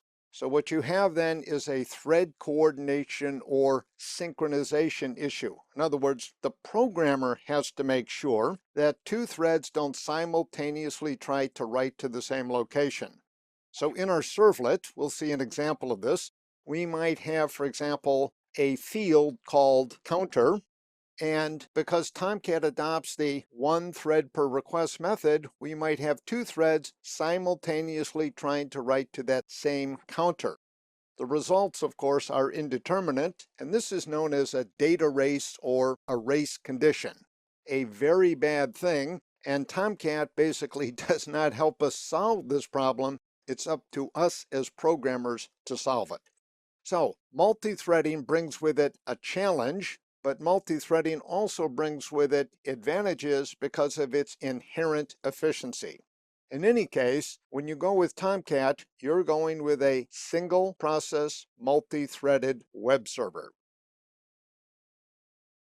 In this lesson, we're going to continue the discussion of concurrency, a core issue in all of web servers, and in particular in Tomcat, because Tomcat uses multi-threading in order to support concurrency, and multi-threading poses challenges for the web app programmer. So even if we're not the web app programmer, we're just doing the Tomcat admin part of things, we need to have a sense of what those challenges are and what needs to be avoided. So to that end, I have in my Emacs editor raceConditionServlet.java. So this is an illustration of what can go terribly wrong in a multi-threaded web server. I have some documentation up top, and we'll return to that momentarily. But let me jump down to the body of the servlet and talk about the problem. So you can see I have an integer counter here, initialized for emphasis to 0. The compiler would do that for me anyway. And then I've got two methods, doGet and doPost. These are both overrides. So these are the get and post method handlers in HTTP terms. And get, of course, is a read, and post is a create. In this case, it's a write. So if you want to think of it this way, what a post does is it writes to that shared field counter, and what get does is just reads from it. If you come down here, there's a utility method called sendResponse, and basically all it does is takes the current value of the counter and sends it back to the client. So the functionality we don't really care that much about. We care about the concurrency issue here. The get does nothing but read the counter, doesn't change it in any way. But the tricky thing, of course, is that the post does. The post, I'm assuming that what comes in the body of the post request is an adjustment to the counter. Might be 1, might be 100, might be -10, whatever it happens to be. So we extract that. I'm assuming no problems with that part of it. And then we update the counter. So the new counter is the old counter plus the adjustment, and then we send the response. Now, this int counter is not thread safe in the jargon. You could have the following situation. You could have one client doing a get while another client is doing a post. It could be even more confusing. You could have 100 posts come in concurrently and 100 gets occurring concurrently. So you could have 200 requests basically against this counter. And the results are going to be, as they say, indeterminate. You're going to have a race condition here, a data race. The programmer needs to fix this, and there are various strategies for doing so. And up here, basically, I discuss what those strategies are. So let me describe them in more informal terms right now. There's basically two things we could do.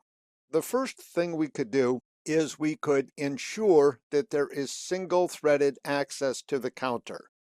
So basically, what we could do is explicitly synchronize access to the counter wherever it's used. And Java has a nice mechanism for doing this. This is the so-called synchronized block. If you've done multi-threaded programming in Java, you know about it. The problem with synchronized blocks is that they are low level. It's easy to get things wrong. You might synchronize too much. You might synchronize not enough. And you really do have to get it just right. So modern Java has addressed this issue with some really nice new data types, and most of them are in java.util.concurrent, that package or one of its subpackages. So in this particular example, what I could do is this. Instead of using a plain old int as the counter, because an int is not thread safe, you could have 10 threads trying to write to the int simultaneously, you can use instead an atomic integer. And that data type has the synchronization, the thread coordination baked into it. So I wouldn't have to do any explicit thread coordination myself. I would just replace int counter with atomic integer counter. The methods for updating and reading the counter now would differ slightly, but that's not the important point for us. In an earlier example, where I did the predictions web service, you'll recall I had a list of predictions, and basically in that example, we didn't look at it at the time. In that example, I used an atomic integer as the ID. I have an integer ID for every prediction. They're numbered 1 through n to begin 1 through 32, but you could add new ones. So I had a thread-safe atomic integer as the counter, and I kept all of the predictions in a thread-safe copy on write array list. In other words, I used data types that come with Java that are built-in thread-safe, and they're wonderful for an environment such as Tomcat for writing web apps. So a modern web app developer using Tomcat is going to look at this package, java.util.concurrent, and its subpackages to get thread-safe data types. Very powerful stuff. This lesson is a wrap-up of how Tomcat handles concurrency issues. Let's go back to the big picture.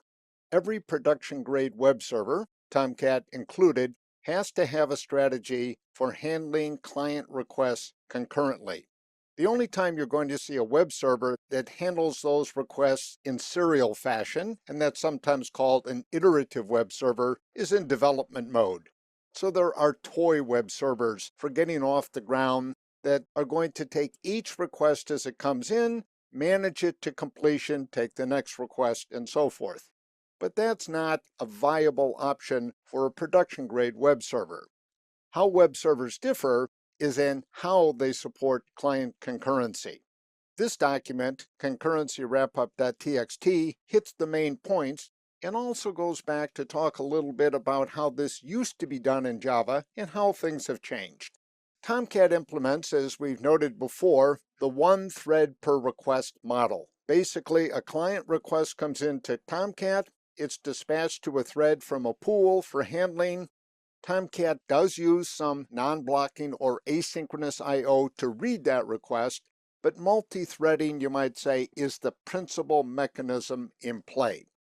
The thread pools that Tomcat uses are one per connector, so there's a thread pool for HTTP, another one for HTTPS. We'll see this eventually in the config files and so forth. And the pool size is configurable as you'd figure. The default range depends on the version of Tomcat you have, but typically 200 to 250, somewhere in that range. The tricky thing is the burden this multi-threading strategy places on the web app programmer. Threads within the same process, and all of these threads in the thread pool are within the same process.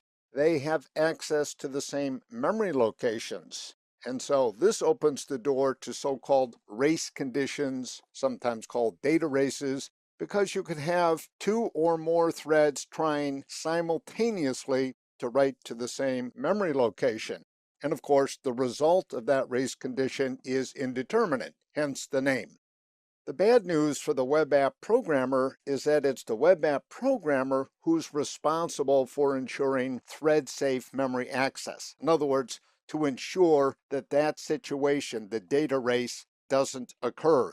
You don't have two threads writing to the same storage location, or one writing while another's trying to read. And the low-level baseline mechanism for doing this in Java is the so-called synchronized block. And here's a very short illustration of the syntax if you've not run into this before. What the synchronized block gives you is guaranteed mutual exclusion within the block.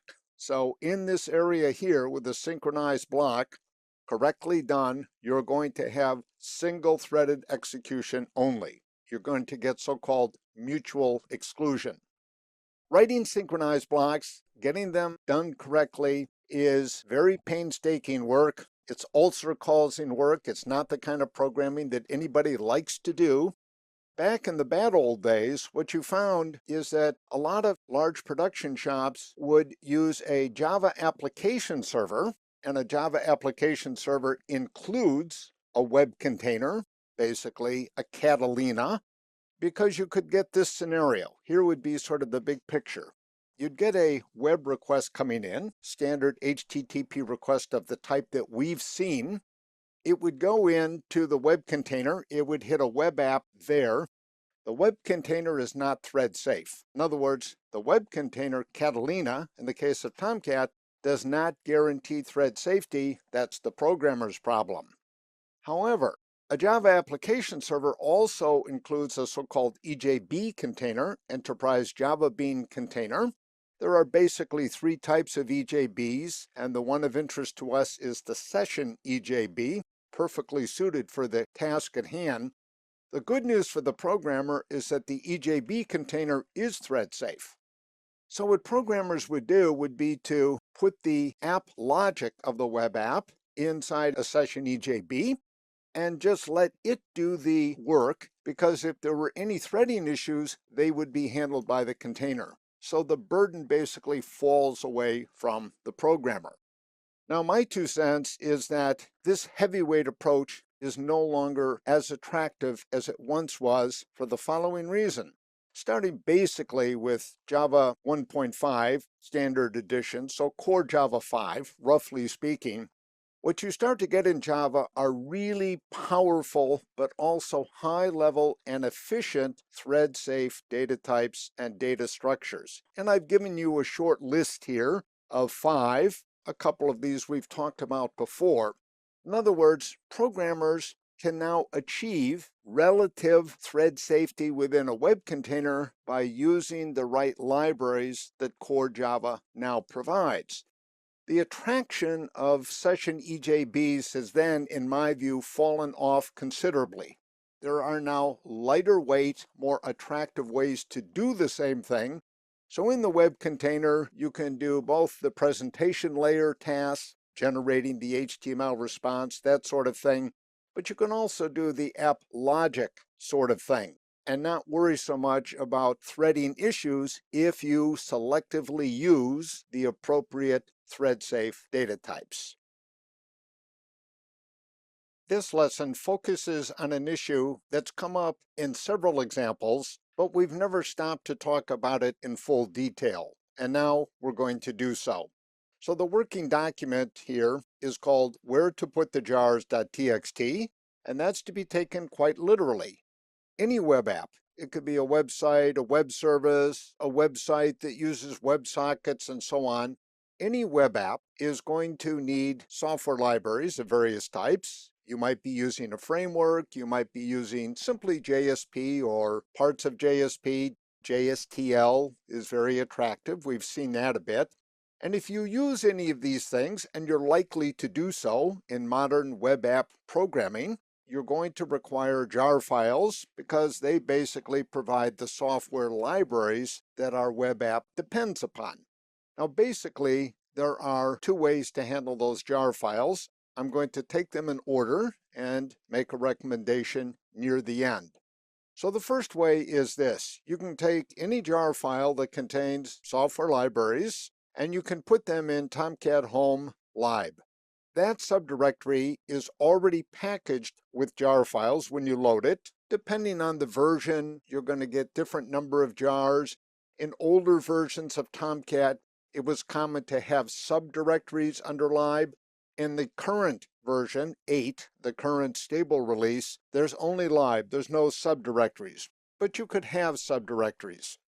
Right now, in the version that I'm using, which is the current release, when I downloaded Tomcat to this particular machine, it's a Mac, I got 24 jar files in Tomcat/lib, and here's a list of them, together with a short description of what each one of those does.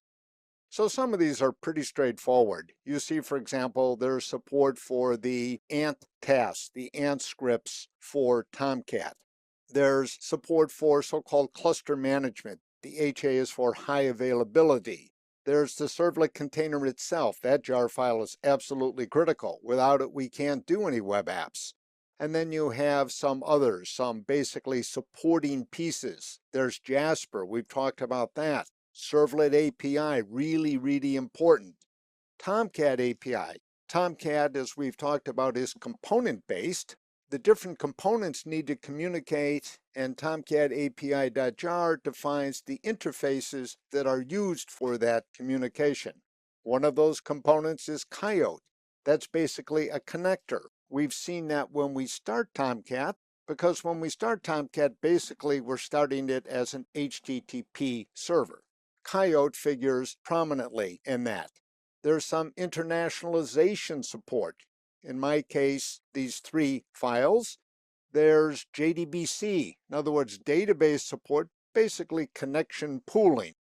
So Tomcat doesn't actually do the talking with the database. Our apps do it, but they do it through connections made, and those connections are pooled by Tomcat for efficiency purposes. There are utilities, and most recently, of course, we've seen the WebSocket. So there's the WebSocket API and the WebSocket implementation. All of these jar files and any others that we might add are basically loaded when Tomcat starts up. So if Tomcat's running and you drop in a new jar file, it's not going to do any good. You need to restart Tomcat. The real issue is, should you add any extras? You'll recall that in the Apache Tomcat download page, there actually was a little section for some additional jars. And currently for Tomcat 8, these are the 4 that are available. So there's Catalina JMX. This is basically for remote admin. It's something that we'll talk about downstream. There's some support for SOAP-based web services. They basically come in this jar. And then there's some support for Tomcat's own customized logging. So for example, you can actually use Tomcat's implementation of the java.util.logging API, and this will actually do, if you want, per web app logging. So it's very powerful, very fancy. If you want that sort of support or need that, you might use these two. Now, my 2 cents would be this. What I would drop into Tomcat Home Lib would be the JMX, if I were going to use that, and the 2 Julies. The web service, I'd actually pack into my own WAR file, and we'll get to that second option right now.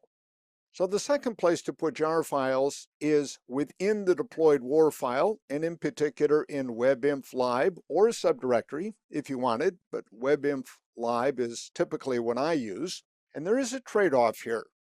Now, the downside is that you are not sharing this jar file with any other web app. So if you had, for example, something like stats.jar that contains statistical libraries that you wanted to use, and you put it in WebApp 1's WAR file, and you also wanted to use it in WebApp 2's WAR file, you would of course have to load it into both if you take this approach.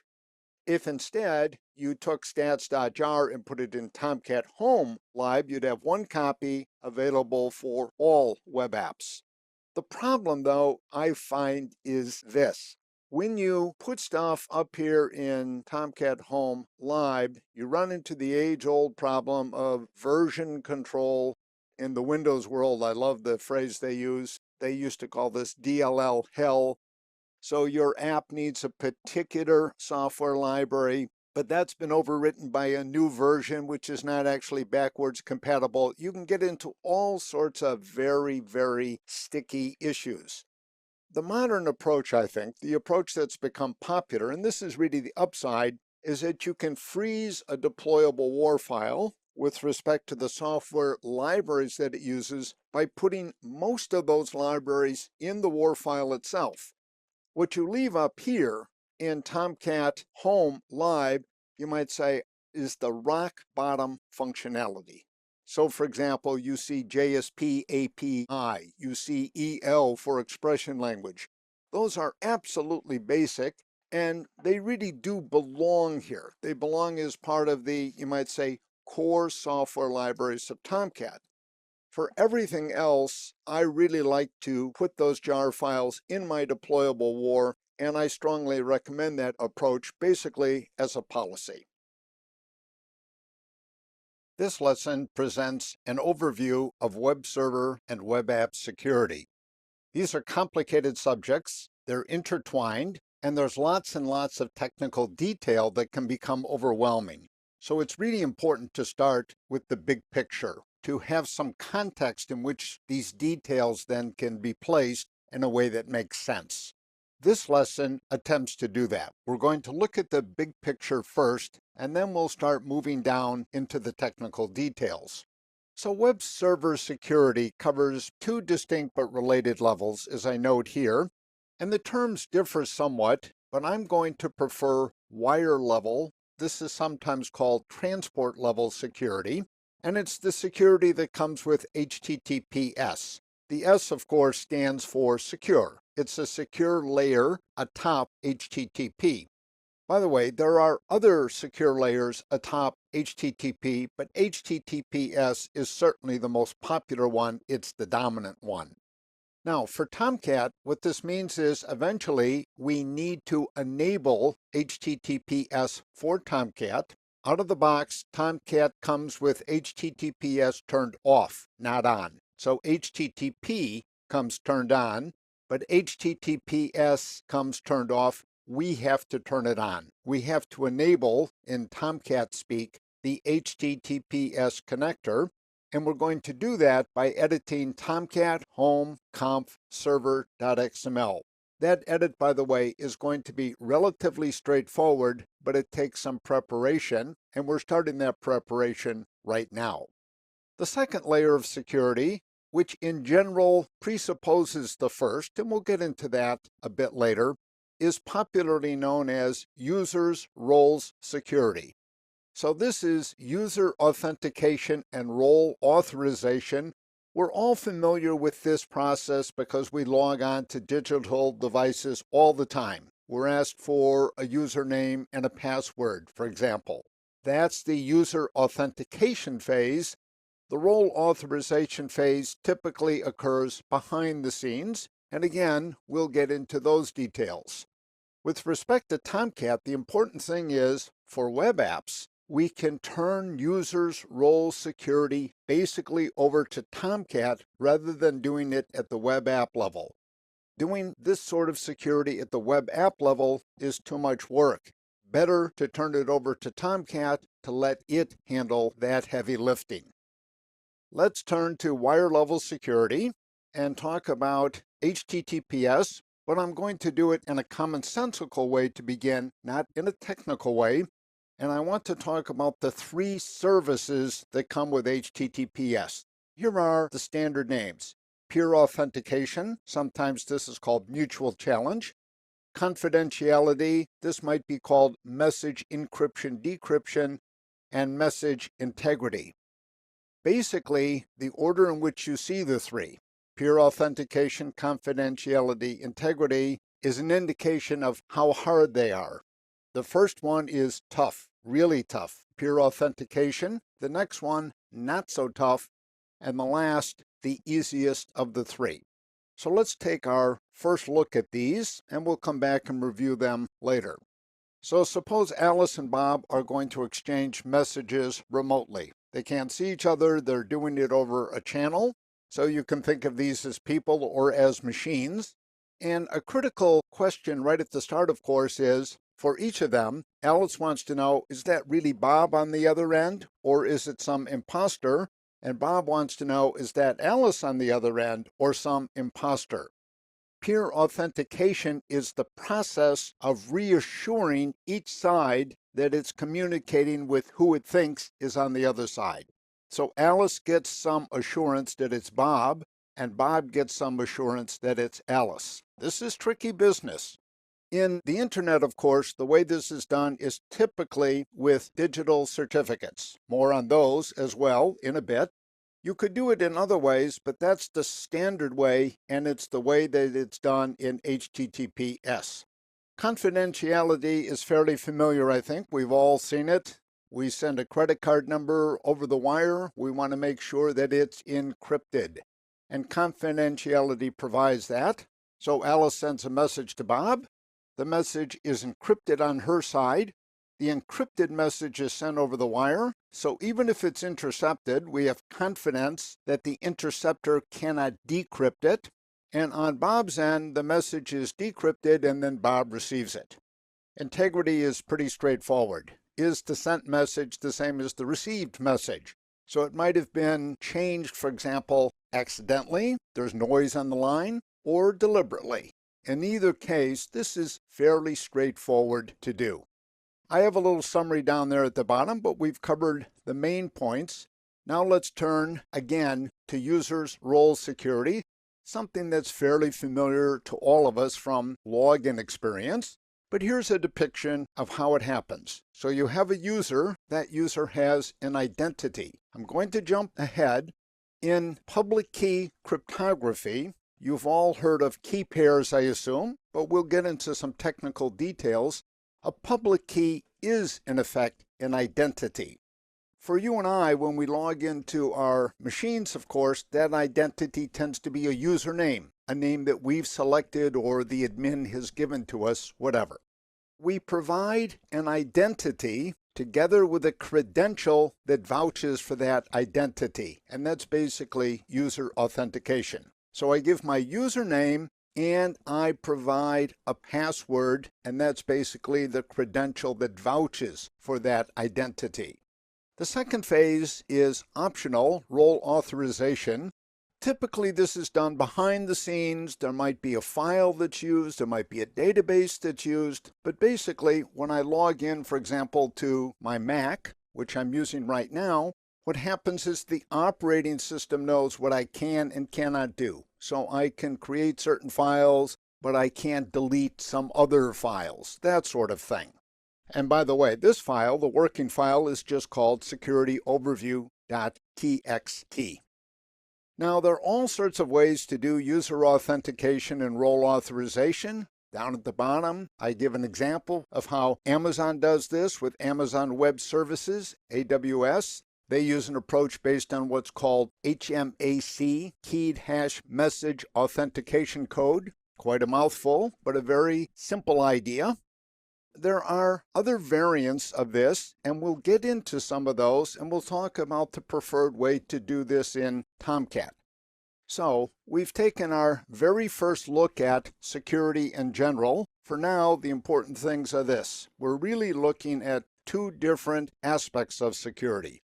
Wire level security, HTTPS, and then users' roles security. And we're interested in how Tomcat basically handles both of those. This lesson continues our big picture overview of web server security, but now we get more down into the details because we look at things programmatically. So we look at basically what happens when curl goes against Tomcat using HTTPS. Let me describe the setup. I've already configured my Tomcat to do HTTPS. We'll do that in a later lesson. We'll go through all of the steps required, but right now we'll take that for granted. That's already been done. The sample web app has been configured so that Catalina, the web container, is basically going to do the user's roles security. We'll talk in detail about how to do that, but again, we take that for granted. And curl is going to be used to issue the HTTP request. I'm using curl rather than a browser because I want to get a trace, and curl is very good at doing that. Curl is a tremendous tool for doing traces of this sort of thing. Now let me talk a little bit about the curl output, and I describe that above. So we're looking, by the way, at curl security example.txt in my Emacs editor. Here's how you read the output. Anything that begins with a star describes what's going on under the hood. So this is, if you like, a description, a log from curl of what it's doing. Anything that begins with a greater than sign is something that goes from curl to the web server, in this case to Tomcat. And anything that begins with a less than sign is coming back from Tomcat to curl, the client. As you can see, most of the lines begin with a star because what's happening here is this. I've asked curl to connect to Tomcat on port 8443. You see that at the end of this line, and 443 is the conventional port for HTTPS. Tomcat uses 8443. Port 80 is the standard port for HTTP, and as we know, Tomcat uses 8080 by default. Once again, these numbers are configurable. We could change it so that Tomcat waits for HTTPS on 443. So what curl is doing is acknowledging that it has connected to Tomcat over port 8443, and now they're doing some exchange of certificates. So the way the peer authentication occurs is through the exchange of certificates. So that's being recorded here. There's a little business about where the certificates are being stored and so forth. And then down here, you see a lot of discussion about the handshake, something we'll also get into in some detail. But basically, the client and the server is curl, the server is Tomcat, need to agree on certain algorithms. So they need to agree, for example, on a hash algorithm, on an encryption algorithm, and on other points. They have to talk a little bit about the digital certificates that are being exchanged. All of that is occurring here, basically. Finally, down here, the handshake is finished. By the way, the SSLs are all Secure Socket Layer, and in this case, version 3. And the S in HTTPS is, in effect, SSL, the Secure Socket Layer. So once all of this is taken care of, in other words, once they've agreed that they can have an HTTPS connection, then the normal request response business goes on. So you can see the request is get predictions. That's the name of the WAR file. And you can see here, this is one of the HTTP headers. It's called authorization. This is the standard name. What you actually have here is encoded a username together with a password. Doesn't look like it, but that's what you have here, basically. The user agent is curl rather than a browser, and again, we're going against localhost 8443 because we're doing HTTPS. So you have a new line at the end here, a new line here that ends the request basically. A GET request has no body, so it ends the header. And this is the response, 200 OK. So basically it worked. A little bit of information about the server, Apache Coyote, so on and so forth. And then down here is the HTML return. So predictions is actually a website. We're getting the home page for that website, but that detail is not so important. So you can see that a lot of the action here is taken up in this so-called handshake, this agreement on what algorithms are we going to use. This can be described in summary by saying what's being agreed upon here is what's called the cryptographic suite, the collection of algorithms at play in trying to set up the connection. In this lesson, we're going to focus on some critical security concepts that come into play with Tomcat security in particular and web security in general. So I have a zip file called securityconcepts.zip. It contains 4 HTML documents and some PNG images. And we're looking at the first of these documents. It's called start.html in my browser. So it depicts what's commonly called the man-in-the-middle scenario. Let's talk about how it relates to what we're going to be doing with Tomcat. So I have Alice and Bob depicted here. Think of one of these as the browser and the other as the web server. So they're two parties to the communication. And then we have Eve, the evil hacker, the eavesdropper, in the middle, hence the name. So the idea is Alice thinks she's sending messages to Bob, but in fact, they're being intercepted by Eve, and Bob thinks he's receiving messages from Alice, but in fact is receiving messages from Eve. So Eve is the person in the middle in this scenario. Now looked at in the big picture, in HTTPS, the peer authentication phase is meant to build trust on the Alice and Bob sides that they're talking to who they think they're talking to. So in other words, what happens is Alice sends certificates to Bob in order to assure Bob that it really is Alice on the other end, and Bob sends certificates to Alice to persuade Alice that it is indeed Bob on the other end. So it's a way of building mutual trust about the identity of the other party. We'll see how this works in some detail, but the big picture is really helpful here. With the big picture clear, the details become pretty clear. Now let me introduce some more jargon that's really central in Java. Java uses this terminology all over the place, and we're going to be using it as well.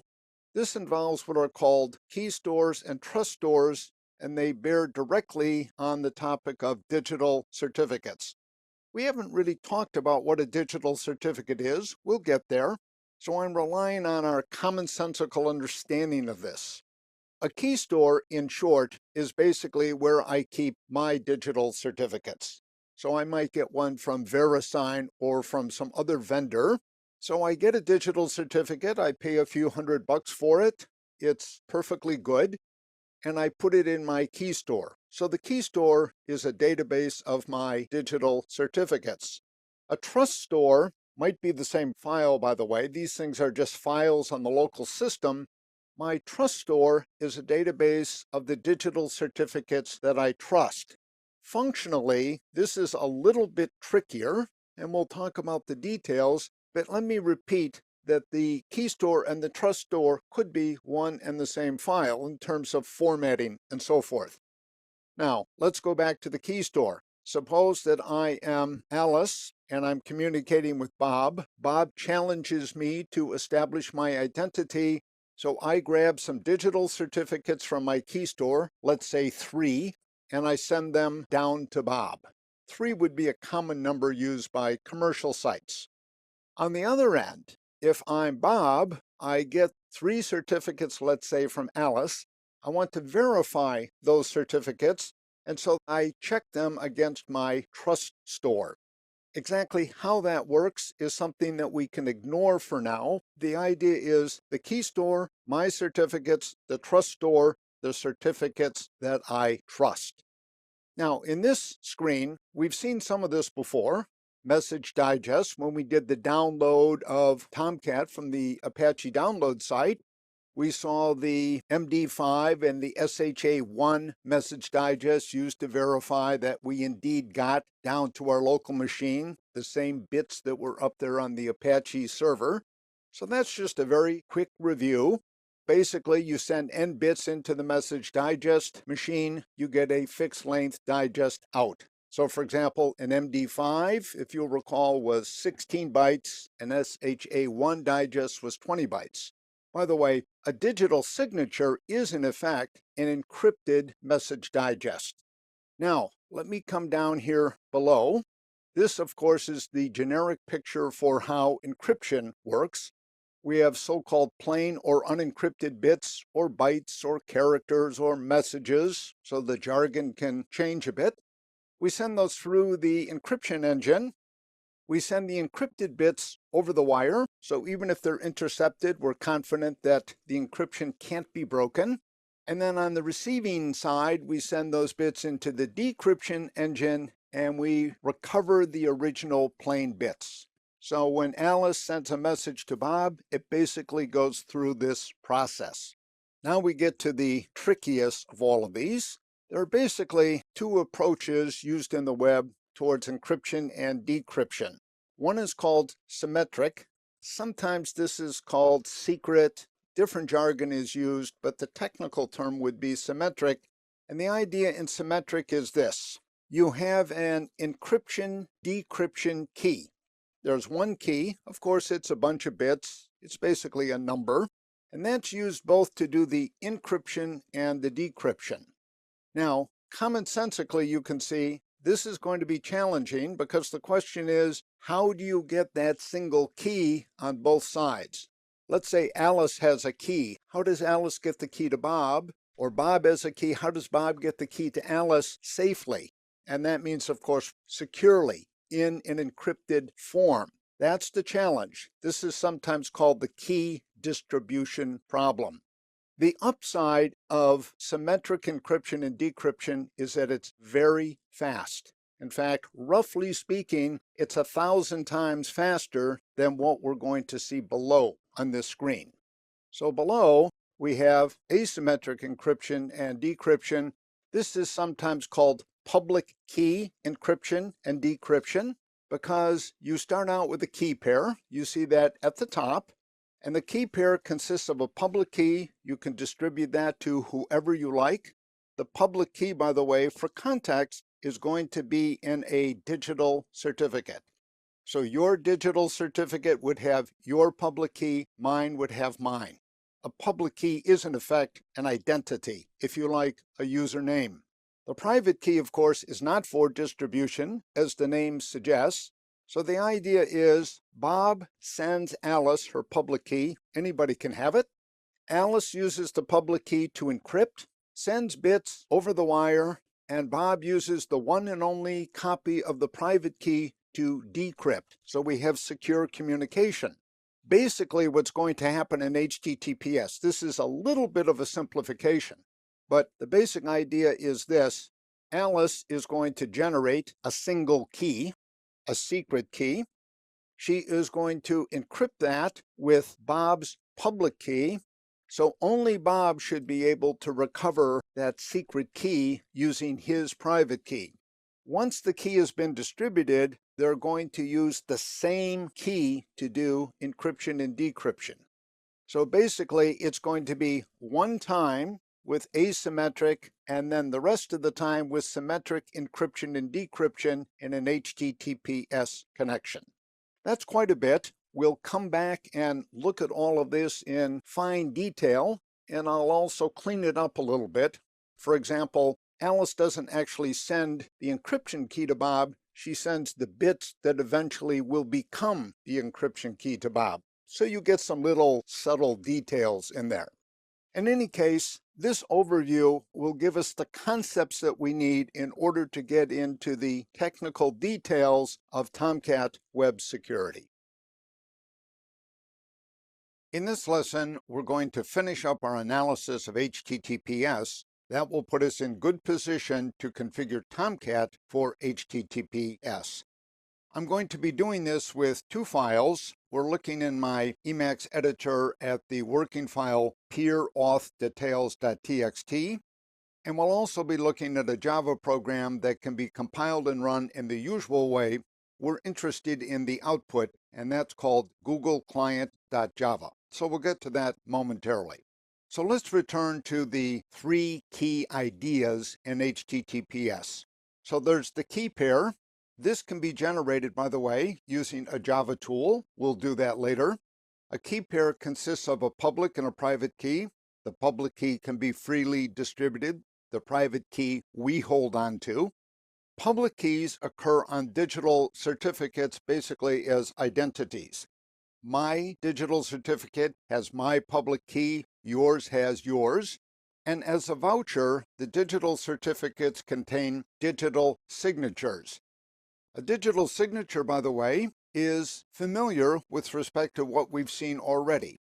It's simply a message digest that has been encrypted with a private key. So who does that vouching? That's a certificate authority, abbreviated as CA, and that's a company that places its digital signature on a digital certificate in order to vouch for it. So, for example, RSA is a certificate authority. VeriSign is a certificate authority. There are various ones out there in the commercial arena. Digital certificates come to the fore in the way in which HTTPS addresses the man-in-the-middle challenge. So if we return to the Alice and Bob example, they're trying to confirm the identity of the other, and basically they exchange digital certificates. Maybe one apiece, maybe several apiece. The digital certificates that belong to Alice are kept in her key store, and she provides those to Bob. And the digital certificates she gets from Bob, she checks against her trust store. So the key store and the trust store are basically repositories of digital certificates, but they function a bit differently. Now I've laid out here in 5 steps the scenario that Alice would go through in order to get a digital certificate by interacting with a certificate authority. The details are really not critical for what we're doing, but out of curiosity, you may want to take a quick look. If you use the key tool that comes with Java, you'll basically be going through these steps, and I'm going to talk about the key tool a bit later. Now let me get back to some main points with respect to key store and trust store. Java ships with the default trust store. This is important for us, and it impacts the example that we're going to move to shortly. And that default trust store is in Java Home, so the install directory JRE, lib security, and the name of the file is by default CA certs. So certificate authority certificates. That's our trust store. We don't have a default key store. In other words, Java doesn't give us a digital certificate that we can use. We need to create that on our own. Finally, here's an example of the layout of a digital certificate. The format is called X509 version 3. That's the current version. And if you just look at a couple of these points, you can see, for example, down here, the public key algorithm being used for this one is RSA encryption. The size of the public key is 1024 bits. You'd always expect that to be a power of 2. The signature algorithm down at the bottom is MD5. We've seen that before. Message Digest version 5 using RSA encryption. So that digest is being encrypted with a private RSA key. So you can see things here are basically in hex. There's lots of information. We don't need to dig into these details. They're not so important to us right now. We're interested in how this certificate functions in HTTPS.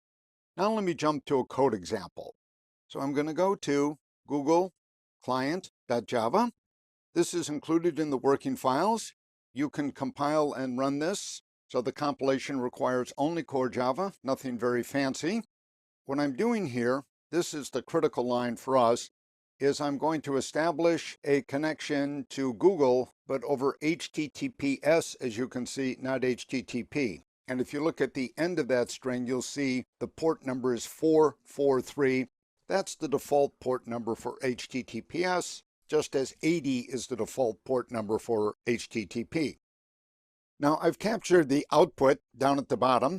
If you run this, you may get slightly different output. Google may be changing its certificates, its underlying algorithms, but let me show you what we got in this run. In particular, I want to start with this cipher suite. By the way, immediately above, the status code just means, of course, we succeeded. So this is quite a mouthful, cipher suite, TLS underscore blah, blah, blah. I'm going to explain that down below. But basically, this lists all of the algorithms in play.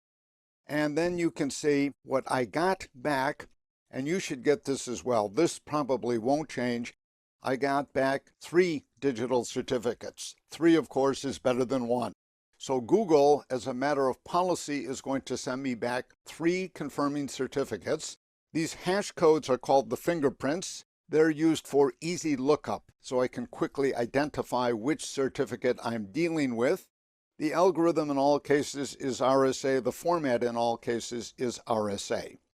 Now let's look at these tricky little algorithms. TLS stands for Transport Layer Security. SSL stands for Secure Socket Layer. SSL was developed originally by Netscape. TLS is now the replacement. The International Engineering Task Force took over maintenance, basically, of SSL and renamed it to TLS. So it's a little confusing, but in effect, TLS and SSL are roughly the same thing. This one is quite a mouthful: elliptic curve, Diffie-Hellman key exchange. This is basically the handshake algorithm in play. And if you're having trouble sleeping, I've gone through the steps down here below. This is basically a recap of how that algorithm works. We don't need to know the details. We just need to be reasonably confident that it does work, and we can be reasonably confident. RSA is the public key algorithm in play. It's named after 3 former MIT professors who came up with this. So the official name for this would be the Public Key Cryptography Algorithm. This is another mouthful: AES 128, GCM. So AES for American Encryption Standard. The 128 is basically the bit size of the so-called secret key used in encrypting and decrypting the HTTP messages once the handshake has been completed. And SHA-256, we've seen SHA-1. SHA-256 is the hash algorithm, the message digest algorithm in play. As noted then down below, these are the actual steps in the handshake. So you can see right away that there's something going on under the hood in order to get HTTP up and running. There is overhead associated with it, no question. But of course, we're getting a lot of service for our money as well. Let me jump to the command line to finish up, and let me clear the screen because you can see I've done a test already. And basically, let me run that Google client so you can just compile it and then run it. And you can see that I'm getting back pretty close to what you saw in the handout. The difference, of course, might be in those hash codes for the different certificates. But I get back 3. And basically the algorithms in play are essentially the same, what we saw in the working file.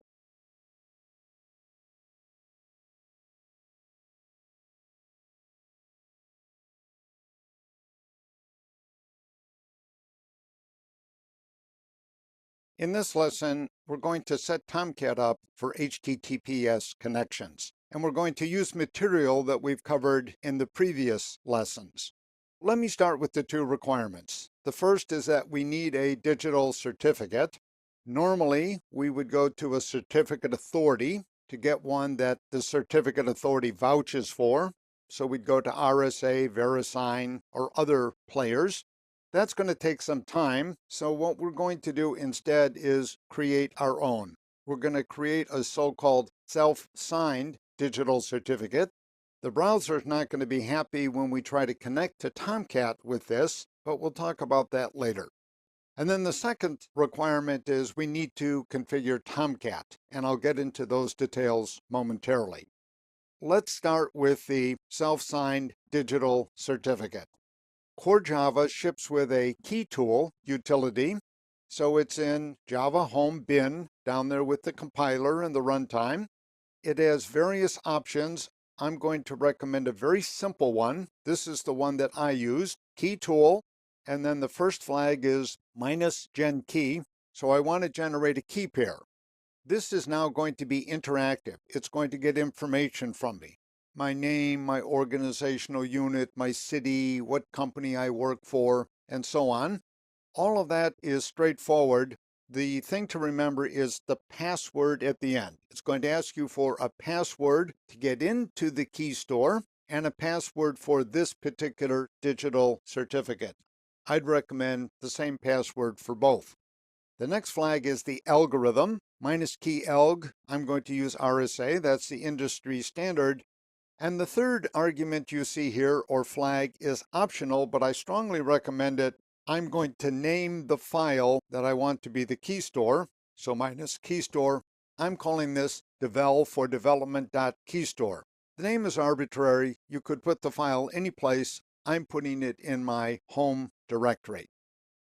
That's going to take a couple of minutes. Once we have that done, we need to configure Tomcat. So Tomcat home conf server.xml is the file. We back it up, of course, before we make any changes, just in case. And roughly in the middle, you're going to find something that looks very close to this. In particular, you might search on 8443. That'll take you here. And you'll notice that this section for this connector is commented out. So out of the box, Tomcat does not support HTTPS connections. We need to set it up. So what we're going to do is uncomment this, and I've done so below and broken out each of the attributes on its own line for readability. So I'm leaving the port number to be 8443, but in production I might change that to 443, the standard port for HTTPS. The max threads 150. That's the thread pool size for HTTPS. It's a little conservative, I think. Down here, client auth is a critical one. You can see it's set to false. Basically, what this means is the following. Tomcat expects that a browser is going to challenge it, Tomcat, but Tomcat is not going to challenge the browser for a digital certificate. For example, I might be on a handheld device. I don't have a digital certificate there. I want to connect to Tomcat. Tomcat is not going to require that I have one. The assumption is going to be that we're going to require a login or something like that if needed. So what you have here is typical of modern websites. You don't really have peer authentication. You have one way. The client challenges the server, but not the other way around. We might change this if we wanted, or if we were doing exclusively web services with this particular Tomcat, we might set that to true. The protocol is TLS. Transport layer security. The original protocol came from Netscape, as noted. SSL. TLS is really the new name. The two lines I added were these two. I recommend them strongly. I would explicitly name the key store file to avoid any problems, so I put it in, as you can see, user home. I call it devel.keystore. Any name would do. You can rename it after you create it. The password in my case is qubits. That's the password both to get into the key store and to get at the digital certificate that we created up above. If Tomcat's running, we need to restart it because changes to server.xml won't be picked up automatically. Tomcat reads that file only at startup, and then we open a browser to https localhost 8443, and I'll show you that momentarily. Depending on the browser, you're going to get different levels of complaint. Chrome, for example, is very unhappy about this. Basically tells me, don't do it, you're making a mistake. But I can override it. I can say, no, I know what I'm doing. It's okay, please connect. What's happening, of course, is the browser recognizes that the digital certificate is self-signed. So the browser has done a check against the browser's trust store and has said, gee, we can't trust this guy, it's no good. Let me make a final point before we look at the browser. Within server.xml, immediately above where we change the HTTPS, you're going to see the connector for HTTP, 8080 as we've seen. And one attribute we've not talked about before is this redirect port equals 8443. And this basically says the following. I have a web app. I'm going to require HTTPS for it, but a user, a client, tries to connect using HTTP instead. I don't want that. So basically, Tomcat is going to take over automatically, and it's going to go back to the client, presumably the browser, and say, no, you should be connecting to 8443. That's the HTTPS port. Please do so automatically. So that's a nice touch. You would expect that from a production-grade web server, and Tomcat delivers. To make sure that all of this worked, what I did was I opened up a browser. I did this earlier, of course, to test it to make sure it would work. But you can see I'm still getting some caution here from Chrome. If you look up at this input window, you can see that the HTTPS has been stricken through with a red line. It's in red, and there's a big X to the left of it. Basically, Chrome is telling me there's a worthless certificate being delivered by this web server. You really shouldn't be connected. But of course, I want to be connected. I want to make sure I'm up and running. So if I can get the Tomcat homepage by going through port 8443 in the scenario that we've just walked through, then I know I've been successful. Tomcat is now up and ready for HTTPS connections. This lesson recommends configuring Tomcat for HTTPS as an exercise. The gist, as I note here, is simply to repeat the process that we've just been through, doing it from start to finish. But if you have the time, I think you'll see that walking through it one time will really be helpful. You'll learn quite a bit.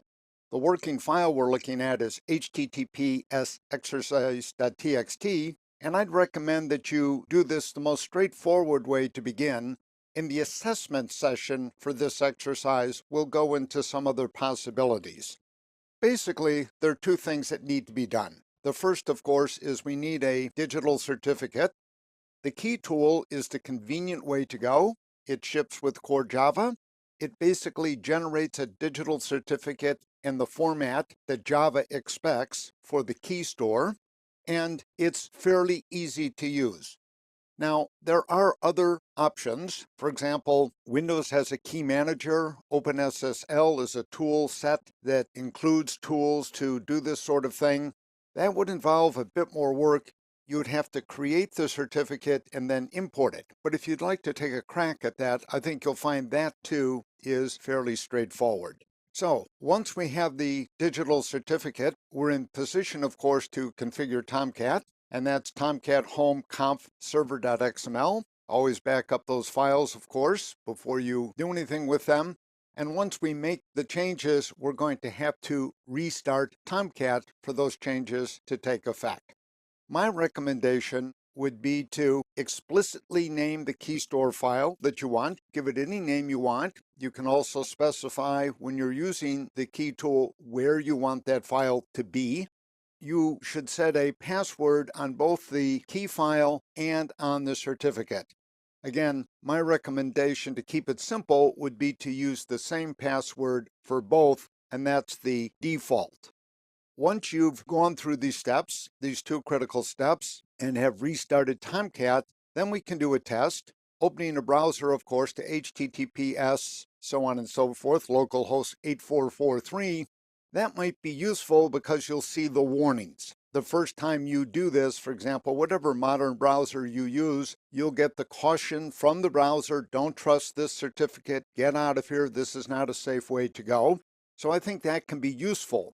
You can also test with curl. You just do curl and you give it the HTTPS URL shown here.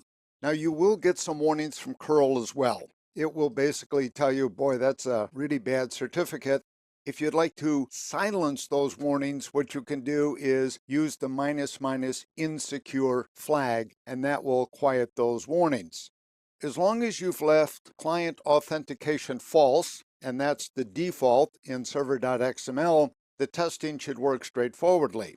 If you should set client auth to true, then on the client side, you're going to need a digital certificate in order to satisfy the server when the server challenges the client. So the first time through, I would let that go, and that's a detail we can look at later. So I hope you have a chance to take a crack at this exercise. It'll be helpful in configuring Tomcat and getting a better grasp of HTTPS. This lesson is an assessment of the exercise to configure Tomcat for HTTPS connections. This assessment gives us a chance to dig into some details. As you'd expect, security is a very broad and a very deep field, and we've been scratching the surface. Now we can go a bit beneath the surface and look at some important technical details. So there were two parts to the exercise. Generating the self-signed certificate. We don't really have time to go to a certificate authority, but if you had a real certificate in place already, you could, of course, use that. In configuring a certificate or generating a certificate from scratch, there are different formats that have to be taken into account. So what the key tool uses by default is something called JKS, Java Key Store format.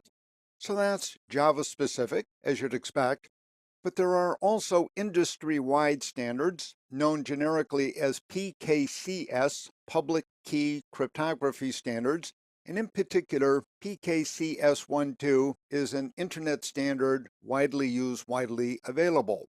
So you could use tools from, for example, OpenSSL, and I've provided the URL there. Unix-type systems tend to have this toolkit already installed, but it's easy to install. You could also install it on Windows using the GNU package. And Microsoft has a key manager tool, very similar in functionality, that's also available. And both of those could generate certificates of this format. The key tool then can be used to import these. There are many tutorials available on the web, and if you just type key tool at the command line, it will go through some details. So this would be a bit more work, but you're not bound to use the Java key tool. There are other ways to go, obviously, to get certificates. And if you have a commercial grade certificate, that's even better. You would want it in the PKCS format. Configuring Tomcat, what I've done below is this. I've basically listed the connector with all of the attributes. We've seen this before, and what I'm going to do is talk about some really important options. So the first option really has to do with this line here, the protocol used. The first one, the port number, we'll get to in a moment, but the protocol is really, really important. So there are two choices. One is JSSE. That's the Java Secure Sockets extension. It was introduced in JDK 1.4. It's been around ever since.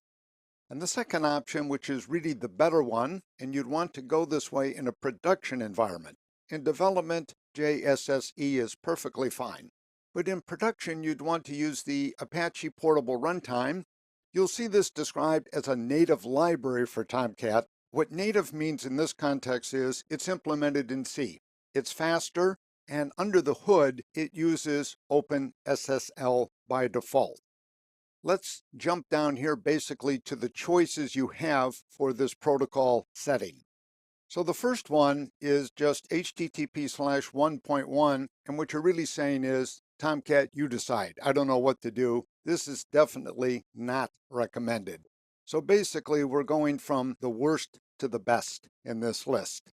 The second choice is to use JSSE BIO for blocking I/O. That's okay. In development, it's probably just fine, but in production, you'd want to take advantage at the very least of one of the next two, non-blocking I/O. And of course, the second, the NIO2, would be the way to go if at all possible. The best choice, again, is to go with this choice, the Apache Portable Runtime. You would need to install that separately, but on a production machine, you would do that, I think, in any case, and it's no big deal. You also get an automatic keep alive for connections. In general, you get higher performance, more flexibility. So, highly recommended. Now let's talk about the other attributes briefly. By the way, this working file is https exerciseassessment.txt. So the port number by default is 8443. We could change that to 443, the conventional port for HTTPS. Whatever change you make here, make sure that you change the redirect port attribute. We looked at that earlier for the HTTP connector. So that's really important. So as you can see, on this machine, a Mac, this is my basically development machine. I'm using NIO perfectly fine. And max threads are set at 150. That's the thread pool size. Were I to jump up to APR, I would change this to 200 anyway. Maybe 250, maybe even higher. Depends on the machine. SSL enabled, you definitely want that set to true. That's basically the turn on switch. You're saying, I want the S in HTTP. The scheme is HTTPS. That's the conventional HTTP symbol for this particular scheme. Secure, you want set to true. This sounds redundant, but this really has to do with notifying servlets that HTTPS has been turned on, so you want that true. Client auth is really the only tricky one here. For websites, for example, let's take a website such as Amazon. I shop at Amazon, and I hit Amazon with all sorts of devices. This particular machine, my iPad, occasionally I use my cell phone, not that much. I use desktop machines at home, in the office, and so on. I might not have a digital certificate in all of those places. Digital certificates time out.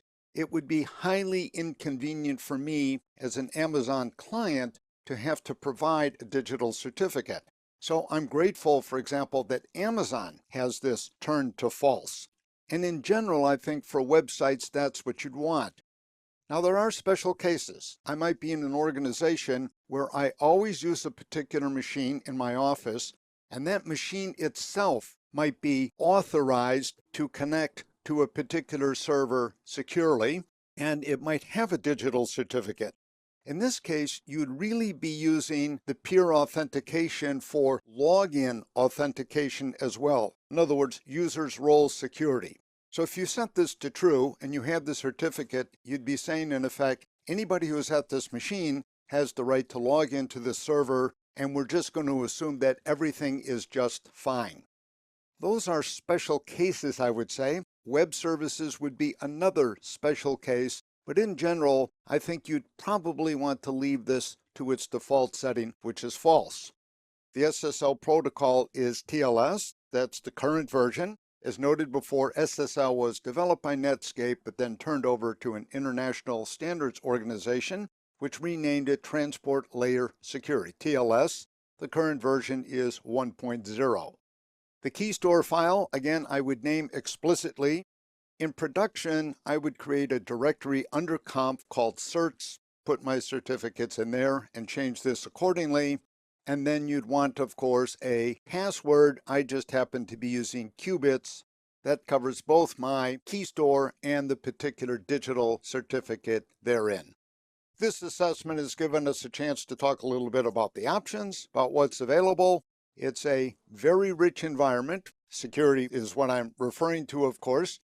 And Tomcat basically has professional level configuration for that environment.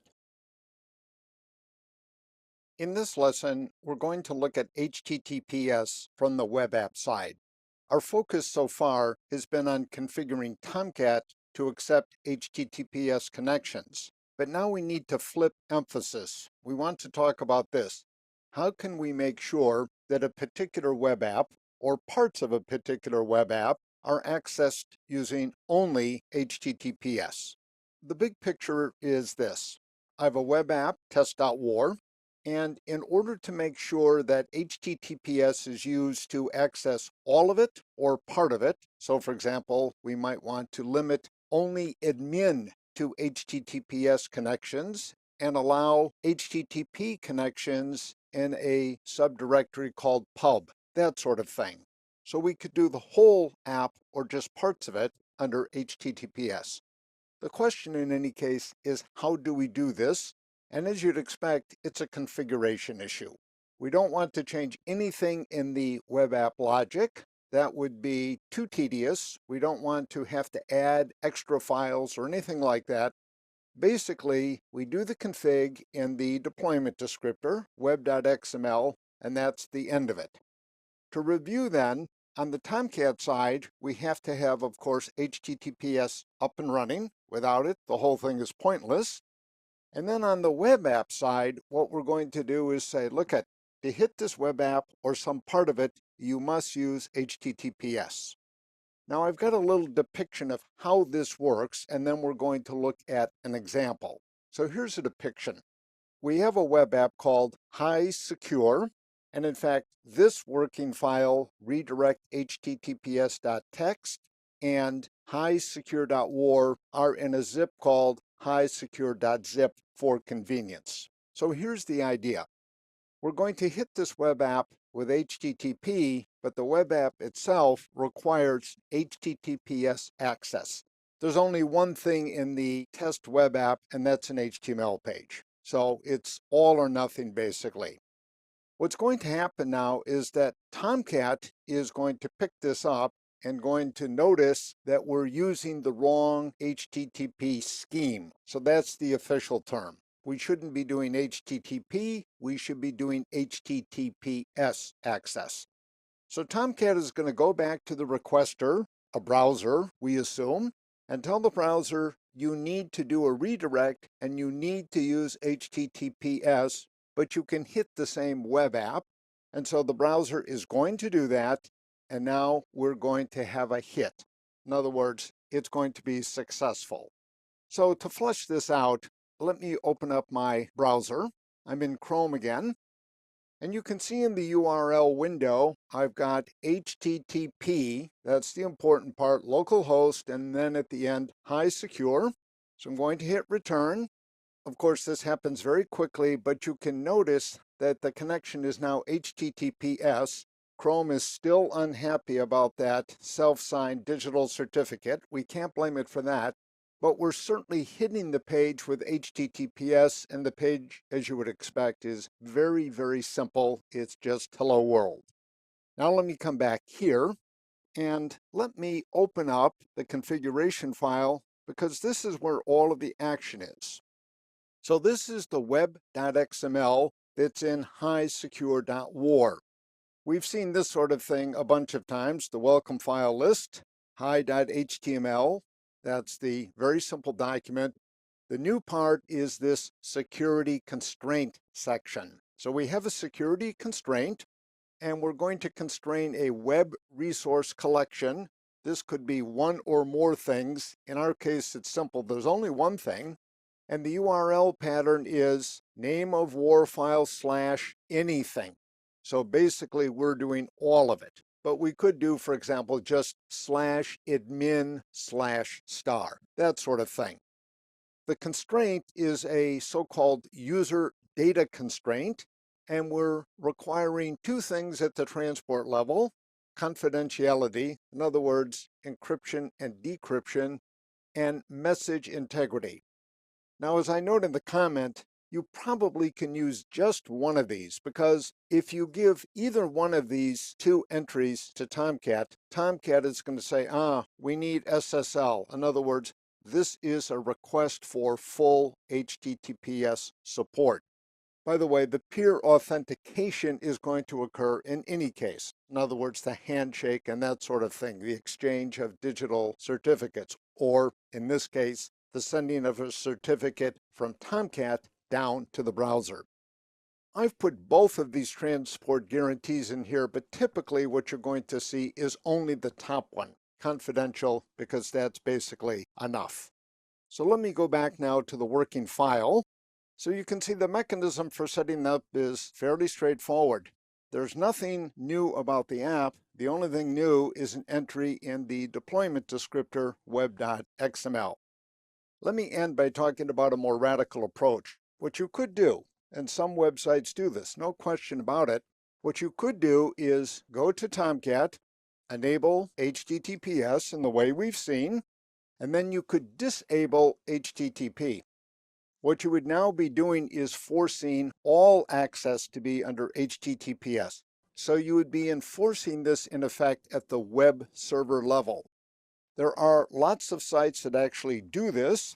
If you want flexibility, some apps you can hit HTTP or some parts of some apps HTTP, others HTTPS. Then you would take the approach that we've seen here. But you can take a more extreme approach, and that would be fairly straightforward. You would do it at the connector level in server.xml. In this lesson, we're going to turn our attention to the other side of security, users' roles security. So far, we've been focusing on wire level or transport level security. Users' role security is familiar to all of us because we all use devices that require us to log in and so forth. So it really comes down to these two questions. How can you verify your identity? So of course you need to present an identity. You might do that with a login ID, a username, whatever you'd like to call it. And you need to provide a credential that vouches for that identity. This is user authentication. By the way, sometimes the identity and the credential can be the same. So for example, if I give a fingerprint on the screen, that would be both my identity and the credential that vouches for it. The second question then is what access rights go with that identity, and this is the role authorization part. So I list some examples here, familiar and perhaps not so familiar. So for example, logging into a computer is basically this example. And then I talk a little bit about how Amazon Web Services does this. So there are various ways of doing users' role security. We're mostly interested in how do we do it in such a way that Tomcat can do the heavy lifting. The depiction is down here. The user goes through the authentication phase. That's basically a required phase. And then the authorization is optional. And the authorization is usually done through a database or equivalent lookup. The authentication may be interactive. I've given a screen, I'm asked for my username and password, but then the authorization is done in the background. Now let's talk about how we're going to do this for web apps deployed, of course, with Tomcat. You could handle all of this at the web app level. This, as you might expect, is a very bad idea. It does not scale. It's an awful lot of work, and it's just not reliable. We don't want to do that. What we want to use instead is what Tomcat calls container managed security. Basically, we're turning it over to Tomcat, or to be precise, to the Catalina web container. We're saying basically, you take care of it. Now, as you'd expect, we're going to have to do something in the web app, and we're going to do that something in web.xml. So once again, it's going to be a configuration issue. There are various options for doing this, and we're going to take the standard or preferred way. So let me move down now and talk about the options. These options derive from what is known as HTTP authentication modes. You'll typically see these referred to as authorization modes. In other words, the second auth in auth. And basically, HTTP 1.1 in any case has 4 possible modes. And normally you'll see these in all caps, and so that's what I've done here. There's basic, And basically, the browser provides the login form, and then the information is formatted in a particular way. It's base 64 encoded, so there's certain standard approaches to doing this. We're not going to use this. This is sometimes used in web services, particularly RESTful web services, but for websites, it is certainly not the preferred way to go. And we're going to look at a website example. Digest is very much like basic, except a digest of the password and not the password itself is sent over the wire to the server. This is not used so much. I'll get into the reasons a bit later and talk about a variant on this approach. The next approach is called form. In the Windows world, by the way, they call this forms. They pluralize it, but it's the same thing, form. And what it means, in effect, is that the web app provides the login screen. It has to follow certain conventions in doing that, certain naming conventions, and we'll look at that. So form is like basic, except that we, the developers, provide the login form. We don't rely on the browser to do it. And client cert, again, is used mostly in web services for reasons we've gone into before. It is very rarely used in websites. So basically, both the identity and the voucher are done with a digital certificate, which is sent from the client over to the web server. The example we're going to do is form, but in terms of the big picture, what we're really interested in is doing container managed user authentication and role authorization. In other words, letting Tomcat do as much of the work as possible. In this lesson, we're going to focus on the Tomcat notion of a security realm. Realm is an unusual term in the computing industry, but Tomcat has used this term pretty much from the beginning. Let me go back and review very quickly what we've seen so far. With respect to wire level security, there was a Tomcat side handled through configuration basically, and a web app side also handled through configuration, in particular the web.xml file. We're going to find the same structure here. There's going to be a Tomcat side to users' roles security and a web app side, and the Tomcat side is basically the realm. Once again, the web app side is going to be handled in the web.xml config file, and we'll look at that through an example. So let's get to the realm. If Tomcat is going to do user authentication and role authorization, clearly it has to have a data store of information.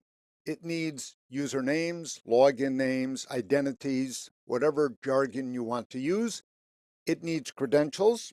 The password, of course, is still the standard example of a credential.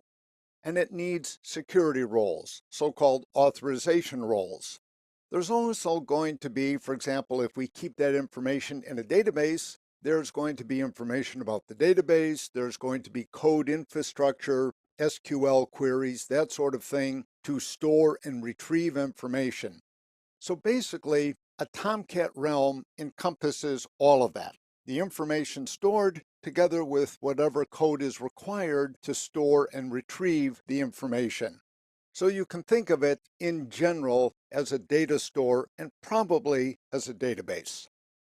We configure a realm, as you would expect, in Tomcat home conf server.xml, the main config file, nice and clean. We've been there before. And once you configure a realm, that realm is basically active. There is a default realm, and in development, it's very convenient to use, and that's what I'm going to use in the forthcoming example.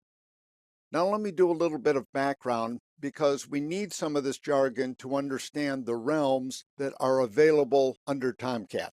So Tomcat has available realms, and if we don't like those, we can roll our own. Let me start with JNDI, Java Naming and Directory Interface. Basically, this is an API for associating names with entities. As an example, consider this. This is a URL used in one of the earlier web app examples to hit the Postgres database. So you see JDBC : Postgres : // In other words, there's a certain syntax, a certain convention that has to be followed. And basically, what you're seeing on this line is a JNDI name. The corresponding entity is the user's roles database, and that's stored in PostgreSQL, and it's got various tables in there. So there's some user authentication role authorization done in that database. Let me go now to the built-in security realms because JNDI is going to figure in these names. So these are the ones that are already available. We can use these. Tomcat has the code that supports these. And I'll indicate in particular the one that is best for development. So there's the JDBC realm, and JDBC, of course, is the database infrastructure for Java. The auth information, so I'm using that again for user authentication role authorization. It's stored in a relational database, pretty much any database you might be using, and it's accessed through a JDBC driver. This would be a perfect example right up here. I'm using Postgres. I'm using the JDBC driver that comes with Postgres. At a slightly higher level, there's a data source realm. The information again is stored in a relational database, but it's basically accessed through a JDBC data source, which has a slightly friendlier API than the original JDBC. There's what's called the JNDI realm, and this is really for an LDAP-based directory server. So for example, you may be in a company. They may do their user authentication role authorization through an LDAP or other off-machine service. So the JNDI realm would be well suited for that. The user database realm is basically the default, and it has a subtype, a user lockout realm, which is meant to prevent so-called dictionary attacks. The user database realm basically uses a file that we've seen already, Tomcat home conf tomcat users.xml. Remember, we configured that in order to get at the admin side of the Tomcat Web Console, and we're going to use it again in the forthcoming example. Basically, security roles together with usernames and passwords or message digests of passwords, come back to that when we do the example, those could be stored in Tomcat users.xml. So if you like, it's a very simple XML data store, and for development perfect because we don't have to configure a database. We don't have to get into that. The memory realm has been around forever. In effect, it used to be the default. It's not JNDI based with respect to naming. But in effect, these two guys are really the same thing. Finally, the really high-powered realm, this would be used, for example, in a Java application server, WebSphere, JBoss, so forth. This is called the JAAS realm, Java Authentication and Authorization Service realm. This is really powerful, highly flexible. Now, as noted, the user database realm is there already. It's the default. But here are two examples of how you would configure a realm.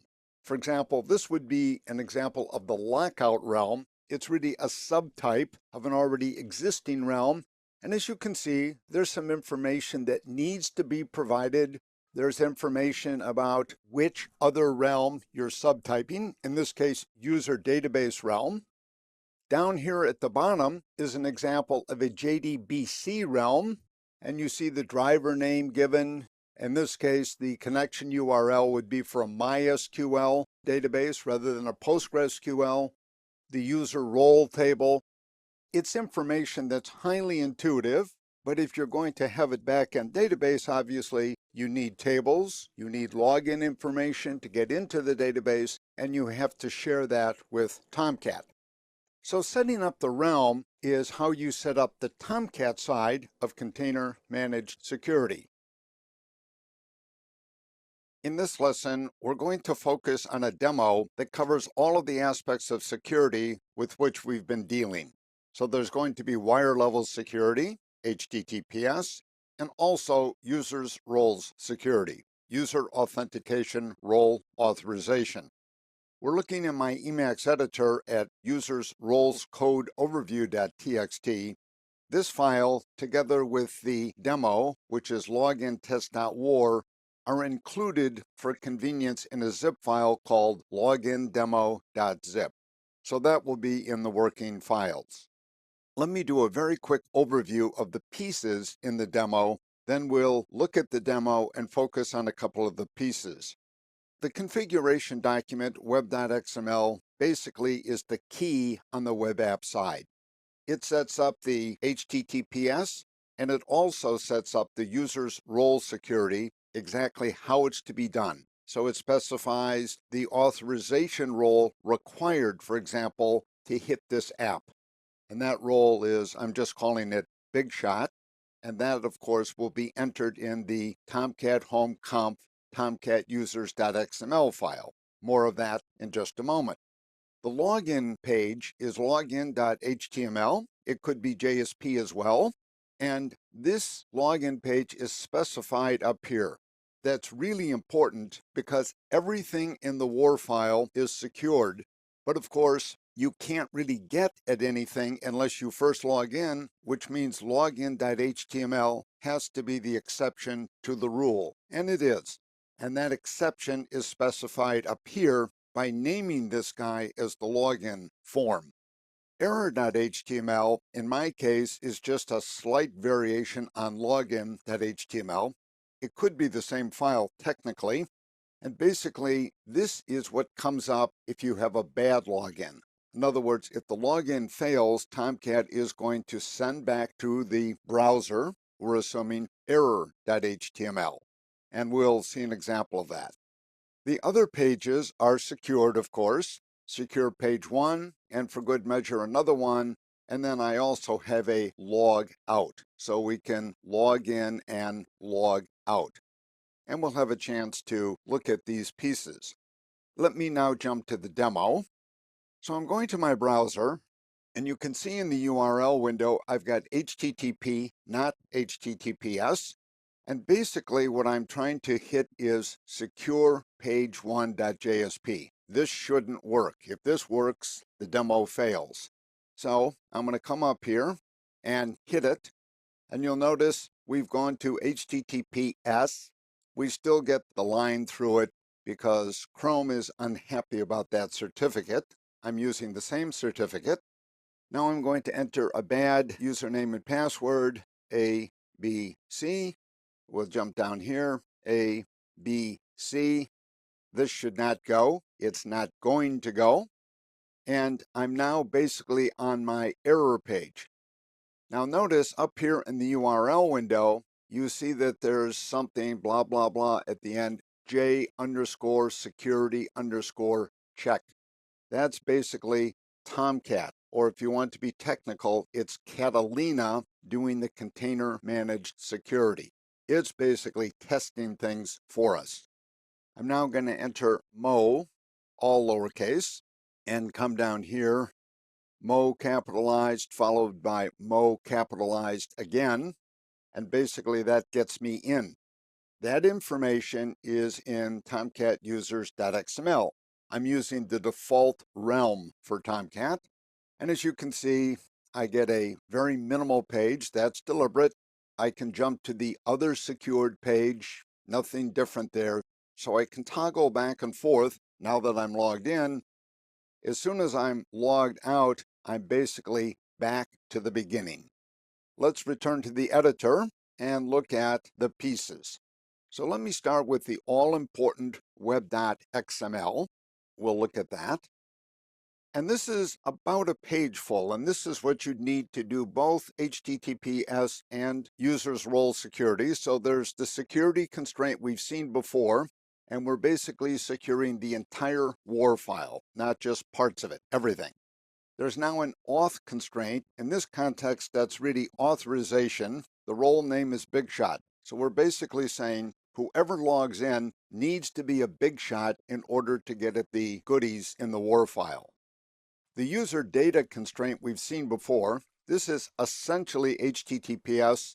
Once again, I've included both confidential, that's encryption, decryption, and integral, that's basically message integrity. Either one of these would do the trick, but I've put them both in again for emphasis. Now for the login config, since we're securing the entire deal, we need, of course, to tell Tomcat what the login page is to make that available and the error page to make that available.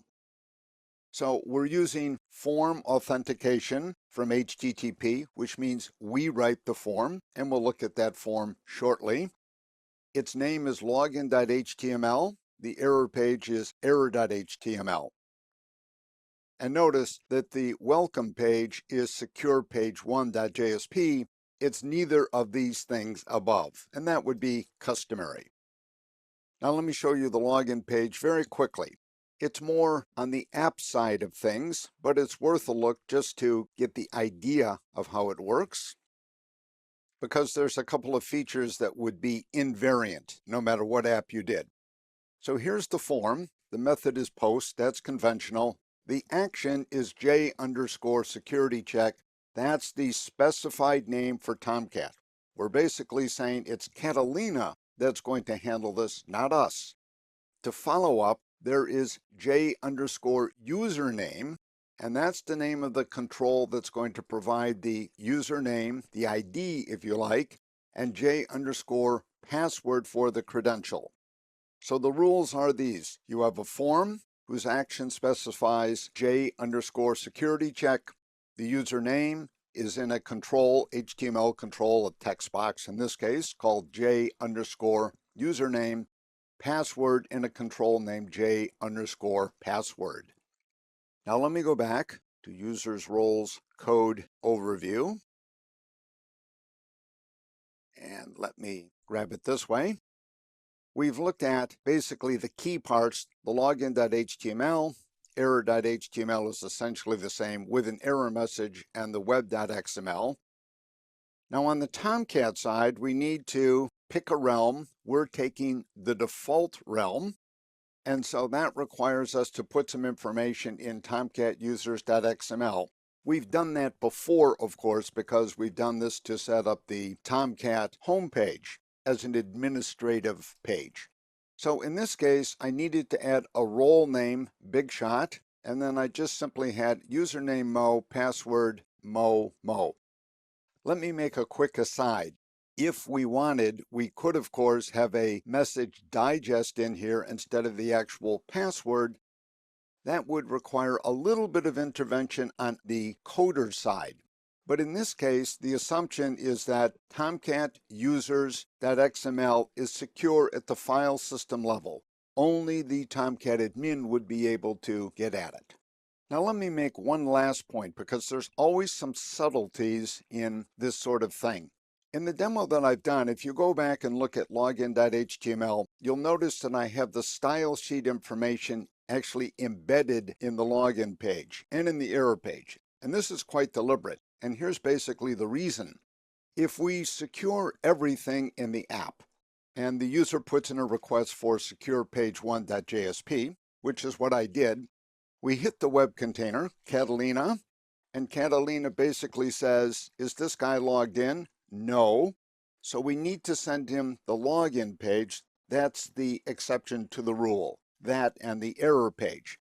If you have a separate style sheet that the login page uses, you're now in trouble because the style sheet is secured and you can't have access to that.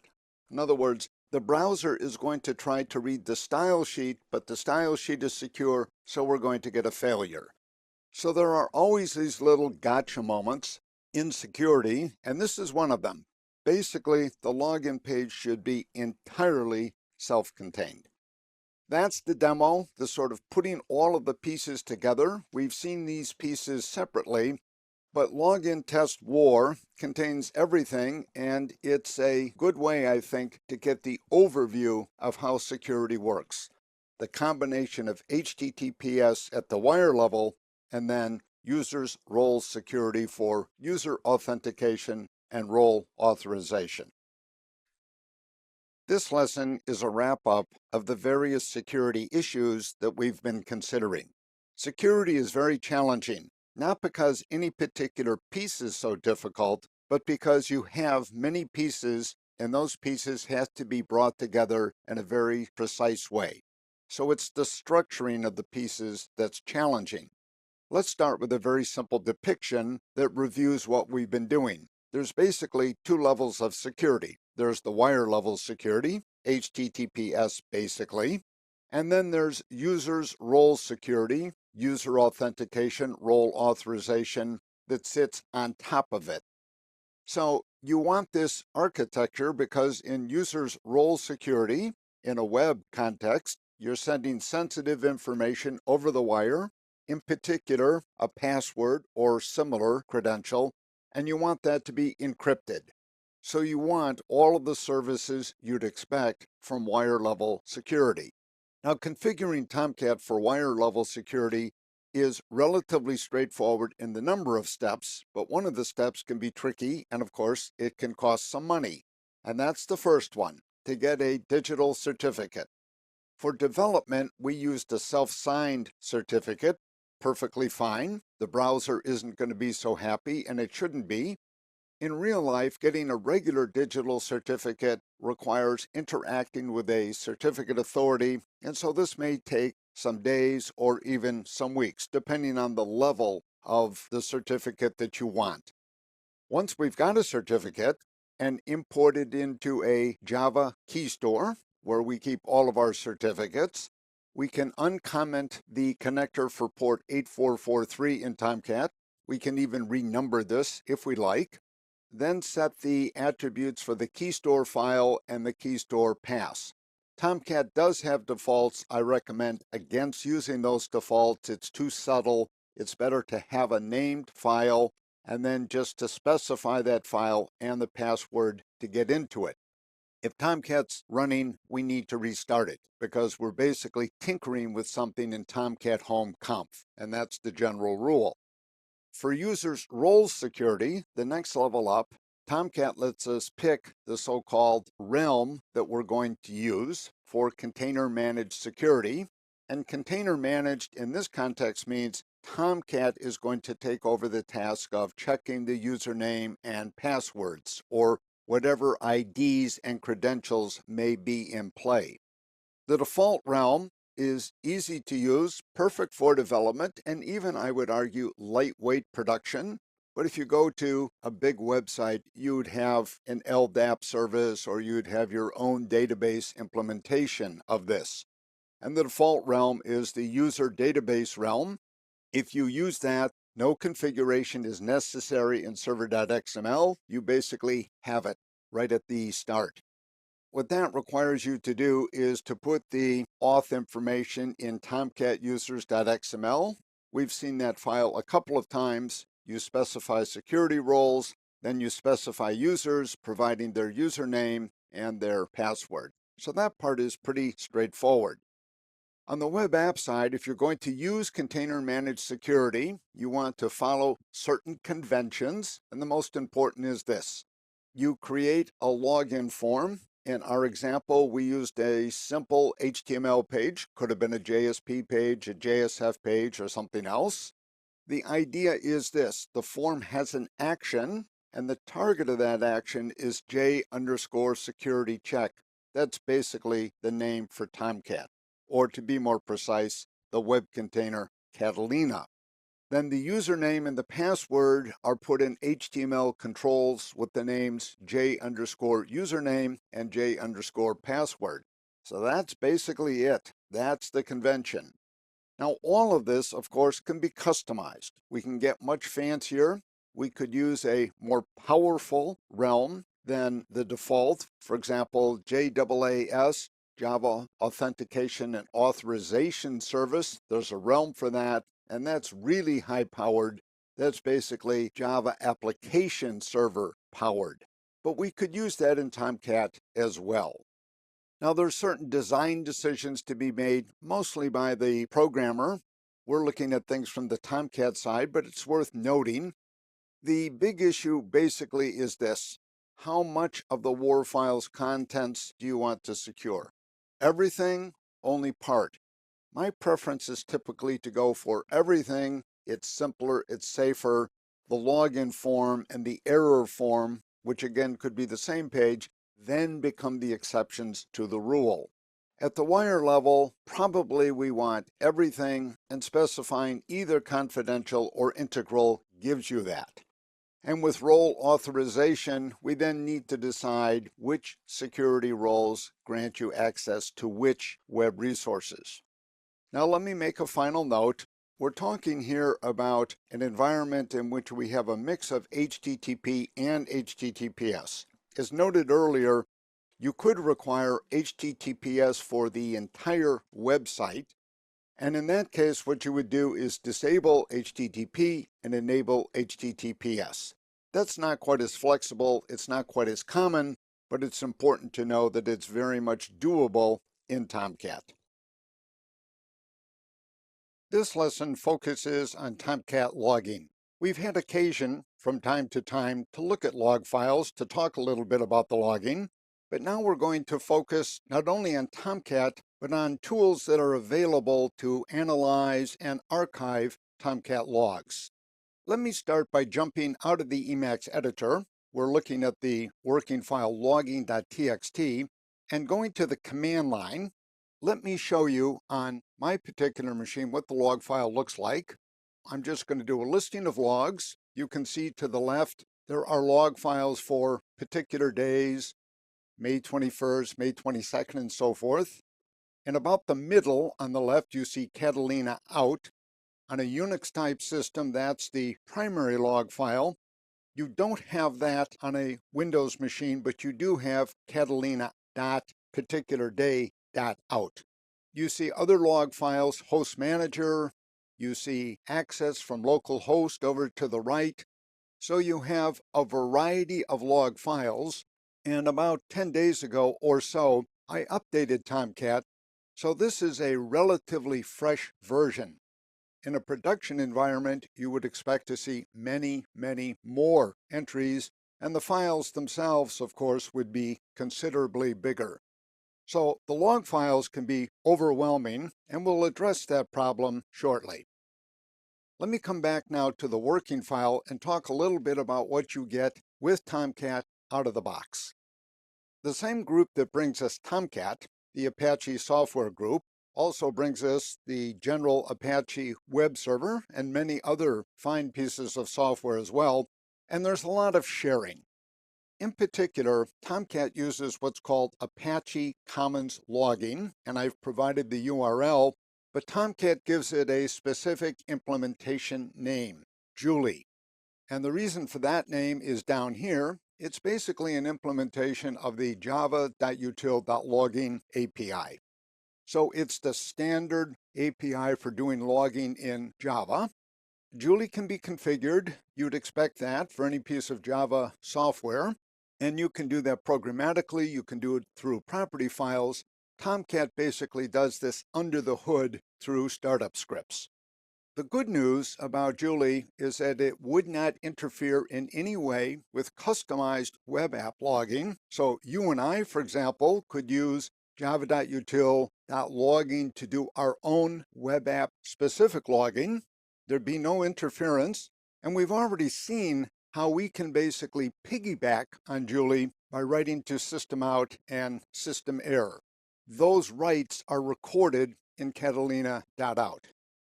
I find for my relatively lightweight requirements that Julie is perfectly adequate. I don't need more, and I'm happy with it. But if you're in a large production site or if you have specialized needs, you may need more. In other words, Julie may not fit the bill. And so there is an alternative way to go. The limitations of Julie are basically this. A java.util.logging implementation is per JVM. So if you put it on this machine, on this JVM, a particular implementation, that's it. It's not per web app. So it's not open to that sort of advanced customization. If you need more, the more is typically in the Java world log4j. And the current version of that is 2. And I'll provide a URL in just a second right here. So what you'd need to switch over to log4j is this. You'd need the log4j files. That's going to be a jar file and a properties file. You would download those from the URL shown. And then from the Tomcat download page, we've already seen this a couple of times now. Under Extras, so in about the middle of that page, there's tomcat-julie.jar. That's Tomcat's own implementation, specialized for this purpose. And there's Tomcat Julie adapters. So Julie and log4j adapters, basically. Now, the installation is going to take 6 or 7 steps, and I've provided a URL. Tomcat has excellent documentation for this. So if you'd want to do that, basically it's a matter of copying this file here and that file there. By the way, as always, you could use log4j in a particular app rather than for Tomcat in general.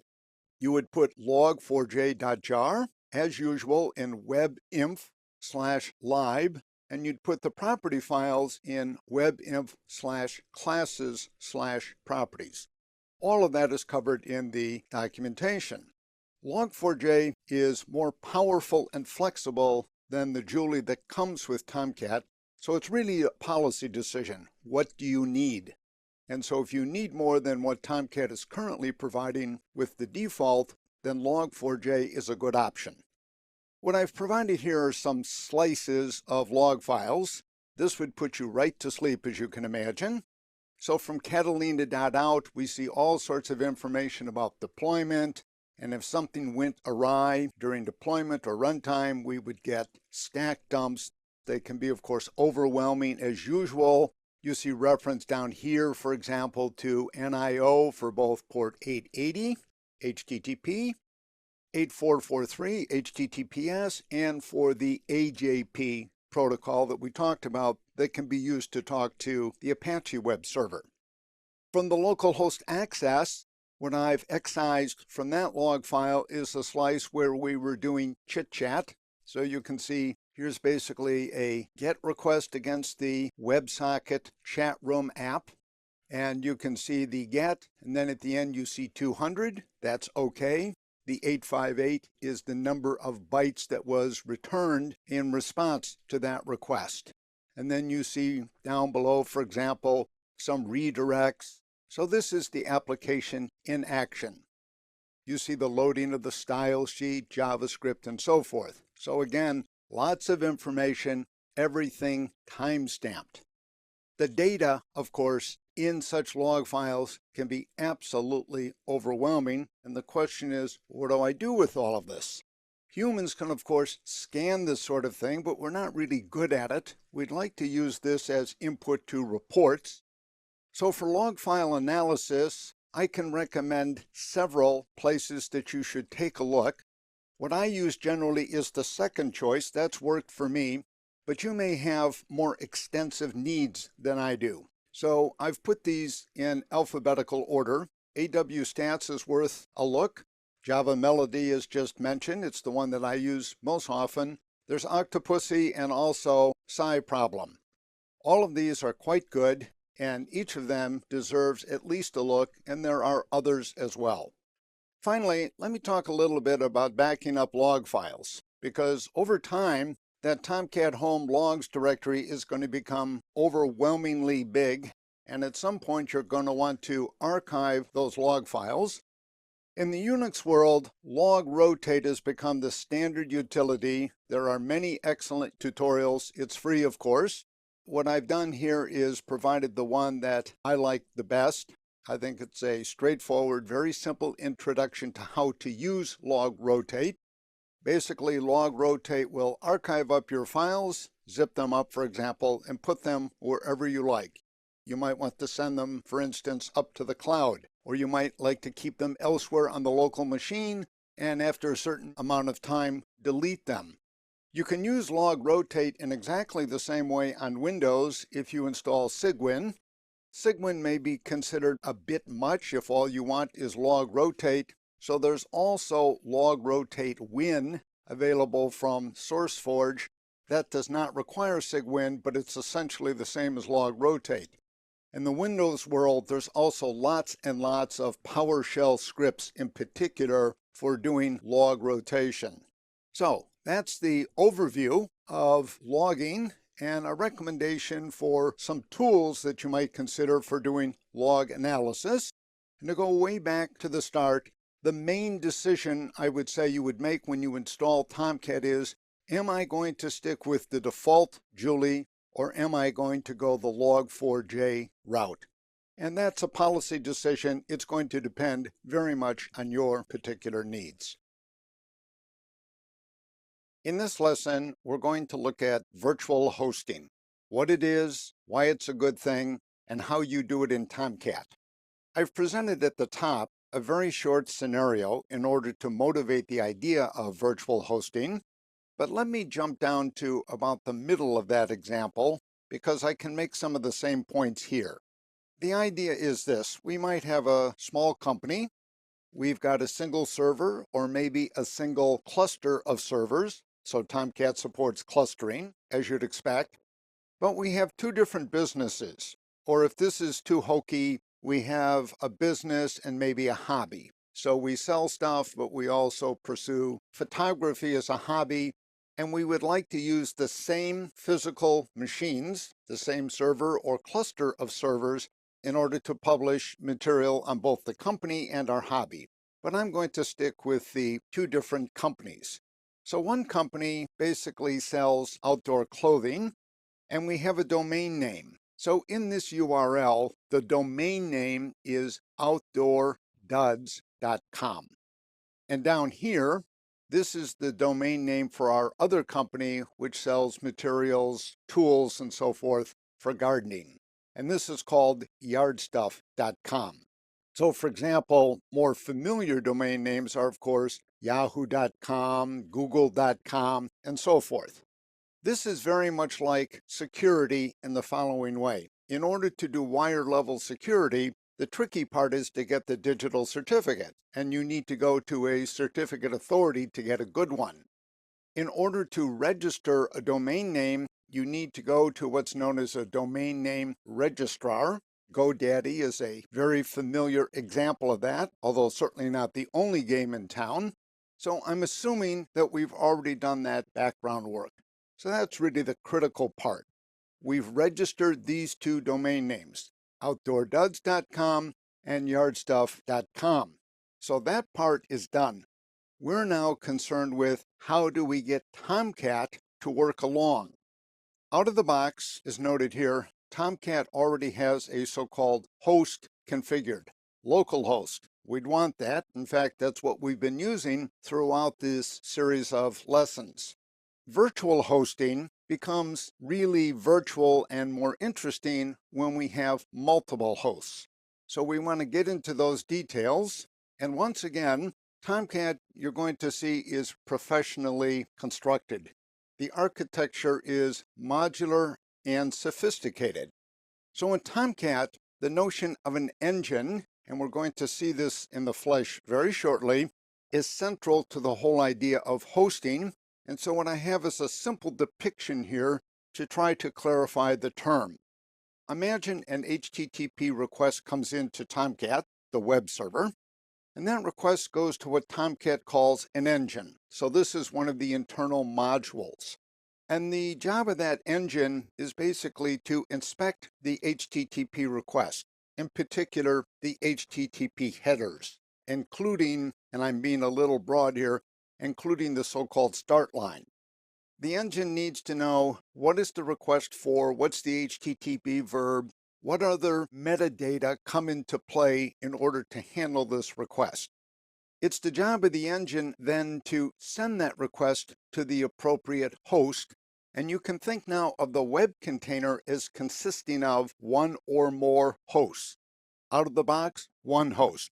But we can configure Tomcat to have multiple hosts. Now what's interesting is that Tomcat calls this engine Catalina. And it does that because the engine is basically the entry point into the container. So you might say the engine and the container are sort of the same thing because the engine allows you entry into the container. And the container now consists of various hosts. What we need to do then in order to do virtual hosting is basically increase the number of hosts from one, which we get out of the box, localhost, to more than one. And there are a couple of ways you can do it. let me go back and bring up the web console. By the way, we're looking at the working file virtualhosting.txt, but I'm going to jump out to my browser. I've got an old example displayed there, and you can see up here I have localhost 8080. For good measure, let me put in the slash, hit return, and of course we hit the familiar root context. In Tomcat speak, we're at the root context, more about that momentarily, the home page if you like. And I'm going to go into the host manager, and you can see right now I've got one host called localhost, but I can easily create another on the fly. I'm going to be silly here. Foo, www.foo.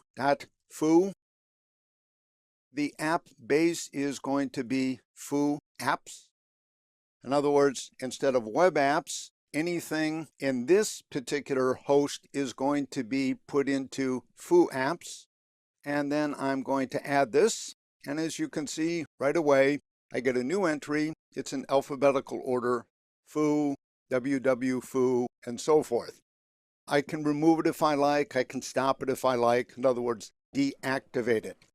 I'm going to remove this, by the way, but you can play with this if you like. So this is fine for on the fly, and by this I mean working out of the virtual host manager. But if we want to make this permanent, long-standing, we're going to work with a configuration file as you'd expect. So I'm going back to my Emacs editor, and we're going to talk about that. To set up virtual hosting, you might say in a professional way, what you would do is once again edit Tomcat home conf server.xml. And of course, as usual, it's safe to back that thing up before you do any editing. You now want to find the engine section. It's near the bottom. Server.xml is a fairly short file in any case. And I've excised it here. And as you can see, you get lots of comments. And basically, let's come down to what we already have. So we have an engine named Catalina. That's what we've been using. The default host is localhost. If we want to do some clustering, Tomcat is very friendly, tells you where to find the documentation, and basically tells you to uncomment this section. There's the realm information if we want to take advantage of that. And as you can see, we're using the user database realm, the default realm in effect. And now we find information about the host. This is of interest to us. The name is localhost. The app base is web apps. We could, of course, change that name. We've talked about that from the very start. We want Tomcat to unpack the wars that we drop into the app base, and we want auto deploy. In other words, if we overwrite a war, if we delete a war, if we put in a new war, we want that all to be done automatically without restarting Tomcat. And there's some additional information as well. Now we come down to what we're going to add. So I'm going to add two hosts. I'll show you one here. And the name here means domain name, outdoorduds.com. The app base is going to be outdoor apps. Any name would do. We don't want to use web apps. We want our own deployment subdirectory. Unpack the wars, yes. Auto deploy, yes. And we want Tomcat to recognize this alias as leading to basically the same directory, outdoor apps. What we could do later then, of course, is add yet another, and in fact, we could add as many as we like, following basically this scenario. What's going to happen now is requests that come to outdoor duds. So you would have outdoor duds, :8080/ some app. Those requests are going to go to the war files that are in this app base, not to web apps anymore. Now, as usual, after we save this file, if Tomcat's already running, we need to restart it because we've tinkered with the configuration. And now to wind up, what we could do is create our home page. We'd put all of that in root.war. Root capitalized. We've seen that before in web apps. We've seen it unwarred or unpacked. Root.war would contain whatever we want to put in there, HTML, JSP, servlets, whatever. It's basically our home page. Any request that goes to outdoorduds.com:8080/ is basically going to hit this WAR file. And remember, in Tomcat speak, that's called a context. We could do further customization of that basically by throwing in there a context.xml file, but that's not a requirement. This is going to work as is just fine. In sum, you can see that virtual hosting is powerful, it's attractive, it's also quite straightforward in Tomcat.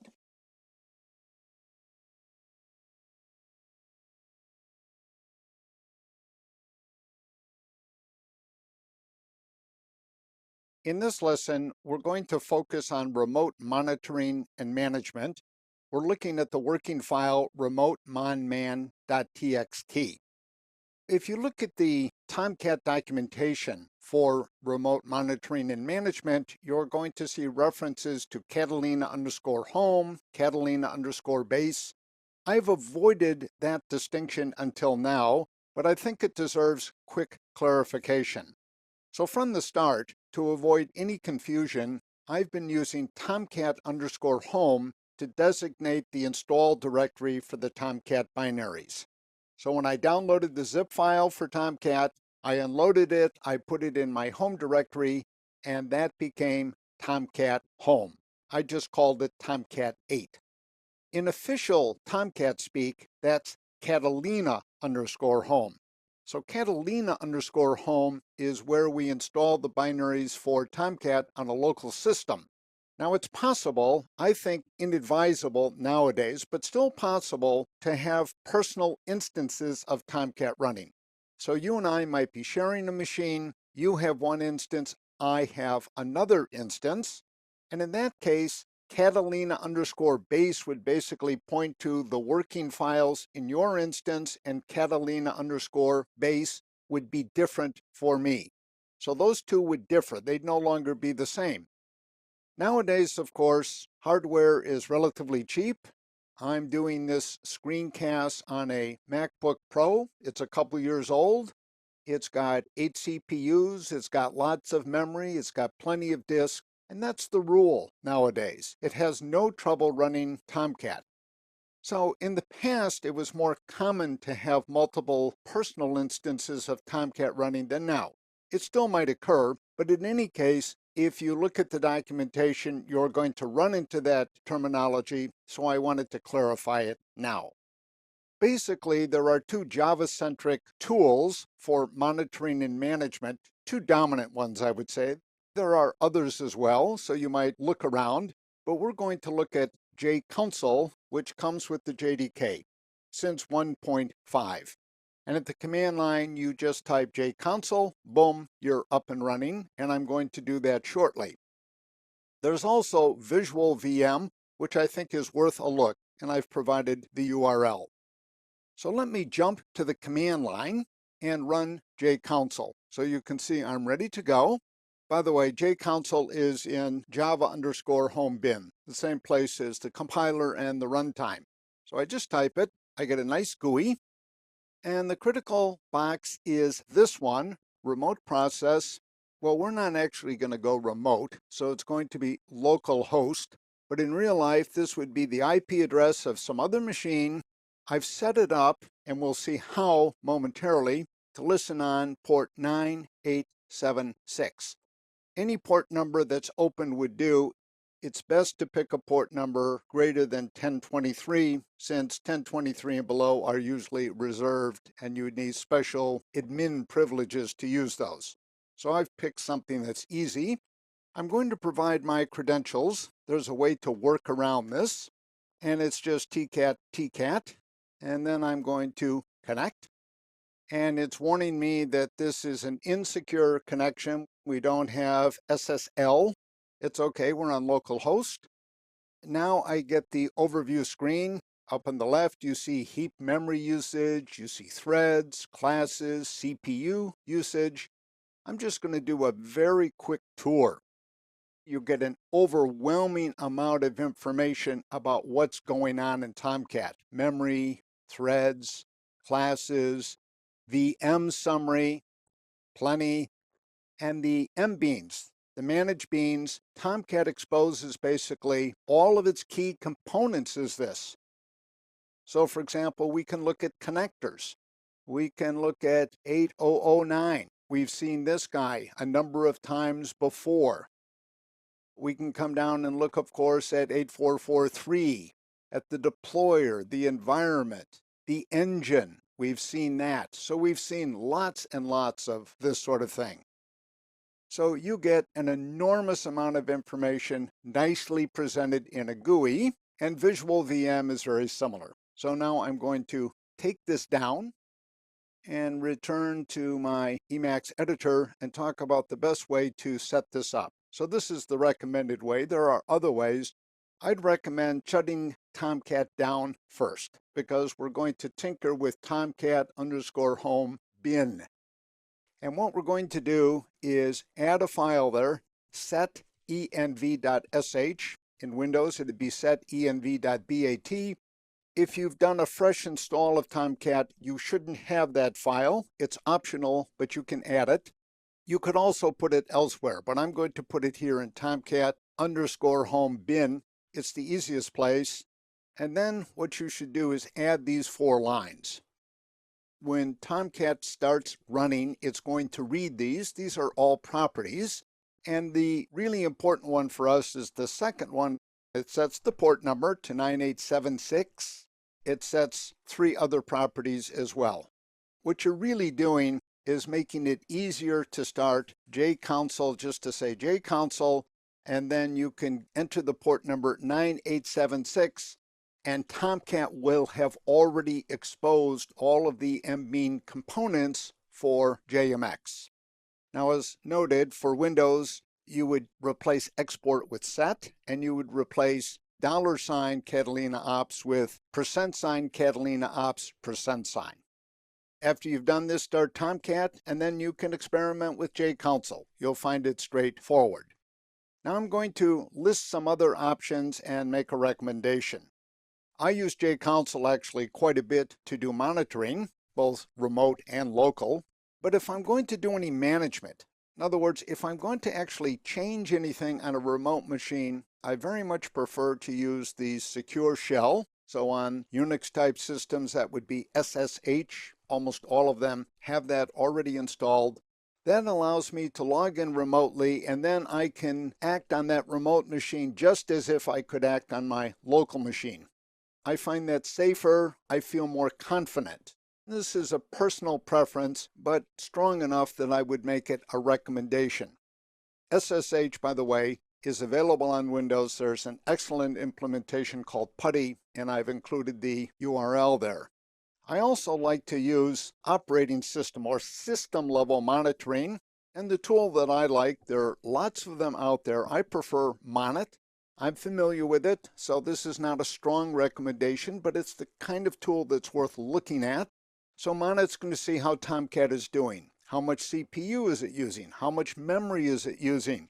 If things seem to be getting out of whack, Monit is going to send me an email to say, hey, you better check on this. It's not looking so good.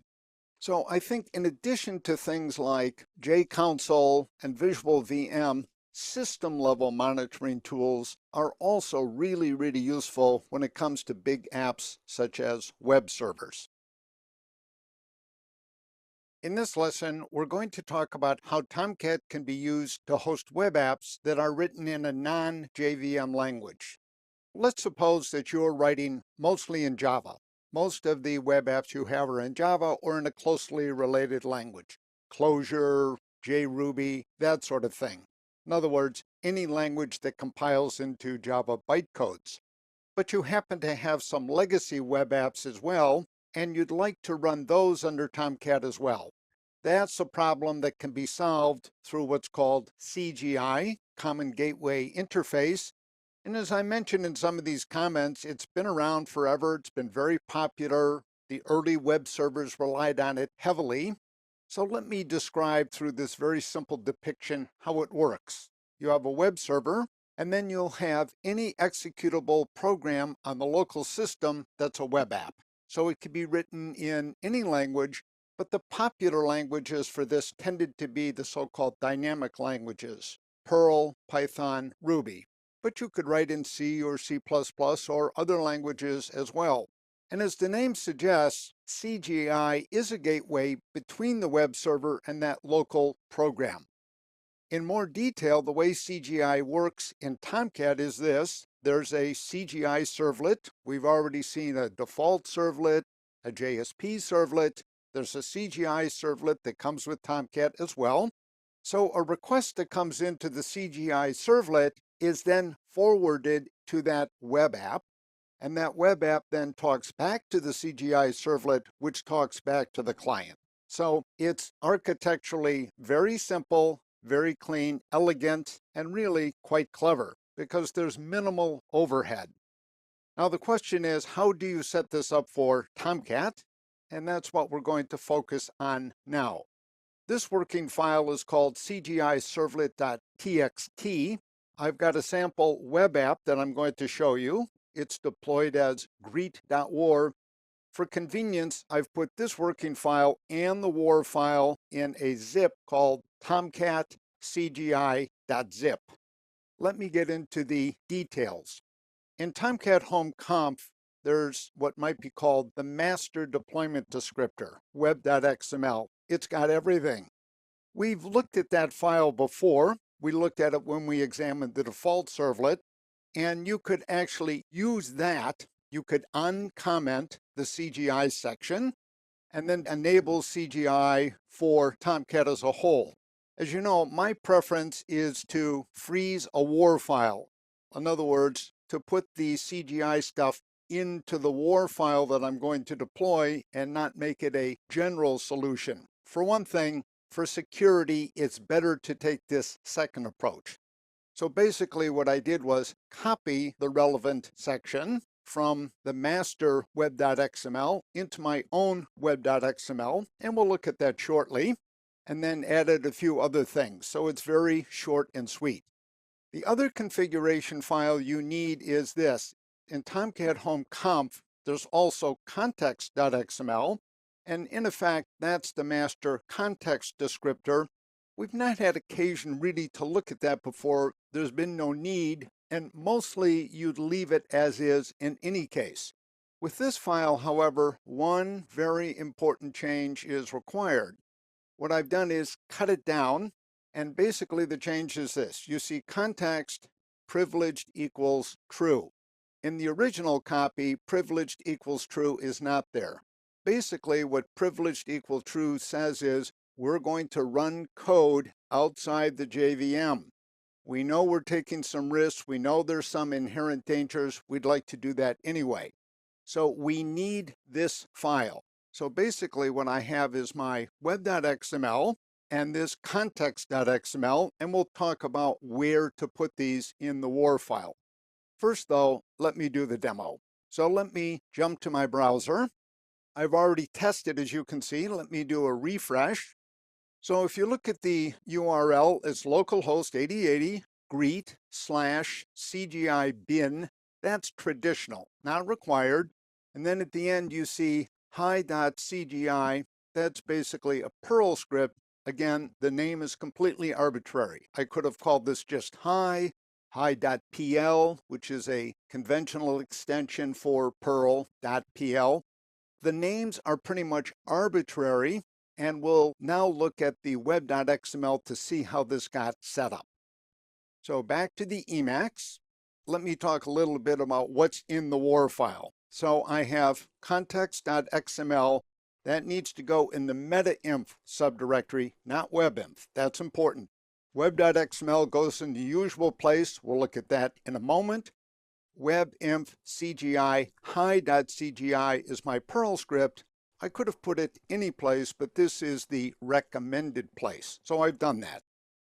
The Perl script is very short and sweet, as befits a demo. This line basically means I could execute the script as is at the command line. Here I'm telling the browser, I'm sending you back an HTML fragment. I'm getting the local time, and then I'm putting this little greeting inside an H2 element that we saw displayed. With all of this in place, my test URL then would be localhost 8080/greet. war file name, CGI-bin, we'll see why in a moment, and the name of my script. Now let me show you the web.xml because that's where all of the work is. I've left all of the comments in from the original, so you get lots and lots and lots of detail. But let me come down here. I've made some very minor changes, naming changes mostly. So the servlet name I'm going to refer to as CGI Servlet. In the original, they just call the CGI, but that becomes a little confusing. There's too much CGI floating around.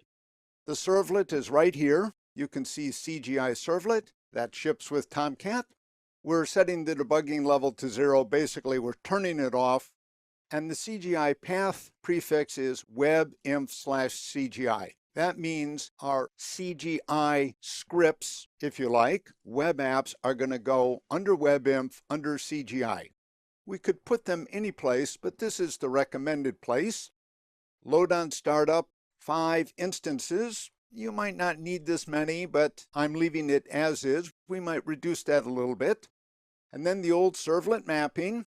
So the CGI servlet mentioned above, that should be the interceptor anytime we have anything that references CGI bin. What that means is the scripts up here in webinf CGI could have a .cgi extension, a .pl extension, a .rb extension, Ruby, a .py extension, Python, no extension. In other words, we give ourselves down here lots and lots of flexibility. Let me return to the main document. As proof of concept, read.war shows how you can use Tomcat to host web apps that really have nothing to do with Java. So it's fair to say that Tomcat is certainly Java-centric, or maybe better, JVM-centric, but it's not restricted to languages that run in the JVM. This lesson is a wrap-up of the Learning Tomcat screencast. As befits a wrap-up, the focus should be on the big picture. We've seen lots and lots of details, from the details of installation through the details of selected advanced features. But what I'd like to do in this lesson is to return to the big picture. You're looking, by the way, at the working file tomcatwrapup.txt, and it's in, as usual, my Emacs editor. So let's start with a really important point. In fact, I think this is the main point. Tomcat is a production-grade web server. It's designed to be that, and it delivers on that design. To be sure, it's oriented towards JVM languages. If you weren't using a JVM language for your web apps, it's unlikely that you would use Tomcat as your web server, but we've seen in Tomcat CGI that Tomcat can host web apps written in non-JVM languages, an important point. Despite its production-grade quality, Tomcat is still lightweight. If you think about it, you could take Tomcat out of the box, configure it for HTTPS and nothing else, do no other customization, and probably be perfectly happy with it. Out of the box, it handles websites, web services, WebSockets, and it's easy to extend. If there's functionality that you feel it lacks and you'd like to add that, you do that through software libraries packaged up in jar files. If you want to make those libraries available to all of Tomcat, you drop the jar files in Tomcat Home lib, or my preference, of course, is to put them into webinf lib in a particular web app. Tomcat has a modular design. We've seen some benefits of this, for example, with the JConsole example, where we looked at remote management and monitoring. Tomcat exposes its main components, the web container Catalina, the JSP engine, and so forth, Jasper. It exposes all of those as mbeans, and so you can monitor and manage those individually. The modular design also means that what Tomcat tends to do as it goes from one release to another is to fix a particular piece or a couple of pieces without touching the whole. So the software design contributes to its stability, to its robustness. Now, in the middle of this screencast, I updated from a Tomcat 8 early version to a Tomcat 8 later version, and I did that only because I wanted the newest and greatest. In my own practice, I would have waited because Tomcat 8 is really stable, and as you go through minor versions, you're fixing a little here, a little there, improving efficiency and so forth.